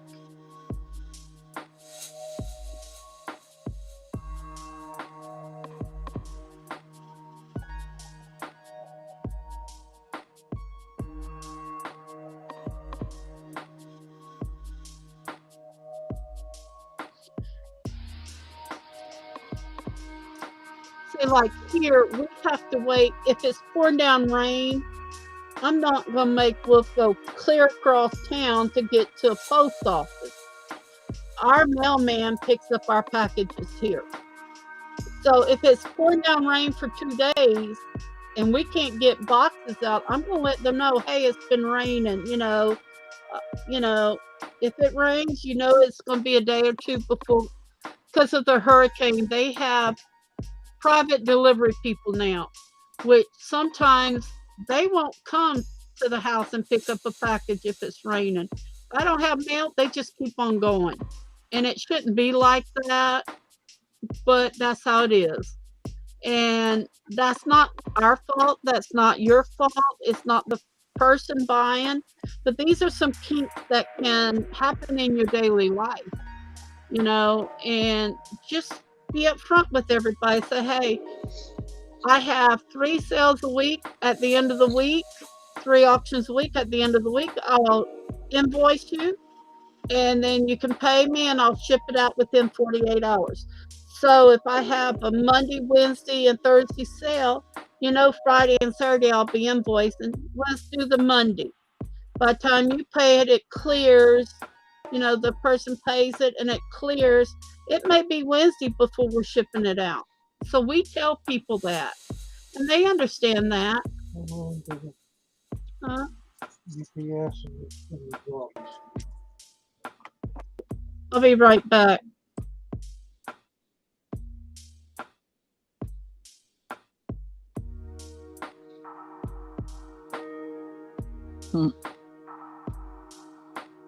Okay, I'm back.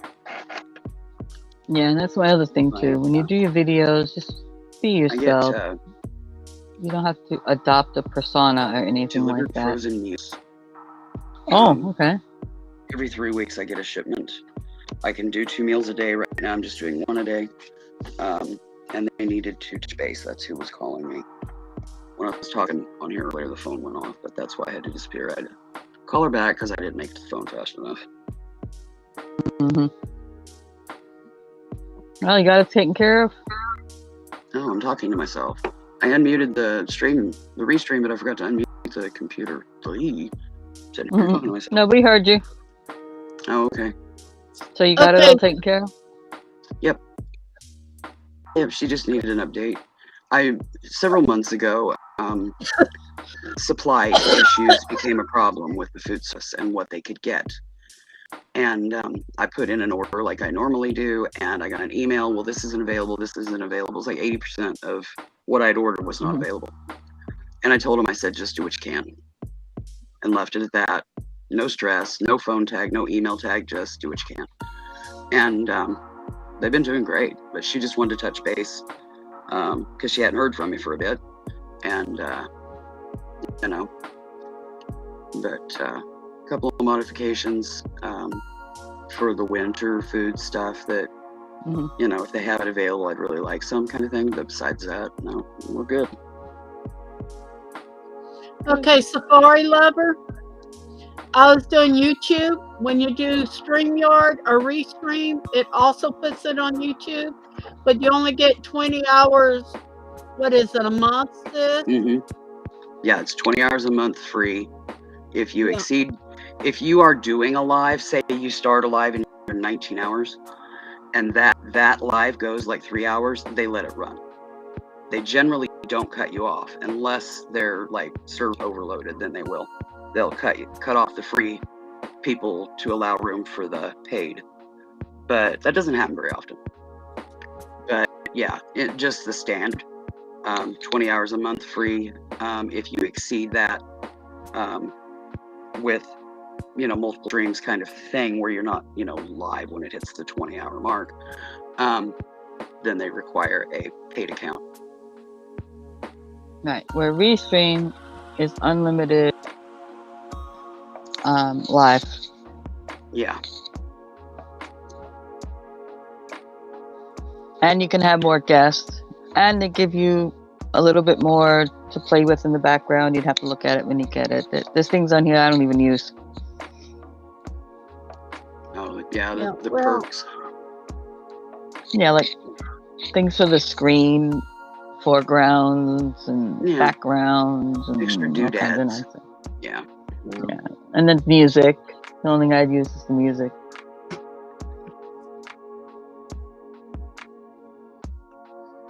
Yeah, I hadn't heard of Restream until Stacey bumbled onto it here, and well, actually, was told about it from somebody else. I actually like it. StreamYard, it's a white screen, and those blank white screens actually are stress on my damaged eye. Whereas this is it's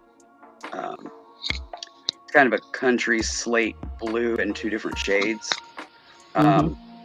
It's a deeper color background. It doesn't, I don't go snowblind from looking at it too long. And the font, instead of being white or black font on freaking thing, instead of being black font on a white background, this is white font on a blue. Hold on.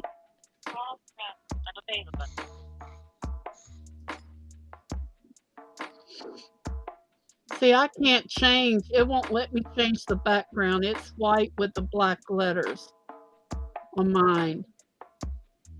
On the name? Yeah, so it's like that. That's how it comes across. I haven't messed with it. No. Okay, you go to settings and it says virtual backgrounds. It tells me this feature requires a GPU.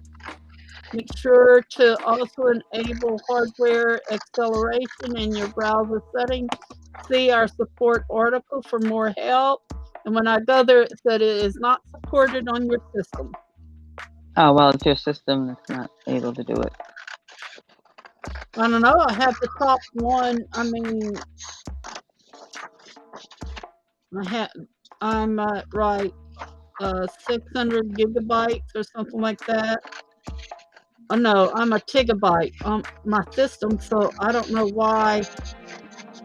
Yeah, but it's about your video card and all that nonsense. And I don't need all those bells and whistles and stuff. Yeah, I don't either. I just like the blue background with the white font in the chat because it's easier on my eyes. I can see it better. Mm-hmm. Blue, mine's white with black. Oh, letters. you can. I think you can change it. I think if you're streaming through YouTube and your YouTube is set in dark mode, that the restream automatically sets it in dark mode as well, and that's how you end up with blue screen. Okay, let me check. Oh, could be. That's what I think.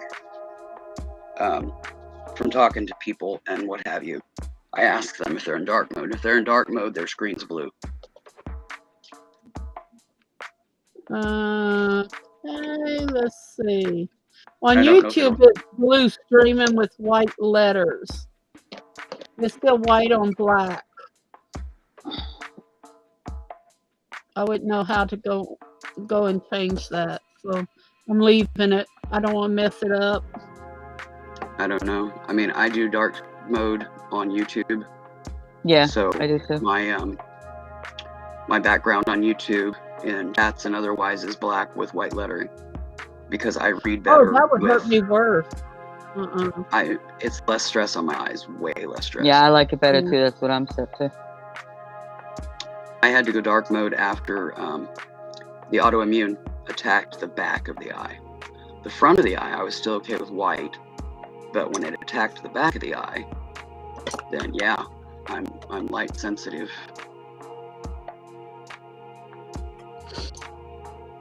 Yeah, see, Wolf on his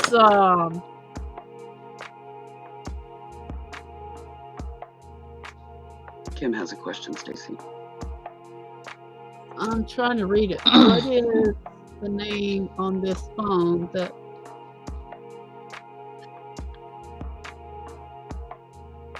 Are you talking about the streaming service? Restream. Restream. RESTREAM. It's up at the top right hand corner. On her photo. I'm glad I have crab toes. So I don't have to pinch and grab. Yeah, that box that I sent that lady that wanted all that yarn, we sent 60 skeins for $50. Okay, and I told her, I said, out of that $50 has to come the shipping. So we packed it up and everything. I threw in 2 more things of yarn. Shipping was right at $20. I said, yow. But ship has gone up on their prices. So I gotta figure out some of my prices again.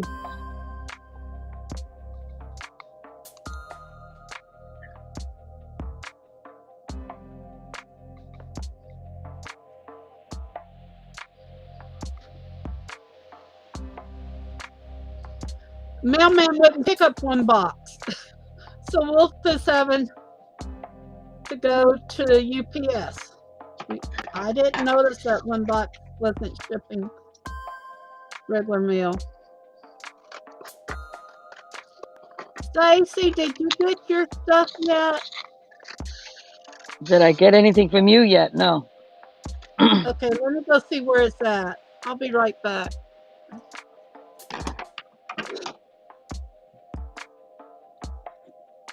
Yeah, that reminds me, I need to check on a package that I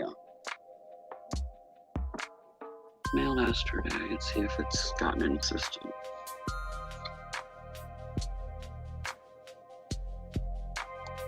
Now it's totally different from StreamYard. So when you go to StreamYard, if you use StreamYard's 20 hours for whatever reason, or you're on somebody else's and they use StreamYard, it's a totally different look. You kind of got to play around with it a little bit.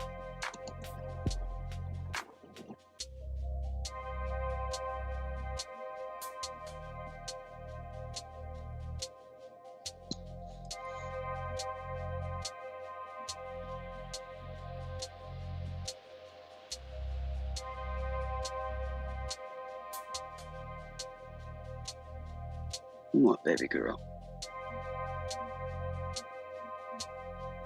Sweet table. Eat cuddles.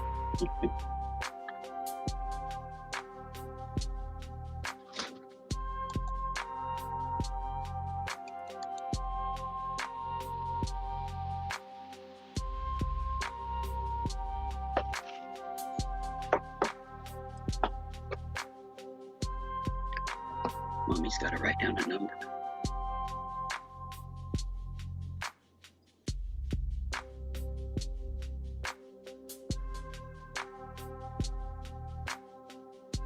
It says on the 17th, sis. All right.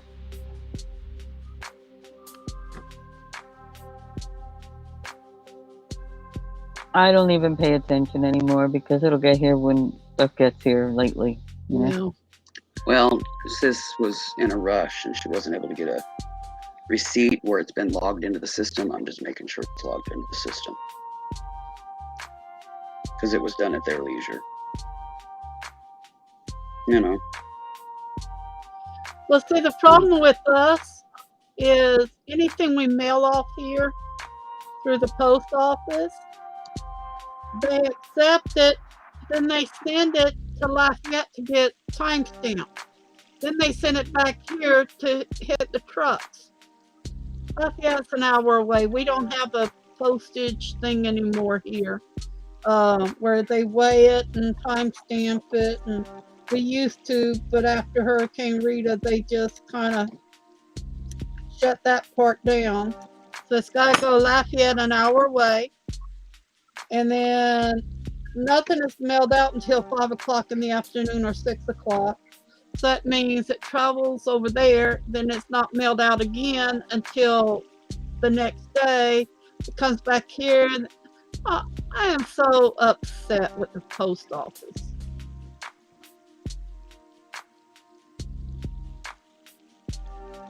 Our mayor tried to have that changed a few years ago, and U.S. government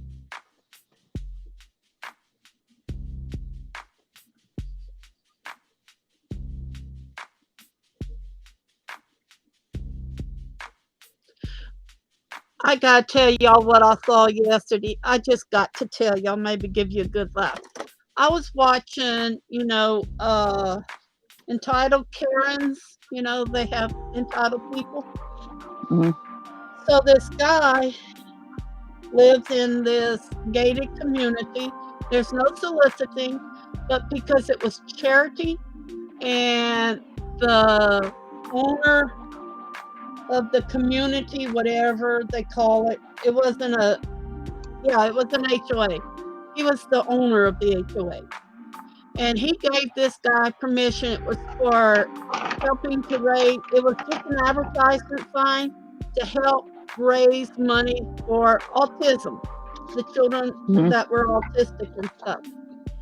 And gave him a written permission, signed, sealed, delivered, that he could put up 3 signs. So he put one in his neighbor's yard, one in his, and one in the next door neighbor.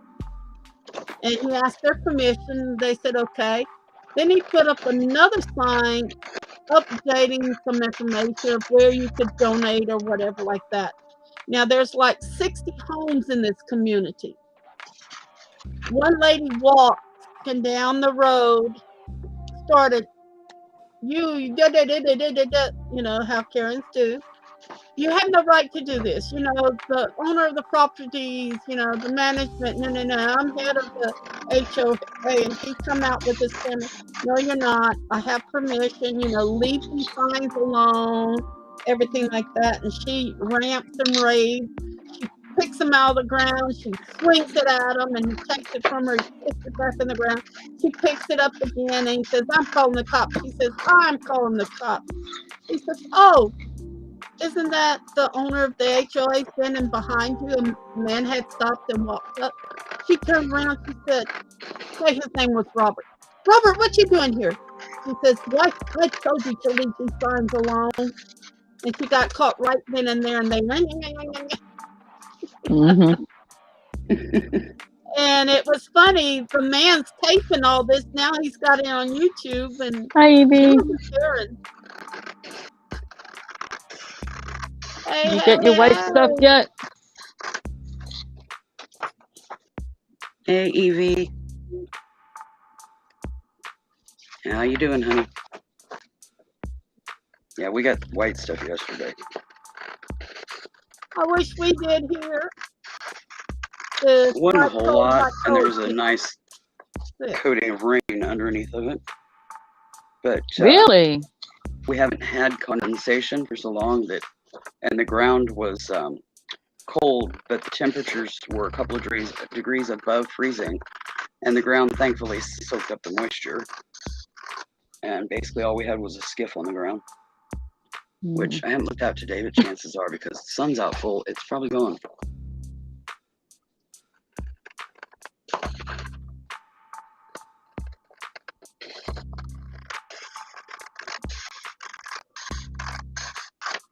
You know what? Down here, we don't get snow. We get slush.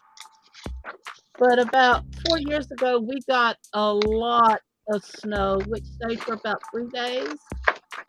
Last year, we got snow, and it was slush, but it was thick slush. What I did is I picked up this little rock like I had, and I went, and it looked like a lake. It splattered like this, like the drops in a lake. Oh, I hate it when it does that. Give me a freezing keep rain. praying for her, Evie.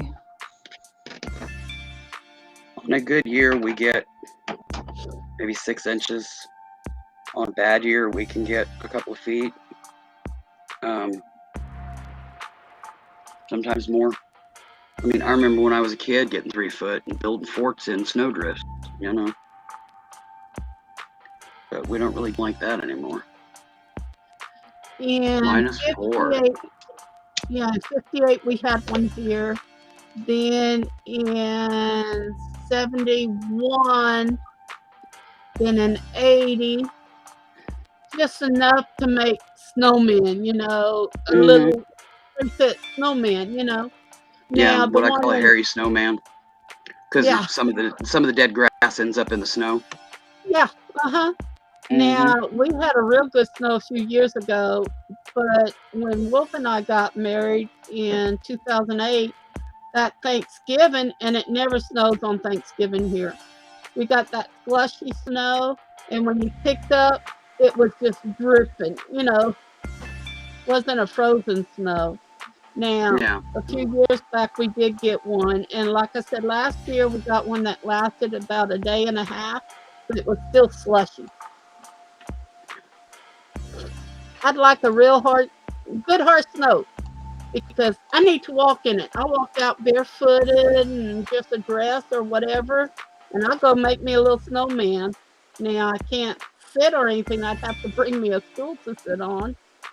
But it's pretty with all the Christmas lights up, and I do the plywood painting. I buy plywood and I paint them in all kinds of designs, and like angels and reindeer. -4. Ooh. So. Oh, she's Celsius too. -4. Oh my gosh. So she's Celsius, so I can't remember the conversion. Now that's Isn't it like teens? That's not somewhere. Yeah, it's not Fahrenheit. Yeah. But still.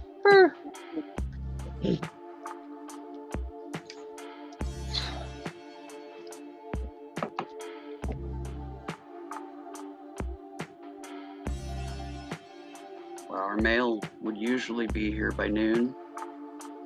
But since it turned cold for whatever reason this year, you know, it's after 2 o'clock and I just checked and it still hasn't been delivered. So if we don't get it by 4, we won't get it today. They'll deliver it tomorrow. Yeah, the Postal Service is not what it used to be. No. I've Yeah, called it them used to a be couple rain of or snow times. or sleet or dead of night. Yeah, Yeah, right. yeah, rain or sleet or snow or dead of night, we ain't coming. That's right. I had a great mailman for about 5 years. Welcome back, Jeffrey. Welcome back. Feel better? He would blow twice, so I knew he was outside. So it gave me enough time to pull the dog back and I could get to the door. And he'd hand me my mail packages, everything right there. But Yeah. he's changed. And we used to get our mail by 11 o'clock. Now it's anywhere from 1 o'clock to 5 o'clock in the afternoon. And if you're the last one and you have a package and it's 5 o'clock, they quit. They just go right back with your package. They'll deliver it the next day. And I think that's what's wrong. Well, I'm just grateful for that. What is coming in isn't critical. It doesn't have to be here on a specific day. Oh my Now, goodness. starter Yeah, I would we too, had Jeffrey. last month, it actually arrived a day early, which was perfect because my brother showed up to install it a day early. And, you know, I was like, it's not here yet. And he's like, well, he brought a friend with him that needed to do some grocery. He said, we'll go do the grocery and then come back and hopefully it'll be here by then. And, yeah, when they were wrapping up the store and heading for the checkout, it showed up and I texted him. Said, perfect, because we're checking out and we'll be heading that way. So, but it's rare for that to happen anymore. Now it can arrive here in town and it can be 3 days before they get it delivered. Yeah, like I had a package sitting right there. Wednesday, I got a notice that hit Baton Rouge, which is 2 hours away, our capital. They didn't leave there till Friday. Yeah. And stayed Saturday and Sunday in Lafayette. Then it was delivered yesterday. Where I'm at, here in Kansas, I'd say a good 90% of my mail goes through Kansas City before it comes here. Well, Kansas City is on State Line Road. State Line Road, one side of the road is Kansas, the other side is Missouri. And both sides have a post office right there. They will ping pong back and forth for a week because, you know, just trying to get it on a truck. It's nuts.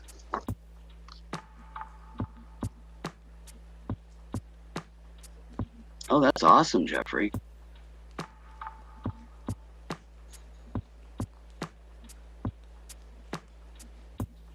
Yes, he did. Yes, he did. He was here. And then you have to remember, see, our postal service sucks because we didn't only have 2 hurricanes here that destroyed both postal service buildings, but then we had the ice storm, which they weren't finished fixing the building, which damaged some more. Then we had that big flood, which damaged again. And it's like, okay, what's going to keep going on here, you know? Thankfully, we don't have that. We've got the same post office that was built here like, 100 years ago. Still the same one. It was put in here when the town was founded. It's the one. Yeah. They haven't moved it or changed it or any of that. It's the same one that was built when the town was founded. Yeah, well, our main one, the building's still here.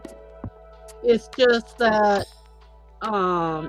they sold it. It was downtown on Hodges and Rhine Street. Well, they moved further down and went on Kirby, which is one block south of Rhine Street, and built a bigger post office instead of having. Oh, many okay, stairs Michelle. climb. Scared the heck out of me, girlfriend. Sorry. Hello, Michelle. Hey, how you So doing? used to you being here and you didn't show up. I'm like, wait a minute. Life happens. And it's No, not it's not just as that. conducive to YouTube. I remember when... Oh, don't apologize. My goodness. Oh, yeah, really? We're just kidding you. We're just picking at you. I remember right after we opened back up in 2020, had a doctor's appointment, and I'd just been on YouTube so much that I was waiting for him to holler for Willow, and when they hollered for Cheryl, I was like, wait, that's me. Oh, you do? I had a moment, Oh, been there, done that, Michelle. I have to take L-Throxine. Mm-mm. That's funny. I have thyroid problems too. Yeah. I don't have one. That's a problem. My sis only has the one side.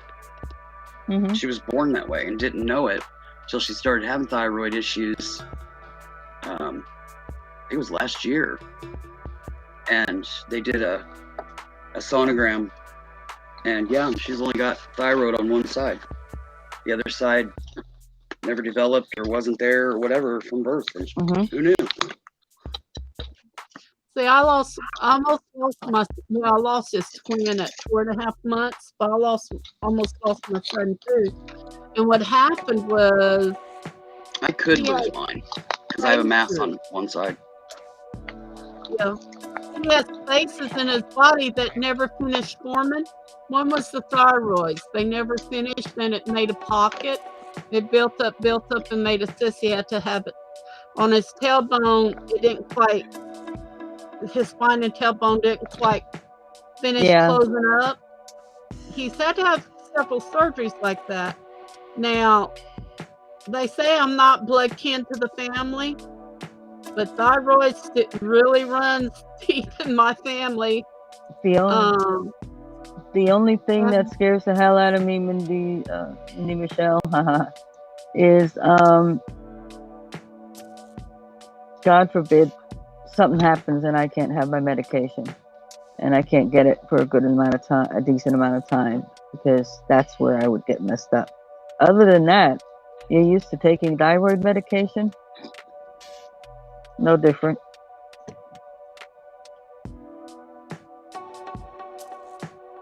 When they found mine out, I was in the first year, 7th grade. I failed 7th, but during that, right about a month and a half before I failed, the doctor ran some tests and found out my thyroids weren't working right. Gave me medicine. I lost 65 pounds in 3 months. When I went back to school, the teachers couldn't believe it was me. Okay, I want to interrupt this to thank Michelle. She sent me some friend mail.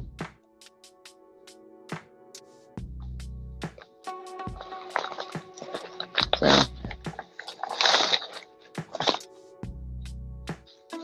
and thank you for the card, Michelle. See what we got in the goodie department. Ooh, look at all the goodies.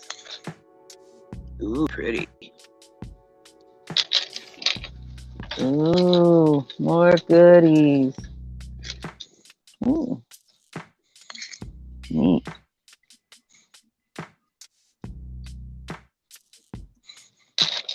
Oh, Very there's good. two of those. Choices were very focused. Mine was very random when I sent you a care package. I just went through my stash and I was like, oh, I've got enough of those chunked in your bag. I have a feeling this was almost a grab and go. Because I don't want to get into her personal business, but unless she wants to talk about it. But yeah, but they're still pretty. The only specification, I knew you needed orange beads, so I went digging through my stash for orange beads. Sent you some orange beads. Otherwise, it was very random. Yeah. Well. Oh, cool. Yeah. It's interesting bracelets. Interesting necklaces.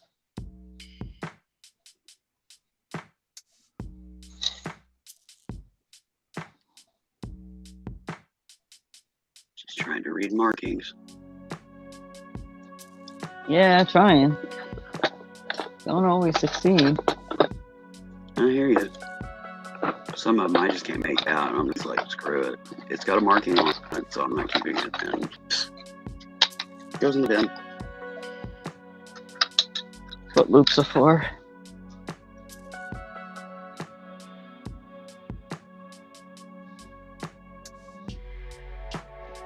Land. No idea. It's pretty though. She says it's all Avon. Oh, okay. So it saves you That the looks loop. like board. land there. LAN.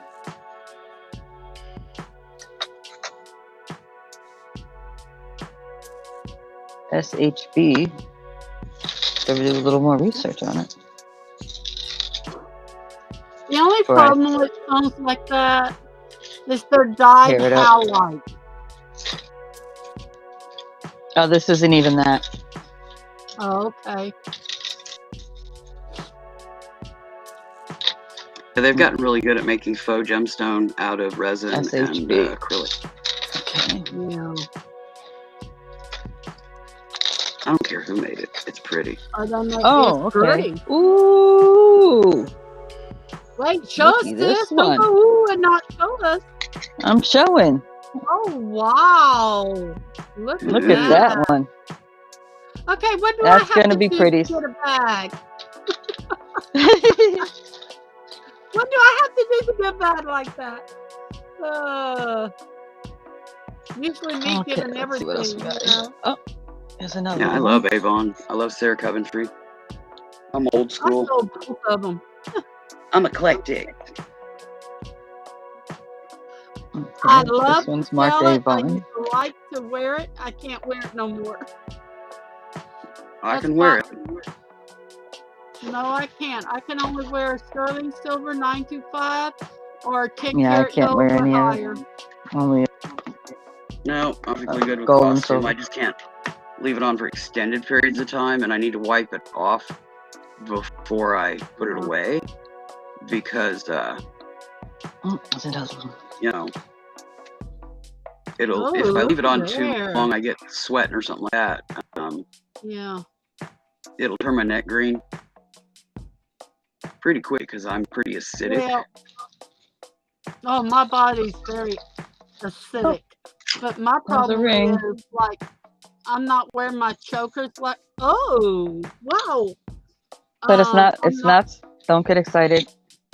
It's not stone. Who cares? It's That just still means it's light. pretty. Pretty, Oh yeah, it's very pretty. light. Yeah, I'm not a, you know, I'm not allergic to, and I'm not non-allergic to, but will only wear, you know, precious metal kind of thing. Basically, Yeah, I'm I not a am. jewelry snob. If it's pretty, I like it. And Either I will make something of it WB. or I will wear it. Simple as that. I don't Yeah. care if it's plastic, acrylic, resin, Need semi-precious. a I do have thing. a nice thing of turquoise stuff or sterling stuff, gemstone. But it's just a little cache that I have. A little. It's a case that I have the stuff in. Yeah. It's not tons of stuff. But Well, Wolf ordered me 2 Christmases ago a beautiful cuff. It's gold and silver. Now, but it's from Montana Mountain something. I can Yeah. only work for about 30 minutes, then I Those start stars. itching. Circles.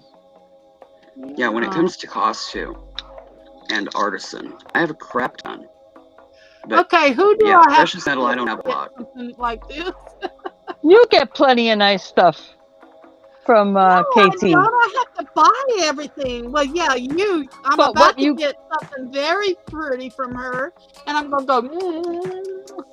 She found some of my peacocks and my butterflies. Yeah, but the prices you pay through her is incredible.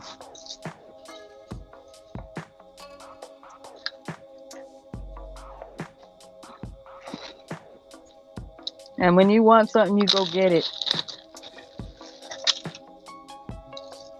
Ooh.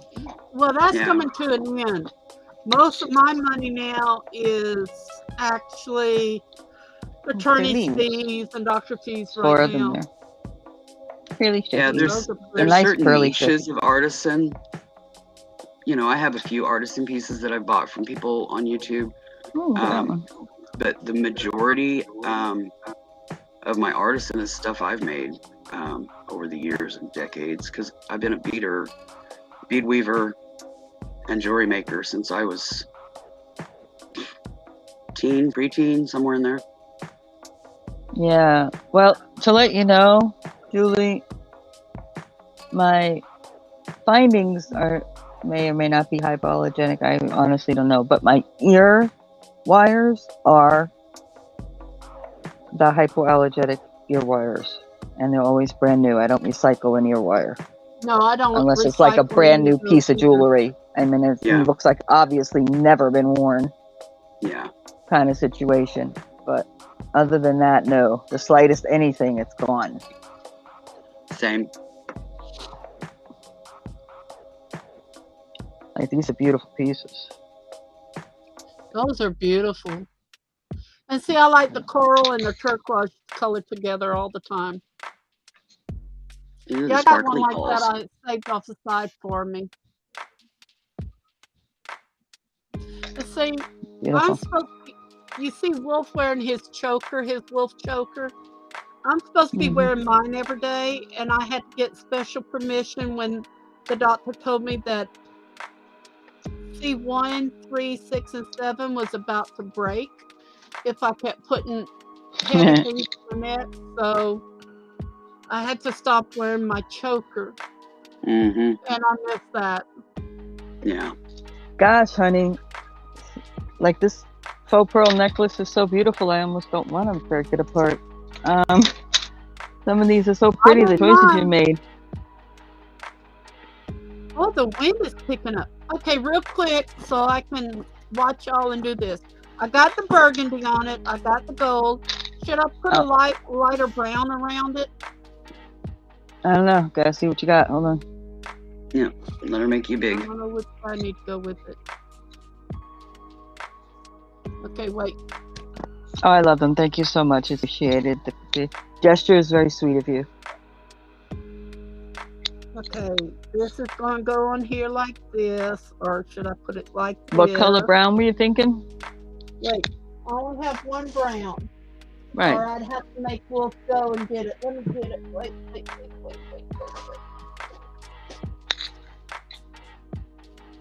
Michelle says they are yours to do with whatever you want. You can sell them if you want. So you can break them down and recreate, or you can sell. She's good either way. Yeah. That's me when I send care packages. You own it now. Do with it what you will. I mean, that's gorgeous. I mean, that's like, and it's brand new. It's beautiful. Yeah, I don't know where my other brown went. I mean, all this stuff is brand new. Yeah. I don't know where my other brown went. My other brown is like this one I will have fun with for sure. Just a regular brown. But this is the darker brown. Yeah. Not fond of chocolate. I'm not either. Yeah, tan closer to the color of the wood would be better. The brown. Oh, that straw brown. Is this color brown? Yeah, like a straw brown. Yeah. Yeah, that would work. Yep. Oh, here it is. Here it is. I knew I had it. See? I think she found it. Yeah, that's And perfect. it looks gold here. Yes, that looks good. Yeah, that's what I thought. Put my little sideways scarecrow right there. Doing all right, Michelle. Y'all.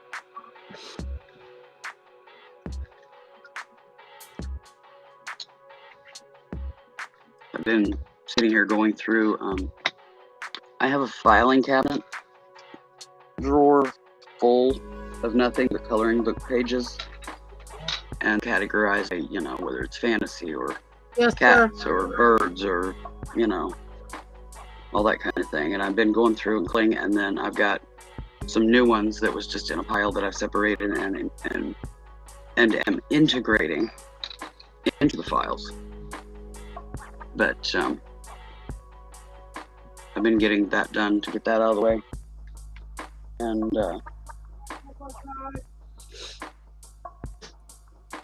and I need to those start. weren't the exact same color. That would have been a nice, like a set. They're a Okay, little I'm bit gone. more beigey. When I get back, if you're still on, I'll come on. If not, just close everything out. I'm just gonna put you on hold here with Mike and my video. I gotta go get something at the store, and it'll get me out of the house for a little bit. Love okay. y'all. Okay, Barbara. Safe travels. Okay, so I think that's for the moment gonna stay whole. But no, I use coloring book pages for embroidery designs, applique, wood burning, and just coloring. You know, putting on, like, you know, use a light box, you put it on like parchment or, you know, a lighter weight material and color it and then decoupage it. Done that. Yeah, I use coloring book images for a lot of stuff. They're affordable, and you know, you can get a lot of images, whether they're the adult coloring books or the regular kids coloring books. It just depends on what I'm looking for image-wise. But you know, I love finding a stack of vintage coloring books at a yard sale, and they're giving them away because nobody wants to buy them. Yeah, I want them. There's certain vintage ones that I'm looking for. Chrissy Doll coloring book from the 1970s.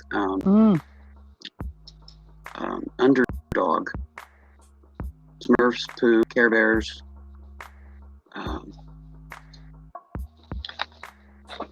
Pretty much any doll related coloring books, you know, that are like only dolls that was popular back in the day, aside from Barbie.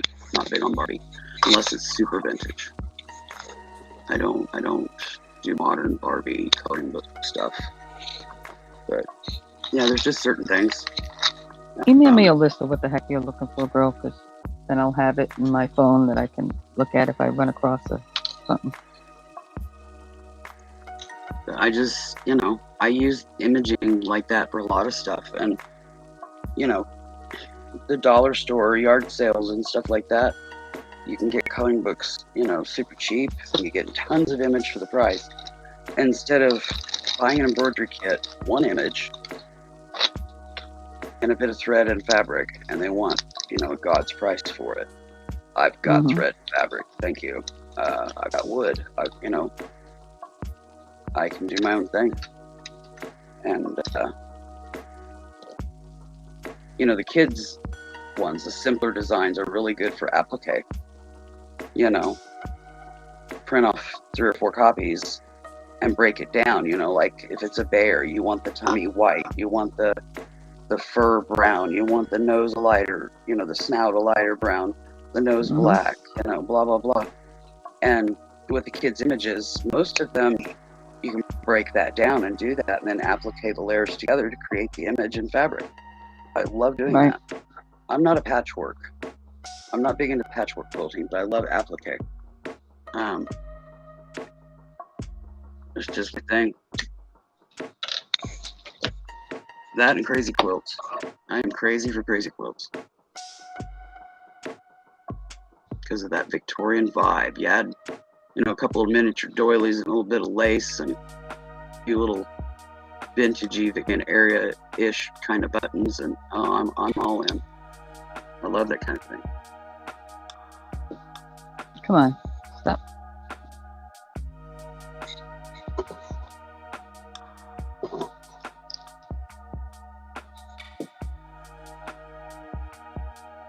I also do like felt embroidery and felt applique type stuff. And a lot of the kids' coloring book images work good for that. Simpler designs. Semi-intricate you can do in wood burning, but if there's too much, you can only go so narrow with a wood burned line, so they can't be too busy or it just all runs together and looks like a big blob of poo. That kind of stuff. I don't know. I've always worked with coloring book images for a lot of stuff. I can even take an image like that and put into, I've got a cross stitch program. You can embed an image, and I can use a coloring book page image, take out of it whatever I want, like if I just want like one animal in the image and maybe a tree, stuff kind of thing, and go from another coloring book page and add, some mushrooms and a squirrel or, whatever. They're just good templates, and I can put that together paper-wise and insert that into the cross-stitch program and then color it in, picking my colors, and print it out, and I have a graph to cross-stitch for counted cross-stitch, and I can do that with a picture too, and it'll automatically fill in the colors. I tend to prefer to do my own colors because something always bugs me, but I've had that program for probably 25 plus years, and I've upgraded it when it required it for, technology, computer systems and all that. I love using that program.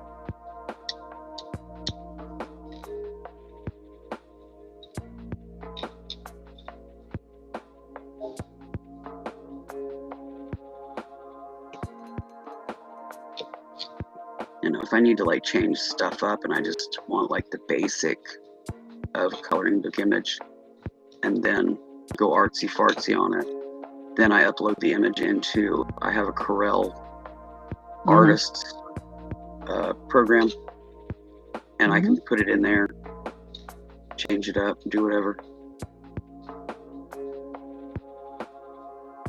I've had coloring book images that were a little too busy for the craft that I was going to use, the craft medium, and I've put them into the Corel program and modified them and simplified them a little bit, removed a little bit of detail, adjusted it, this and that, to be able to wood burn it, because it was too busy to be able to wood burn properly and that kind of thing. Just dumb it down a hair. A lot of the shade strokes and stuff that they use like in a coloring book image won't necessarily work with wood burning. Sometimes I can just take the image, and when I'm tracing it onto the wood with my graphite paper, I can just not put those things in. But sometimes it's a little too complex or wonky, or my brain isn't processing it, and I'll put it in the Corel program and dumb it down a bit in there, and then print it back out in a simpler format, then trace that onto the wood. But some you can do that, some you can't. But I do what I can. There's a whole lot of things. There's a whole world of things you can do and make using coloring book pages as templates. Instead of going to the store and, they give you a half dozen, maybe a dozen choices in like cross stitch kits, and they want 15, $20 for this little kit that has a scrap of fabric, few strands of thread and the graph for an image, you know, I can do that at home. I've got thread. I've got tons of the floss. I've got the textile.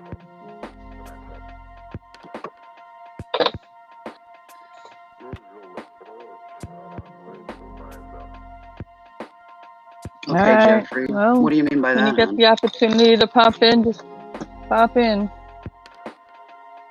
Yeah, enjoy your holiday. See you when we see you.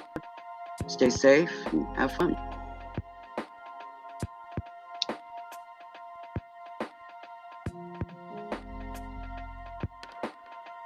But anyways, I'm sorting through a crap ton of coloring book pages. Anytime I get a coloring book, I don't leave it as the coloring book. I take the spine off.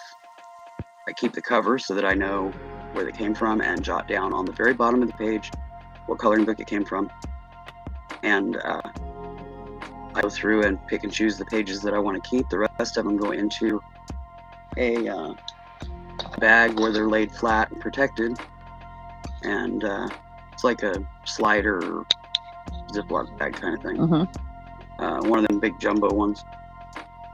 And when it gets full, I donate it.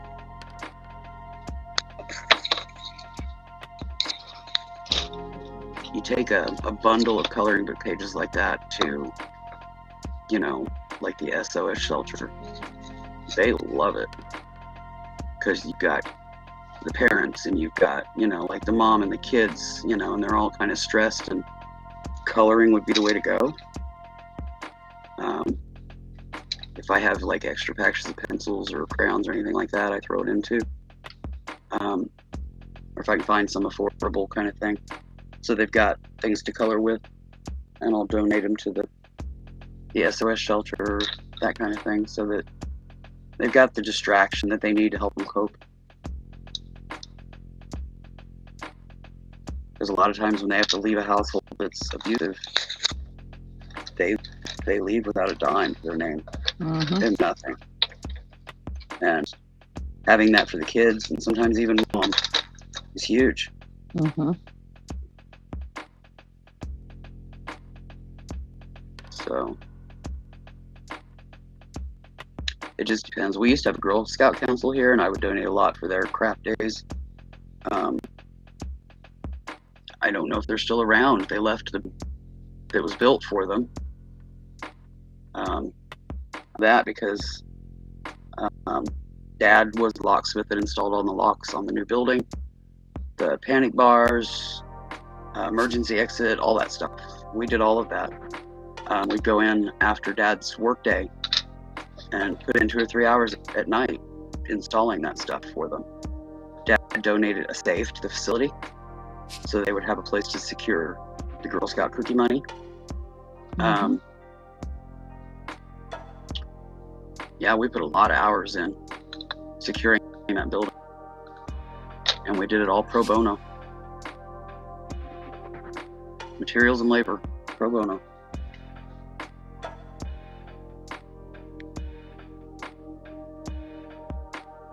I mean, I was just a kid then, early teens, you know, 14, 15, something like that. And anytime he went, I would go help to save him the work and what have you.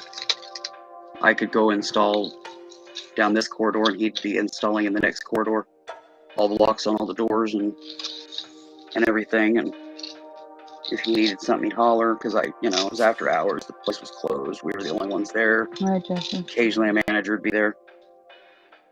But he could holler, and if he needed something out of the truck, I could run and get it for him. That kind of thing.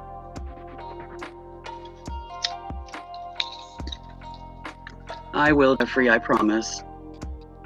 I am feeling better, and I'm able to work on the house, and that's what I've been doing. That's why I haven't been on as much. But being productive is huge for my mental health, and yeah, I'm definitely feeling better all around, physically and mentally and emotionally. So it's pretty awesome. I look forward to seeing you when you return, Jeffrey.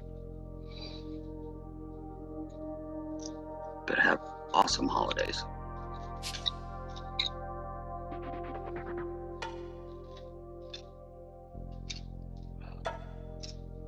Yeah, there's a lot of people that are doing hiatus for the holidays, which is awesome, you know. Never hurts to take a break.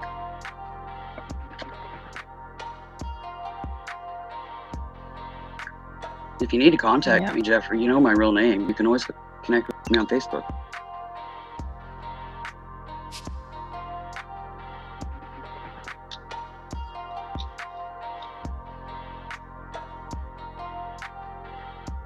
Look at all the pretties. I see Bria lights.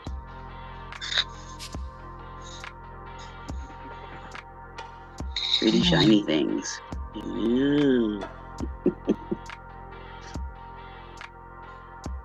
I'll be right back. I gotta switch folders again.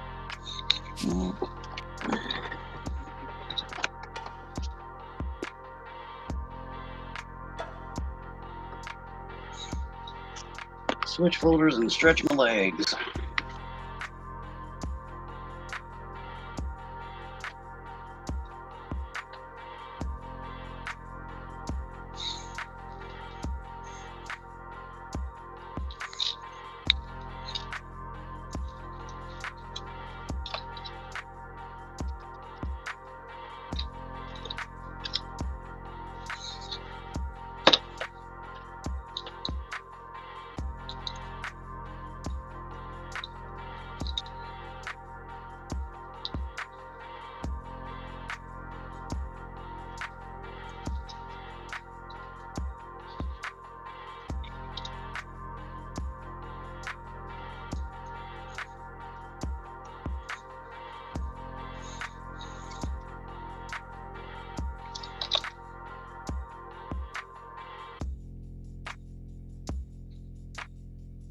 All right, 2 more folders to work on.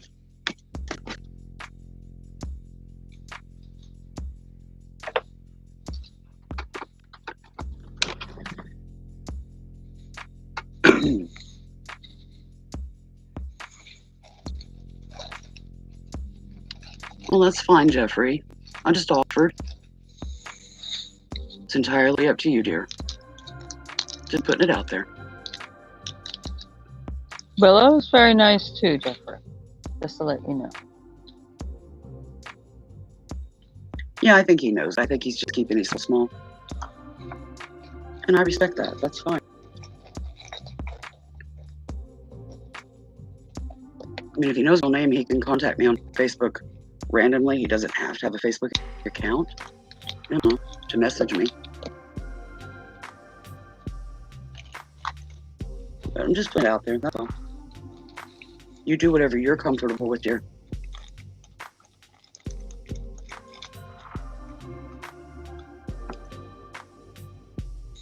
Oh my gosh. Michelle's only talking to her cat. I have 5 of them. And 3 of them are going in for neuters in 3 days. Actually, 2 days, because they're going in the night before to fast their facility instead of here to upset the older cats that I have. So they're just going to do an overnight camp out before surgery to fast them. And they'll have the procedure done, and then they'll come home on Saturday. Yep. Saturday morning. And get rid of the hormones and the crazy, you know, it'll reduce the crazies to a good degree, which I'm grateful for because they're driving me nuts. 3 of them, one of them semi-feral. Yeah.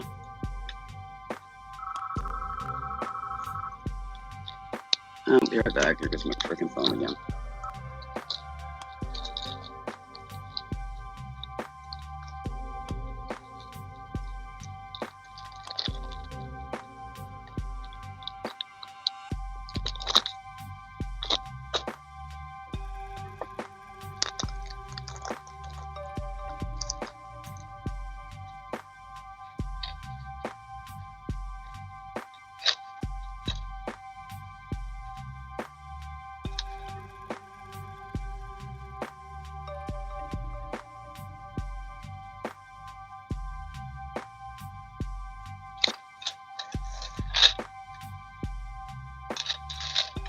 What chat?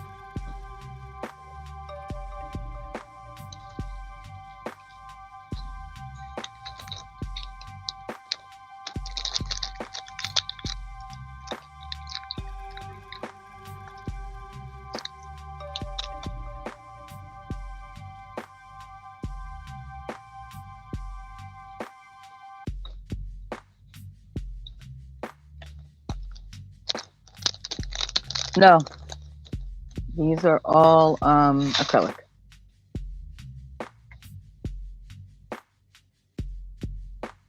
Still beautiful.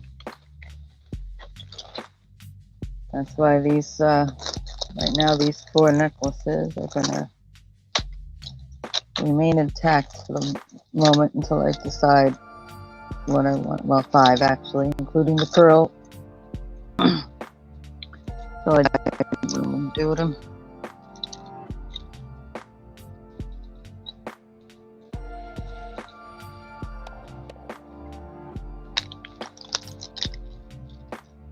Yeah, sometimes I fret over things when they're pretty.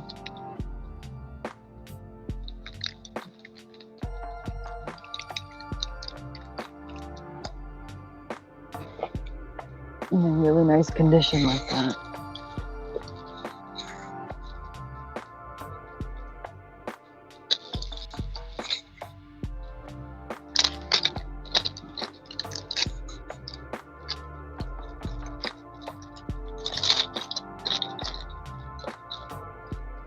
So I gotta get a bigger container now though. Starting to get a little full. Another little container. Stuff I've not taken apart because just thinking about it.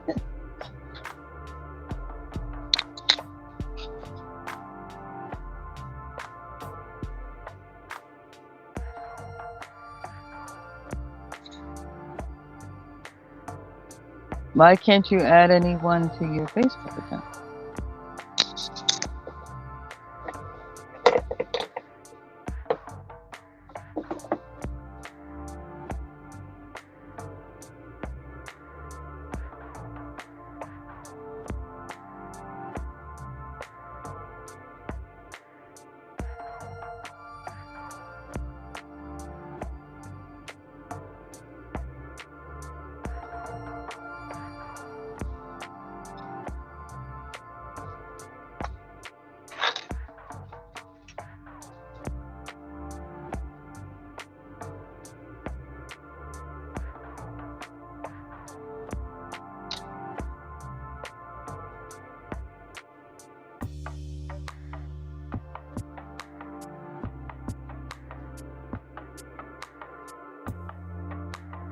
I'm contemplating these at the moment too.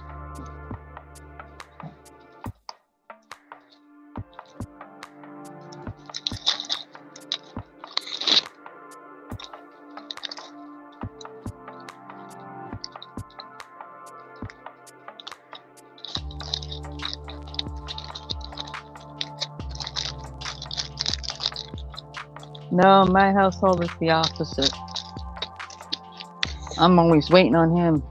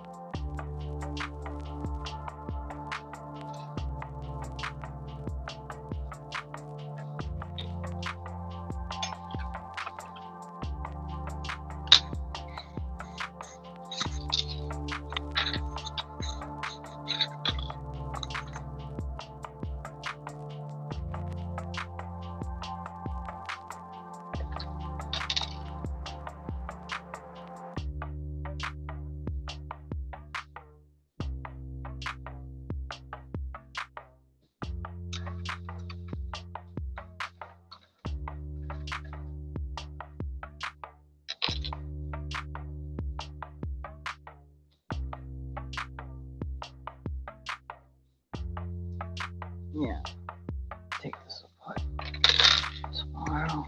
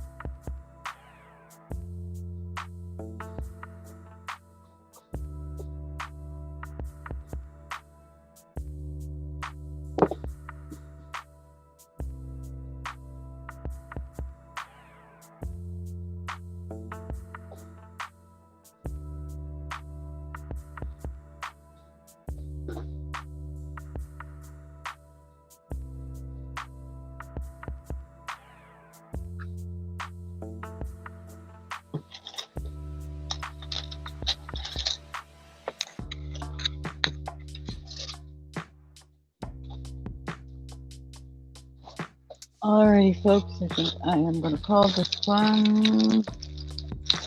Cut it off before it reaches 6 hours. I think it becomes an issue on YouTube. So I want to thank everyone who stopped in. I want to thank those who hung out with me. I want to again thank Michelle for the lovely gift. Be sure to like, comment, subscribe. Go in the description of the channel. Like Wolf Clan Barber and Wolf's channel. Check us out tomorrow at noon. And be sure to also like Countess April. And look for the multi-seller event. Open panel Friday night starting at 9 o'clock. All those times are Eastern. But most importantly, I want you all to have a good day.